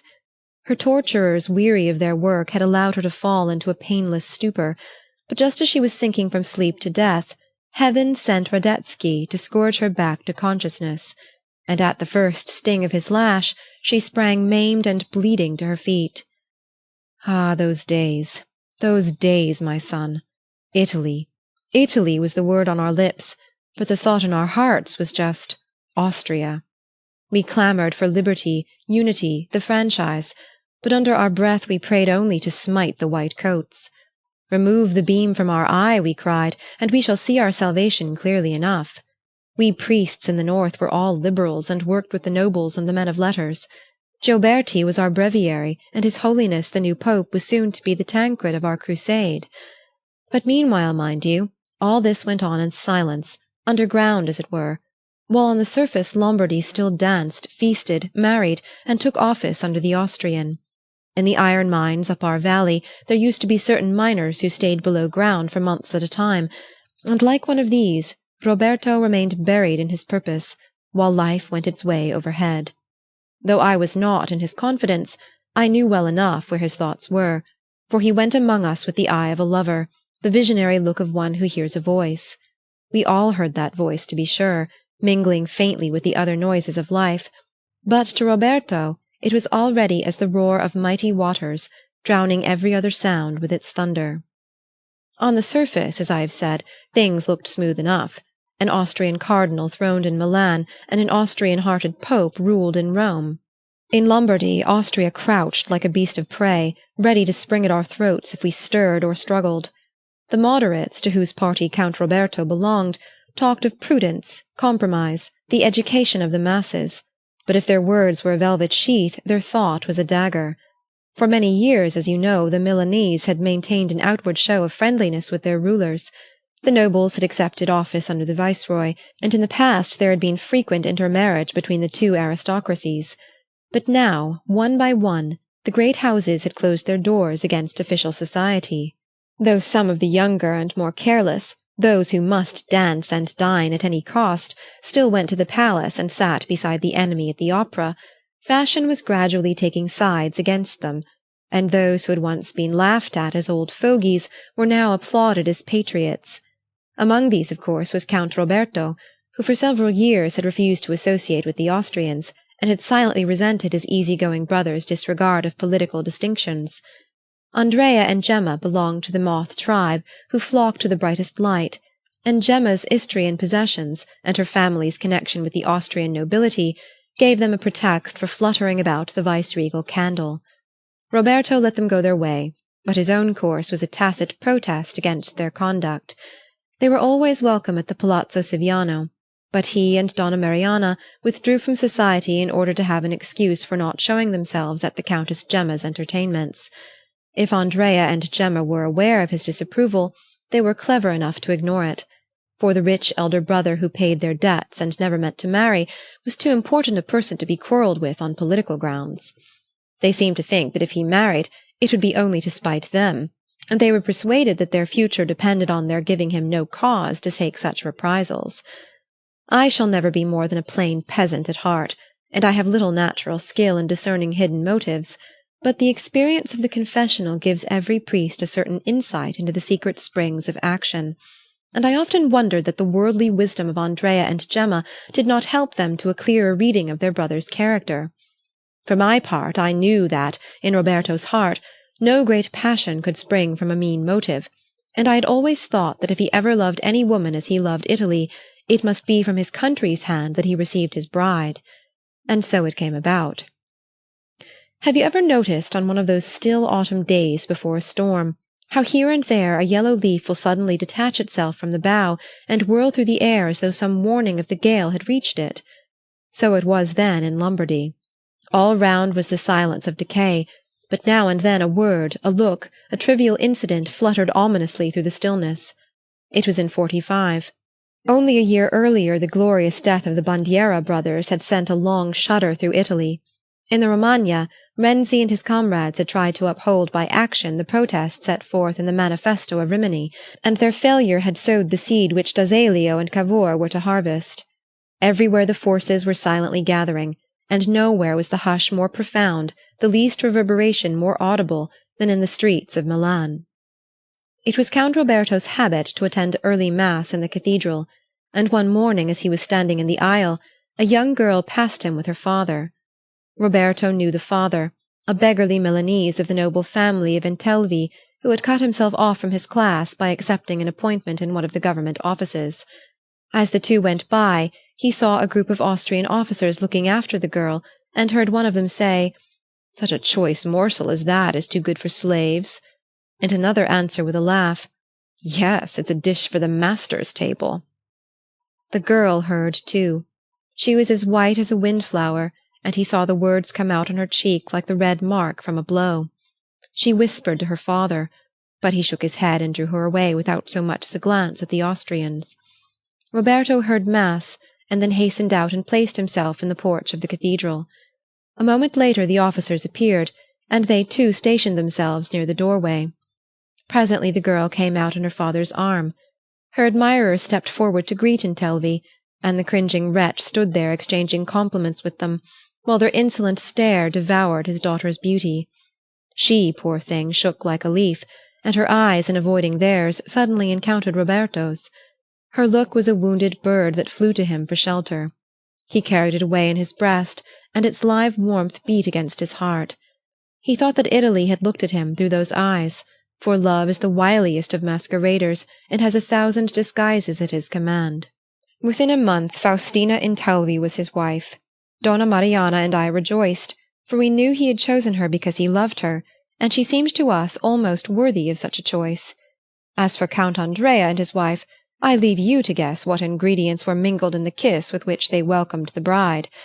They were all smiles at Roberto's marriage, and had only words of praise for his wife. Donna Mariana, who had sometimes taxed me with suspecting of their motives, rejoiced in this fresh proof of their magnanimity, but for my part I could have wished to see them a little less kind. All such twilight fears, however, vanished in the flush of my friend's happiness. Over some natures love steals gradually, as the morning light widens across a valley, but it had flashed on Roberto like the leap of dawn to a snow-peak. He walked the world with the wondering step of a blind man suddenly restored to sight, and once he said to me with a laugh, "Love makes a Columbus of every one of us." And the Countess? The Countess, my son, was 18, and her husband was 40. Count Roberto had the heart of a poet, but he walked with a limp, and his skin was sallow. Youth plucks the fruit for its color rather than its flavor, and first love does not serenade its mistress on a church organ. In Italy girls are married as land is sold. If 2 estates adjoin, 2 lives are united. As for the portionless girl, she is a knick-knack that goes to the highest bidder. Faustina was handed over to her purchaser as if she had been a picture for his gallery, and the transaction doubtless seemed as natural to her as to her parents. She walked to the altar like an Iphigenia, but pallor becomes a bride, and it looks well for a daughter to weep on leaving her mother. Perhaps it would have been different if she had guessed that the threshold of her new home was carpeted with love, and its 4 corners hung with tender thoughts of her, but her husband was a silent man, who never called attention to his treasures. The great palace in Milan was a gloomy house for a girl to enter. Roberto and his sister lived in it as if it had been a monastery, going nowhere and receiving only those who labored for the cause. To Faustina, accustomed to the easy Austrian society, the Sunday evening receptions at the Palazzo Siviano must have seemed as dreary as a scientific congress. It pleased Roberto to regard her as a victim of barbarian insolence, an embodiment of his country desecrated by the desire of the enemy. But though, like any handsome, penniless girl, Faustina had now and then been exposed to a free look or a familiar word, I doubt if she connected such incidents with the political condition of Italy. She knew, of course, that in marrying Siviano she was entering a house closed against the Austrians. One of Siviano's first cares had been to pension his father-in-law, with the stipulation that Intelvi should resign his appointment, and give up all relations with the government, and the old hypocrite, only too glad to purchase idleness on such terms, embraced the liberal cause with a zeal which left his daughter no excuse for half-heartedness. But he found it less easy than he had expected to recover a footing among his own people. In spite of his patriotic bluster, the Milanese held aloof from him, and being the kind of man who must always take his glass in company, he gradually drifted back to his old associates. It was impossible to forbid Faustina to visit her parents, and in their house she breathed an air that was at least tolerant of Austria. But I must not let you think that the young Countess appeared ungrateful or unhappy. She was silent and shy, and it needed a more enterprising temper than Roberto's to break down the barrier between them. They seemed to talk to one another through a convent grating rather than across a hearth, but if Roberto had asked more of her than she could give, outwardly she was a model wife. She chose me at once as her confessor, and I watched over the first steps of her new life. Never was younger sister tenderer to her elder than she to Donna Mariana. Never was young wife more mindful of her religious duties, kinder to her dependents, more charitable to the poor. Yet to be with her was like living in a room with shuttered windows. She was always the caged bird, the transplanted flower. For all Roberto's care, she never bloomed or sang. Donna Mariana was the first to speak of it. "The child needs more light and air," she said. "Light? Air?" Roberto repeated. "Does she not go to mass every morning? Does she not drive on the Corso every evening?" Donna Mariana was not called clever, but her heart was wiser than most women's heads. "At our age, brother," said she, "the windows of the mind face north and look out on a landscape full of lengthening shadows. Faustina needs another outlook. She is as pale as a hyacinth grown in a cellar." Roberto himself turned pale, and I saw that she had uttered his own thought. "You want me to let her go to Gemma's?" he exclaimed. "Let her go wherever there is a little careless laughter." "Laughter? Now?" he cried, with a gesture toward the sombre line of portraits above his head. "Let her laugh while she can, my brother." That evening after dinner he called Faustina to him. "My child," he said, "go and put on your jewels. Your sister Gemma gives a ball tonight, and the carriage waits to take you there. I am too much of a recluse to be at ease in such scenes, but I have sent word to your father to go with you." Andrea and Gemma welcomed their young sister-in-law with effusion, and from that time she was often in their company. Gemma forbade any mention of politics in her drawing-room, and it was natural that Faustina should be glad to escape from the solemn conclaves of the Palazzo Siviano to a house where life went as gaily as in that villa above Florence where Boccaccio's careless story-tellers took refuge from the plague. But meanwhile the political distemper was rapidly spreading, and in spite of Gemma's Austrian affiliations, it was no longer possible for her to receive the enemy openly. It was whispered that her door was still ajar to her old friends, but the rumor may have risen from the fact that one of the Austrian cavalry officers stationed at Milan was her own cousin, the son of the aunt on whose misalliance the old Count had so often bantered her. No one could blame the Countess Gemma for not turning her own flesh and blood out of doors, and the social famine to which the officers of the garrison were reduced made it natural that young Welkenstern should press the claims of consanguinity. All this must have reached Roberto's ears, but he made no sign, and his wife came and went as she pleased.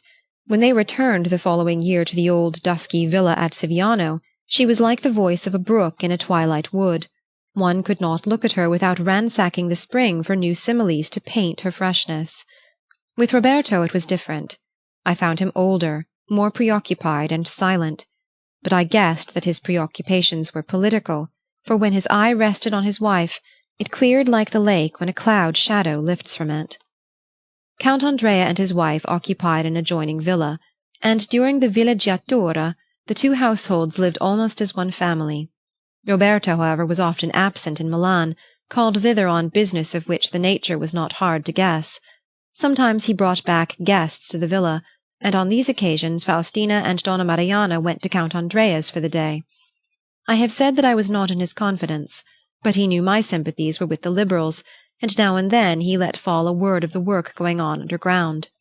Meanwhile the new pope had been elected, and from Piedmont to Calabria we hailed in him the banner that was to lead our hosts to war. Section 8. The Confessional, Part 2. So time passed, and we reached the last months of 47. The villa on Iseo had been closed since the end of August. Roberto had no great liking for his gloomy palace in Milan, and it had been his habit to spend 9 months of the year at Siviano, but he was now too much engrossed in his work to remain away from Milan, and his wife and sister had joined him there as soon as the midsummer heat was over. During the autumn he had called me once or twice to the city to consult me on business connected with his fruit farms, and in the course of our talks he had sometimes let fall a hint of graver matters. It was in July of that year that a troop of Croats had marched into Ferrara, with muskets and cannon loaded. The lighted matches of their cannon had fired the sleeping hate of Austria, and the whole country now echoed the Lombard cry, "Out with the barbarian!" All talk of adjustment, compromise, reorganization shriveled on lips that the live coal of patriotism had touched. Italy for the Italians, and then monarchy, federation, republic, it mattered not what. The oppressor's grip had tightened on our throats, and the clear-sighted saw well enough that Metternich's policy was to provoke a rebellion and then crush it under the Croat heel.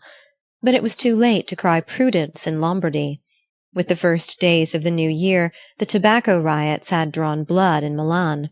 Soon afterward the Lions' Club was closed, and edicts were issued forbidding the singing of Pio Nono's hymn, the wearing of white and blue, the collecting of subscriptions for the victims of the riots.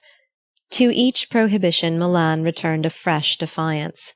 The ladies of the nobility put on mourning for the rioters who had been shot down by the soldiery. Half of the members of the Guardia Nobile resigned, and Count Borromeo sent back his golden fleece to the emperor. Fresh regiments were continually pouring into Milan, and it was no secret that Radetzky was strengthening the fortifications. Late in January several leading liberals were arrested and sent into exile, and 2 weeks later martial law was proclaimed in Milan.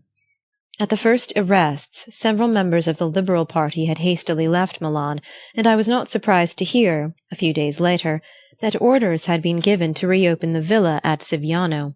The Count and Countess arrived there early in February.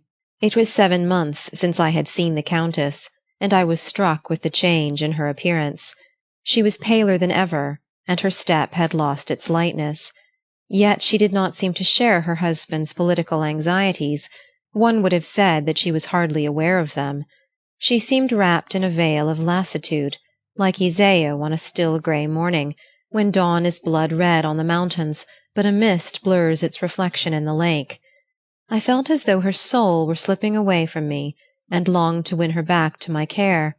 But she made her ill health a pretext for not coming to confession, and for the present I could only wait and carry the thought of her to the altar. She had not been long at Siviano before I discovered that this drooping mood was only one phase of her humour. Now and then she flung back the cowl of melancholy and laughed life in the eye, but next moment she was in shadow again, and her muffled thoughts had given us the slip. She was like the lake on one of those days when the wind blows 20 ways and every promontory holds a gust in ambush. Meanwhile there was a continual coming and going of messengers between Siviano and the city. They came mostly at night, when the household slept, and were away again with the last shadows. But the news they brought stayed and widened, shining through every cranny of the old house. The whole of Lombardy was up. From Pavia to Mantua, from Como to Brescia, the streets ran blood like the arteries of one great body. At Pavia and Padua the universities were closed. The frightened viceroy was preparing to withdraw from Milan to Verona, and Radetzky continued to pour his men across the Alps, till the 100,000 were massed between the Piave and the Ticino. And now every eye was turned to Turin. Ah, how we watched for the blue banner of Piedmont on the mountains! Charles Albert was pledged to our cause. His whole people had armed to rescue us. The streets echoed with "Avanti, Savoia!" And yet Savoy was silent and hung back. Each day was a lifetime strained to the cracking point with hopes and disappointments. We reckoned the hours by rumours, the very minutes by hearsay.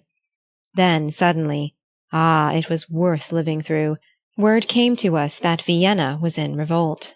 The point of the compass had shifted, and our sun had risen in the north. I shall never forget that day at the villa. Roberto sent for me early, and I found him smiling and resolute, as becomes a soldier on the eve of action. He had made all his preparations to leave for Milan, and was awaiting a summons from his party. The whole household felt that great events impended, and Donna Mariana, awed and tearful, had pleaded with her brother that they should all receive the sacrament together the next morning. Roberto and his sister had been to confession the previous day, but the Countess Faustina had again excused herself. I did not see her while I was with the Count, but as I left the house she met me in the laurel walk. The morning was damp and cold, and she had drawn a black scarf over her hair, and walked with a listless, dragging step. But at my approach she lifted her head quickly and signed to me to follow her into one of the recesses of clipped laurel that bordered the path. "Don Egidio," she said, "you have heard the news?" I assented. "The Count goes to Milan tomorrow?" "It seems probable, your Excellency." "There will be fighting. We are on the eve of a war, I mean." "We are in God's hands, your Excellency." "In God's hands," she murmured. Her eyes wandered, and for a moment we stood silent. Then she drew a purse from her pocket. "I was forgetting," she exclaimed. "This is for that poor girl you spoke to me about the other day. What was her name? The girl who met the Austrian soldier at the fair at Pescaria." "Ah, Vanina," I said. "But she is dead, your Excellency." "Dead?" She turned white, and the purse dropped from her hand. I picked it up and held it out to her, but she put back my hand. "That is for the masses, then," she said. And with that she moved away toward the house. I walked on to the gate, but before I had reached it I heard her step behind me. "Don Egidio," she called, and I turned back. "You are coming to say mass in the chapel tomorrow morning?" "That is the Count's wish." She wavered a moment. "I am not well enough to walk up to the village this afternoon," she said at length. "Will you come back later and hear my confession here?" "Willingly, your Excellency." "Come at sunset, then." She looked at me gravely. "It is a long time since I have been to confession," she added. "My child, the door of heaven is always unlatched." She made no answer, and I went my way. I returned to the villa a little before sunset, hoping for a few words with Roberto. I felt with Faustina that we were on the eve of war, and the uncertainty of the outlook made me treasure every moment of my friend's company. I knew he had been busy all day, but hoped to find that his preparations were ended, and that he could spare me a half-hour. I was not disappointed, for the servant who met me asked me to follow him to the Count's apartment. Roberto was sitting alone, with his back at the door, at a table spread with maps and papers. He stood up and turned an ashen face on me. "Roberto!" I cried, as if we had been boys together. He signed to me to be seated. "Egidio," he said suddenly, "my wife has sent for you to confess her." "The Countess met me on my way home this morning and expressed a wish to receive the sacrament tomorrow morning with you and Donna Mariana, and I promised to return this afternoon to hear her confession." Roberto sat silent, staring before him as though he hardly heard. At length he raised his head and began to speak. "You have noticed lately that my wife has been ailing?" he asked. "Every one must have seen that the Countess is not in her usual health. She has seemed nervous, out of spirits. I have fancied that she might be anxious about your Excellency." He leaned across the table and laid his wasted hand on mine. "Call me Roberto," he said. There was another pause before he went on. "Since I saw you this morning," he said slowly, "something horrible has happened. After you left, I sent for Andrea and Gemma to tell them the news from Vienna, and the probability of my being summoned to Milan before night. You know as well as I that we have reached a crisis. There will be fighting within 24 hours if I know my people, and war may follow sooner than we think. I felt it my duty to leave my affairs in Andrea's hands, and to entrust my wife to his care. Don't look startled," he added with a faint smile. "No reasonable man goes on a journey without setting his house in order, and if things take the turn I expect, it may be some months before you see me back at Siviano. But it was not to hear this that I sent for you." He pushed his chair aside and walked up and down the room with his short, limping step. "My God!" he broke out wildly. "How can I say it? When Andrea had heard me, I saw him exchange a glance with his wife, and she said with that infernal sweet voice of hers, 'Yes, Andrea, it is our duty.' 'Your duty?' I asked. 'What is your duty?' Andrea wetted his lips with his tongue and looked at her again, and her look was like a blade in his hand. 'Your wife has a lover,' he said. She caught my arm as I flung myself on him. He is 10 times stronger than I, but you remember how I made him howl for mercy in the old days when he used to bully you. 'Let me go,' I said to his wife. 'He must live to unsay it.' Andrea began to whimper. 'Oh, my poor brother, I would give my heart's blood to unsay it.' 'The secret has been killing us,' she chimed in. 'The secret? Whose secret? How dare you?' Gemma fell on her knees like a tragedy actress. "Strike me! Kill me! It is I who am the offender. It was at my house that she met him." "Him?" "Franz Welkenstern, my cousin," she wailed. I suppose I stood before them like a stunned ox, for they repeated the name again and again, as if they were not sure of my having heard it. "Not hear it!" he cried suddenly, dropping into a chair and hiding his face in his hands. "Shall I ever on earth hear anything else again?" He sat a long time with his face hidden, and I waited. My head was like a great bronze bell with one thought for the clapper. After a while he went on in a low, deliberate voice, as though his words were balancing themselves on the brink of madness. With strange composure he repeated each detail of his brother's charges: the meetings in the Countess Gemma's drawing-room, the innocent friendliness of the two young people, the talk of mysterious visits to a villa outside the Porta Ticinese, the ever-winding circle of scandal that had spread about their names. At first Andrea said he and his wife had refused to listen to the reports which reached them. Then, when the talk became too loud, they had sent for Welkenstern, remonstrated with him, implored him to exchange into another regiment, but in vain. The young officer indignantly denied the reports and declared that to leave his post at such a moment would be desertion. With a laborious accuracy Roberto went on, detailing one by one each incident of the hateful story, till suddenly he cried out, springing from his chair, "And now to leave her with this lie unburied!" His cry was like the lifting of a gravestone from my breast. "You must not leave her," I exclaimed. He shook his head. "I am pledged."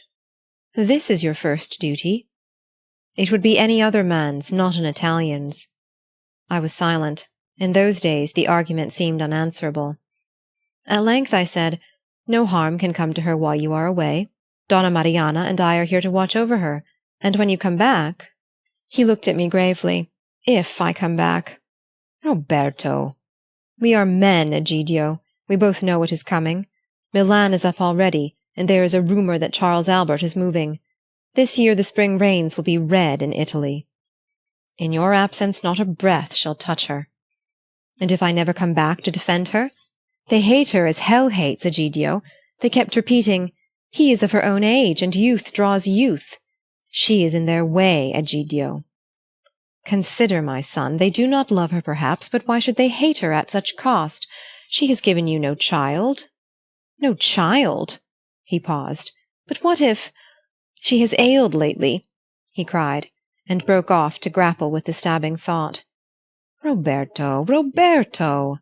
I adjured him. He jumped up and gripped my arm. "Egidio, you believe in her?" "She's as pure as a lily on the altar." "Those eyes are the wells of truth, and she has been like a daughter to Mariana. Egidio, do I look like an old man?" "Quiet yourself, Roberto," I entreated. "Quiet myself? With this sting in my blood? A lover, and an Austrian lover? Oh, Italy, Italy, my bride!" "I stake my life on her truth," I cried. "And who knows better than I? Has her soul not lain before me like the bed of a clear stream?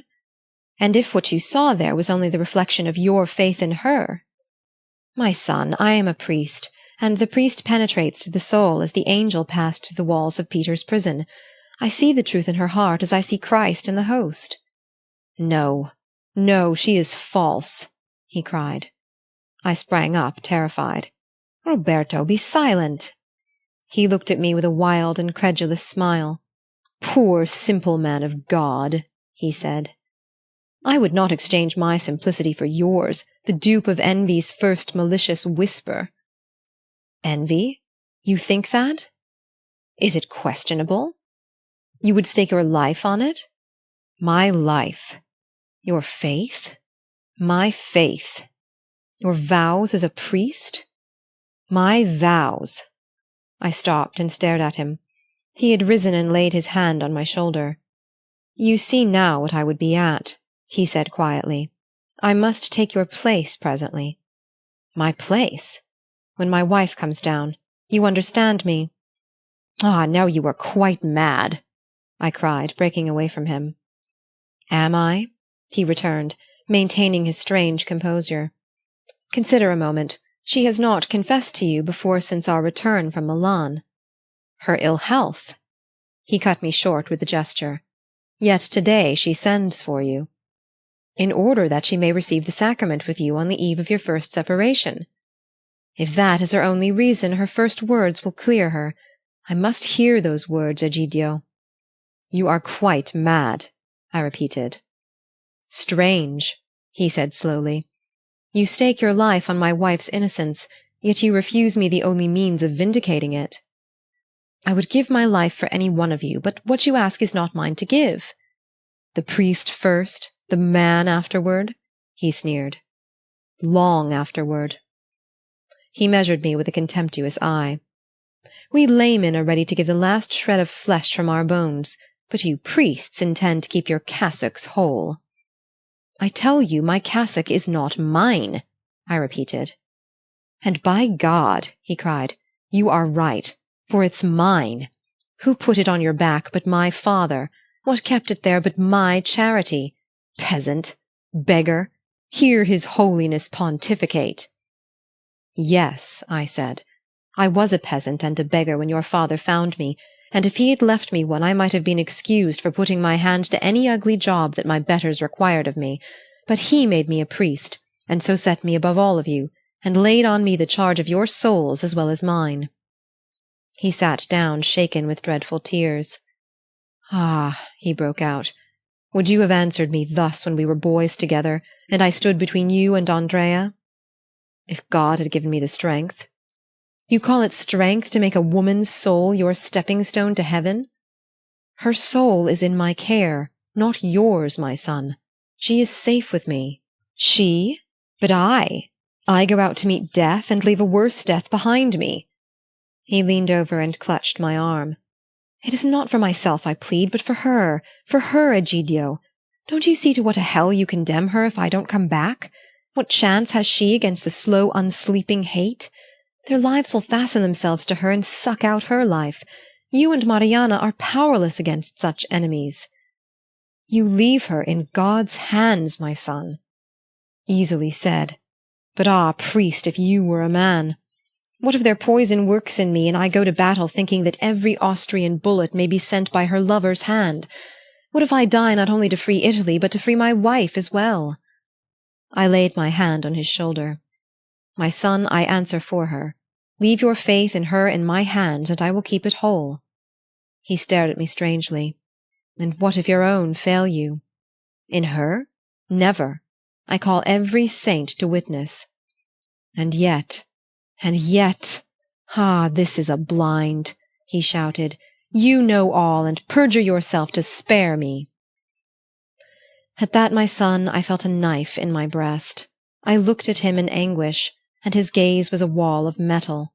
Mine seemed to slip away from it like a clawless thing struggling up the sheer side of a precipice. You know all, he repeated, and you dare not let me near her. I dare not betray my trust. He waved the answer aside. Is this a time to quibble over church discipline? If you believed in her, you would save her at any cost. I said to myself, eternity can hold nothing worse than this for me, and clutched my resolve again like a cross to my bosom. Just then there was a hand on the door, and we heard Donna Mariana. Faustina has sent to know if the Signor Parocco is here. He is here. Bid her come down to the chapel. Roberto spoke quietly, and closed the door on her so that she should not see his face. We heard her patter away across the brick floor of the salone. Roberto turned to me. Egidio, he said, and all at once I was no more than a straw on the torrent of his will. The chapel adjoined the room in which we sat. He opened the door, and in the twilight I saw the light glimmering before the Virgin's shrine, and the old carved confessional standing like a cowled watcher in its corner. But I saw it all in a dream, for nothing in heaven or earth was real to me but the iron grip on my shoulder. Quick, he said, and drove me forward. I heard him shoot back the bolt of the outer door, and a moment later I stood alone in the garden. The sun had set, and the cold spring dusk was falling. Light shone here and there in the long front of the villa. The statues glimmered grey among the thickets. Through the window-pane of the chapel I caught the faint red gleam of the Virgin's lamp, but I turned my back on it and walked away. All night I lay like a heretic on the fire. Before dawn there came a call from the villa. The Count had received a second summons from Milan and was to set out in an hour. I hurried down the cold, dewy path to the lake. All was new and hushed and strange as on the day of resurrection, and in the dark twilight of the garden alleys the statues stared at me like the shrouded dead. In the salone where the old Count's portrait hung, I found the family assembled. Andrea and Gemma sat together, a little pinched, I thought, but decent and self-contained, like mourners who expect to inherit. Donna Mariana drooped near them, with something black over her head and her face dim with weeping. Roberto received me calmly, and then turned to his sister. "Go fetch my wife," he said. While she was gone there was silence. We could hear the cold drip of the garden fountain and the patter of rats in the wall. Andrea and his wife stared out of window, and Roberto sat in his father's carved seat at the head of the long table. Then the door opened and Faustina entered. When I saw her I stopped breathing. She seemed no more than the shell of herself, a hollow thing that grief has voided. Her eyes returned our images like polished agate, but conveyed to her no sense of our presence. Mariana led her to a seat, and she crossed her hands and nailed her dull gaze on Roberto. I looked from one to another, and in that spectral light it seemed to me that we were all as souls come to judgment and naked to each other as to God. As to my own wrongdoing, it weighed on me no more than dust. The only feeling I had room for was fear, a fear that seemed to fill my throat and lungs and bubble coldly over my drowning head. Suddenly Roberto began to speak. His voice was clear and steady, and I clutched at his words to drag myself above the surface of my terror. He touched on the charge that had been made against his wife, he did not say by whom, the foul rumor that had made itself heard on the eve of their first parting. Duty, he said, had sent him a double summons, to fight for his country and for his wife. He must clear his wife's name before he was worthy to draw sword for Italy. There was no time to tame the slander before throttling it. He had to take the shortest way to its throat. At this point he looked at me, and my soul shook. Then he turned to Andrea and Gemma. "When you came to me with this rumor," he said quietly, "you agreed to consider the family honor satisfied if I could induce Don Egidio to let me take his place and overhear my wife's confession, and if that confession convinced me of her innocence. Was this the understanding?" Andrea muttered something, and Gemma tapped a sullen foot. "After you had left," Roberto continued, "I laid the case before Don Egidio and threw myself on his mercy." He looked at me fixedly. So strong was his faith in my wife's innocence that for her sake he agreed to violate the sanctity of the confessional. I took his place. Mariana sobbed and crossed herself, and a strange look flitted over Faustina's face. There was a moment's pause. Then Roberto, rising, walked across the room to his wife and took her by the hand. "Your seat is beside me, Countess Siviano," he said, and led her to the empty chair by his own. Gemma started to her feet, but her husband pulled her down again. "Jesus, Mary!" we heard Donna Mariana moan. Roberto raised his wife's hand to his lips. "You forgive me," he said, "the means I took to defend you." And turning to Andrea he added slowly, "I declare my wife innocent and my honor satisfied. You swear to stand by my decision." What Andrea stammered out, what hissing serpents of speech Gemma's clenched teeth bit back, I never knew, for my eyes were on Faustina, and her face was a wonder to behold. She had let herself be led across the room like a blind woman, and had listened without change of feature to her husband's first words, but as he ceased, her frozen gaze broke, and her whole body seemed to melt against his breast. He put his arm out, but she slipped to his feet, and Mariana hastened forward to raise her up. At that moment we heard the stroke of oars across the quiet water, and saw the Count's boat touch the landing steps. 4 strong oarsmen from Monte Isola were to row him down to Iseo, to take horse for Milan, and his servant, knapsack on shoulder, knocked warningly at the terrace window. "No time to lose, Excellency," he cried. Roberto turned and gripped my hand. "Pray for me," he said low, and with a brief gesture to the others ran down the terrace to the boat. Mariana was bathing Faustina with happy tears. "Look up, dear. Think how soon he will come back. And there is the sunrise. See?" Andrea and Gemma had slunk away like ghosts at cock-crow, and a red dawn stood over Milan. If that sun rose red, it set scarlet. It was the first of the 5 days in Milan, the 5 glorious days, as they are called. Roberto reached the city just before the gates closed. So much we knew, little more. We heard of him in the Broletto, whence he must have escaped when the Austrians blew in the door, and in the Casa Vidiserti, with Casati, Cataneo, and the rest.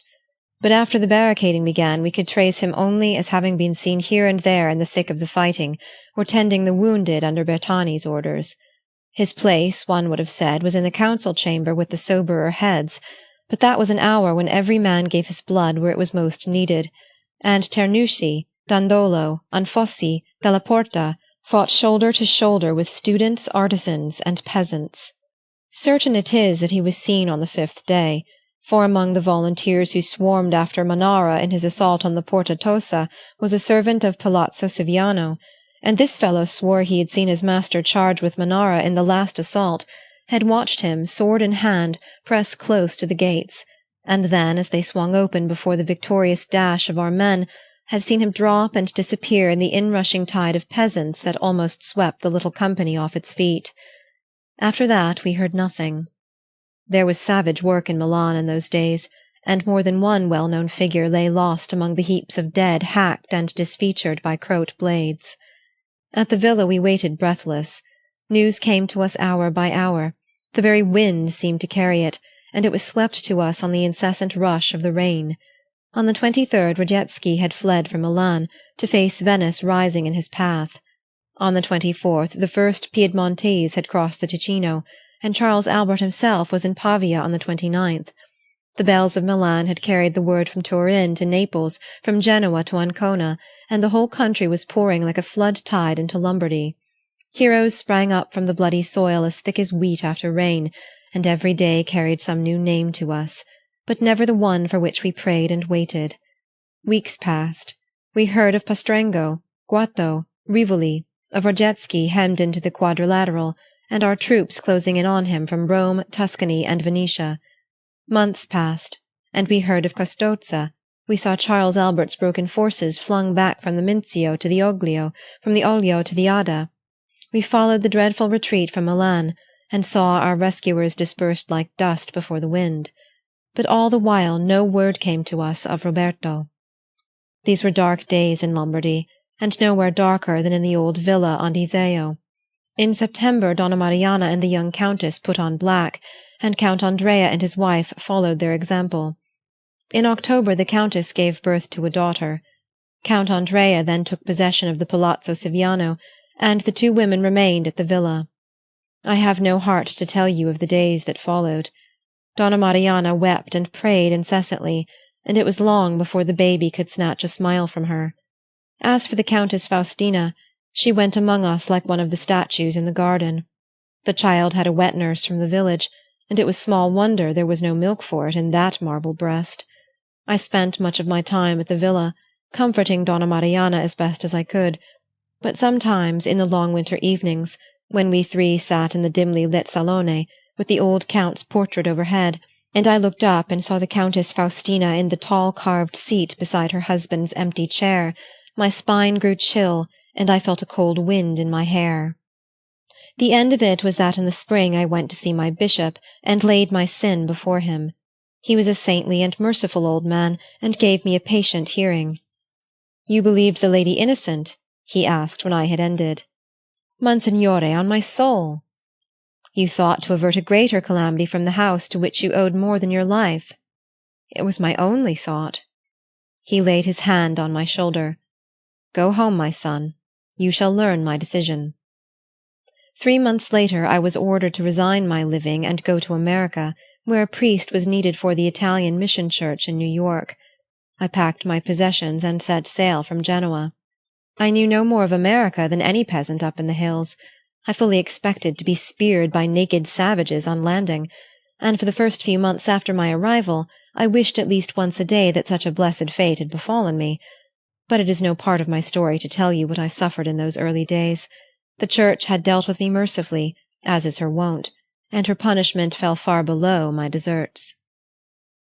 I had been some 4 years in New York, and no longer thought of looking back from the plough, when one day word was brought to me that an Italian professor lay ill and had asked for a priest. There were many Italian refugees in New York at that time, and the greater number, being well-educated men, earned a living by teaching their language, which was then included among the accomplishments of fashionable New York. The messenger led me to a poor boarding-house and up to a small bare room on the top floor.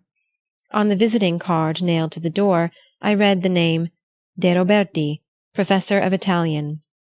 Inside, a gray-haired, haggard man tossed on the narrow bed. He turned a glazed eye on me as I entered, and I recognized Roberto Siviano. I steadied myself against the doorpost and stood staring at him without a word. "What's the matter?" asked the doctor, who was bending over the bed. I stammered that the sick man was an old friend. "He wouldn't know his oldest friend just now," said the doctor. "The fever's on him, but it will go down toward sunset." I sat down at the head of the bed and took Roberto's hand in mine. "Is he going to die?" I asked. "I don't believe so, but he wants nursing." "I will nurse him." The doctor nodded and went out.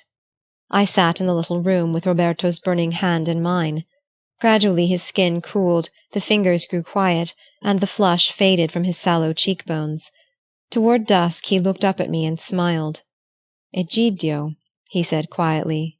I administered the sacrament, which he received with the most fervent devotion. Then he fell into a deep sleep. During the weeks that followed I had no time to ask myself the meaning of it all. My one business was to keep him alive if I could. I fought the fever day and night, and at length it yielded. For the most part he raved or lay unconscious, but now and then he knew me for a moment and whispered "Egidio" with a look of peace. I had stolen many hours from my duties to nurse him, and as soon as the danger was past I had to go back to my parish work. Then it was that I began to ask myself what had brought him to America, but I dared not face the answer. On the 4th day I snatched a moment from my work and climbed to his room. I found him sitting propped against his pillows, weak as a child, but clear-eyed and quiet. I ran forward, but his look stopped me. "Signor Parocco," he said, "the doctor tells me that I owe my life to your nursing, and I have to thank you for the kindness you have shown to a friendless stranger." "A stranger?" I gasped. He looked at me steadily. "I am not aware that we have met before," he said. For a moment I thought the fever was on him, but a second glance convinced me that he was master of himself. "Roberto!" I cried, trembling. "You have the advantage of me," he said civilly, "but my name is Roberti, not Roberto." The floor swam under me and I had to lean against the wall. "You are not Count Roberto Siviano of Milan?" "I am Tommaso de Roberti, professor of Italian from Modena." "And you have never seen me before?" "Never that I know of." "Were you never at Siviano, on the lake of Iseo?" I faltered. He said calmly, "I am unacquainted with that part of Italy." My heart grew cold, and I was silent. "You mistook me for a friend, I suppose?" he added. "Yes," I cried, "I mistook you for a friend." And with that I fell on my knees by his bed and cried like a child. Suddenly I felt a touch on my shoulder. "Egidio," said he in a broken voice, "look up." I raised my eyes, and there was his old smile above me, and we clung to each other without a word. Presently, however, he drew back and put me quietly aside. "Sit over there, Egidio. My bones are like water, and I am not good for much talking yet." "Let us wait, Roberto. Sleep now. We can talk tomorrow." "No. What I have to say must be said at once." He examined me thoughtfully. "You have a parish here in New York?" I assented. "And my work keeps me here. I have pupils. It is too late to make a change." "A change?" He continued to look at me calmly. "It would be difficult for me," he explained, "to find employment in a new place." "But why should you leave here?" "I shall have to," he returned deliberately, "if you persist in recognizing in me your former friend, Count Siviano." "Roberto!" He lifted his hand. "Egidio," he said, "I am alone here and without friends. The companionship, the sympathy of my parish priest would be a consolation in this strange city, but it must not be the companionship of the Parocco of Siviano. You understand?" "Roberto," I cried, "it is too dreadful to understand." "Be a man, Egidio," said he with a touch of impatience. "The choice lies with you, and you must make it now. If you are willing to ask no questions, to name no names, to make no allusions to the past, let us live as friends together in God's name. If not, as soon as my legs can carry me I must be off again. The world is wide, luckily. But why should we be parted?" I was on my knees at his side in an instant. "We must never be parted," I cried. "Do as you will with me. Give me your orders and I obey. Have I not always obeyed you?" I felt his hand close sharply on mine. "Egidio," he admonished me. "No, no, I shall remember. I shall say nothing." "Think nothing?" "Think nothing," I said with a last effort. "God bless you," he answered. My son, for 8 years I kept my word to him. We met daily almost, we ate and walked and talked together, we lived like David and Jonathan, but without so much as a glance at the past. How he had escaped from Milan, how he had reached New York, I never knew. We talked often of Italy's liberation, as what Italians would not, but never touched on his share in the work. Only once a word slipped from me, and that was when one day he asked me how it was that I had been sent to America. The blood rushed to my face, and before I could answer he had raised a silencing hand. "I see," he said. "It was your penance too." During the first years he had plenty of work to do, but he lived so frugally that I guessed he had some secret use for his earnings. It was easy to conjecture what it was.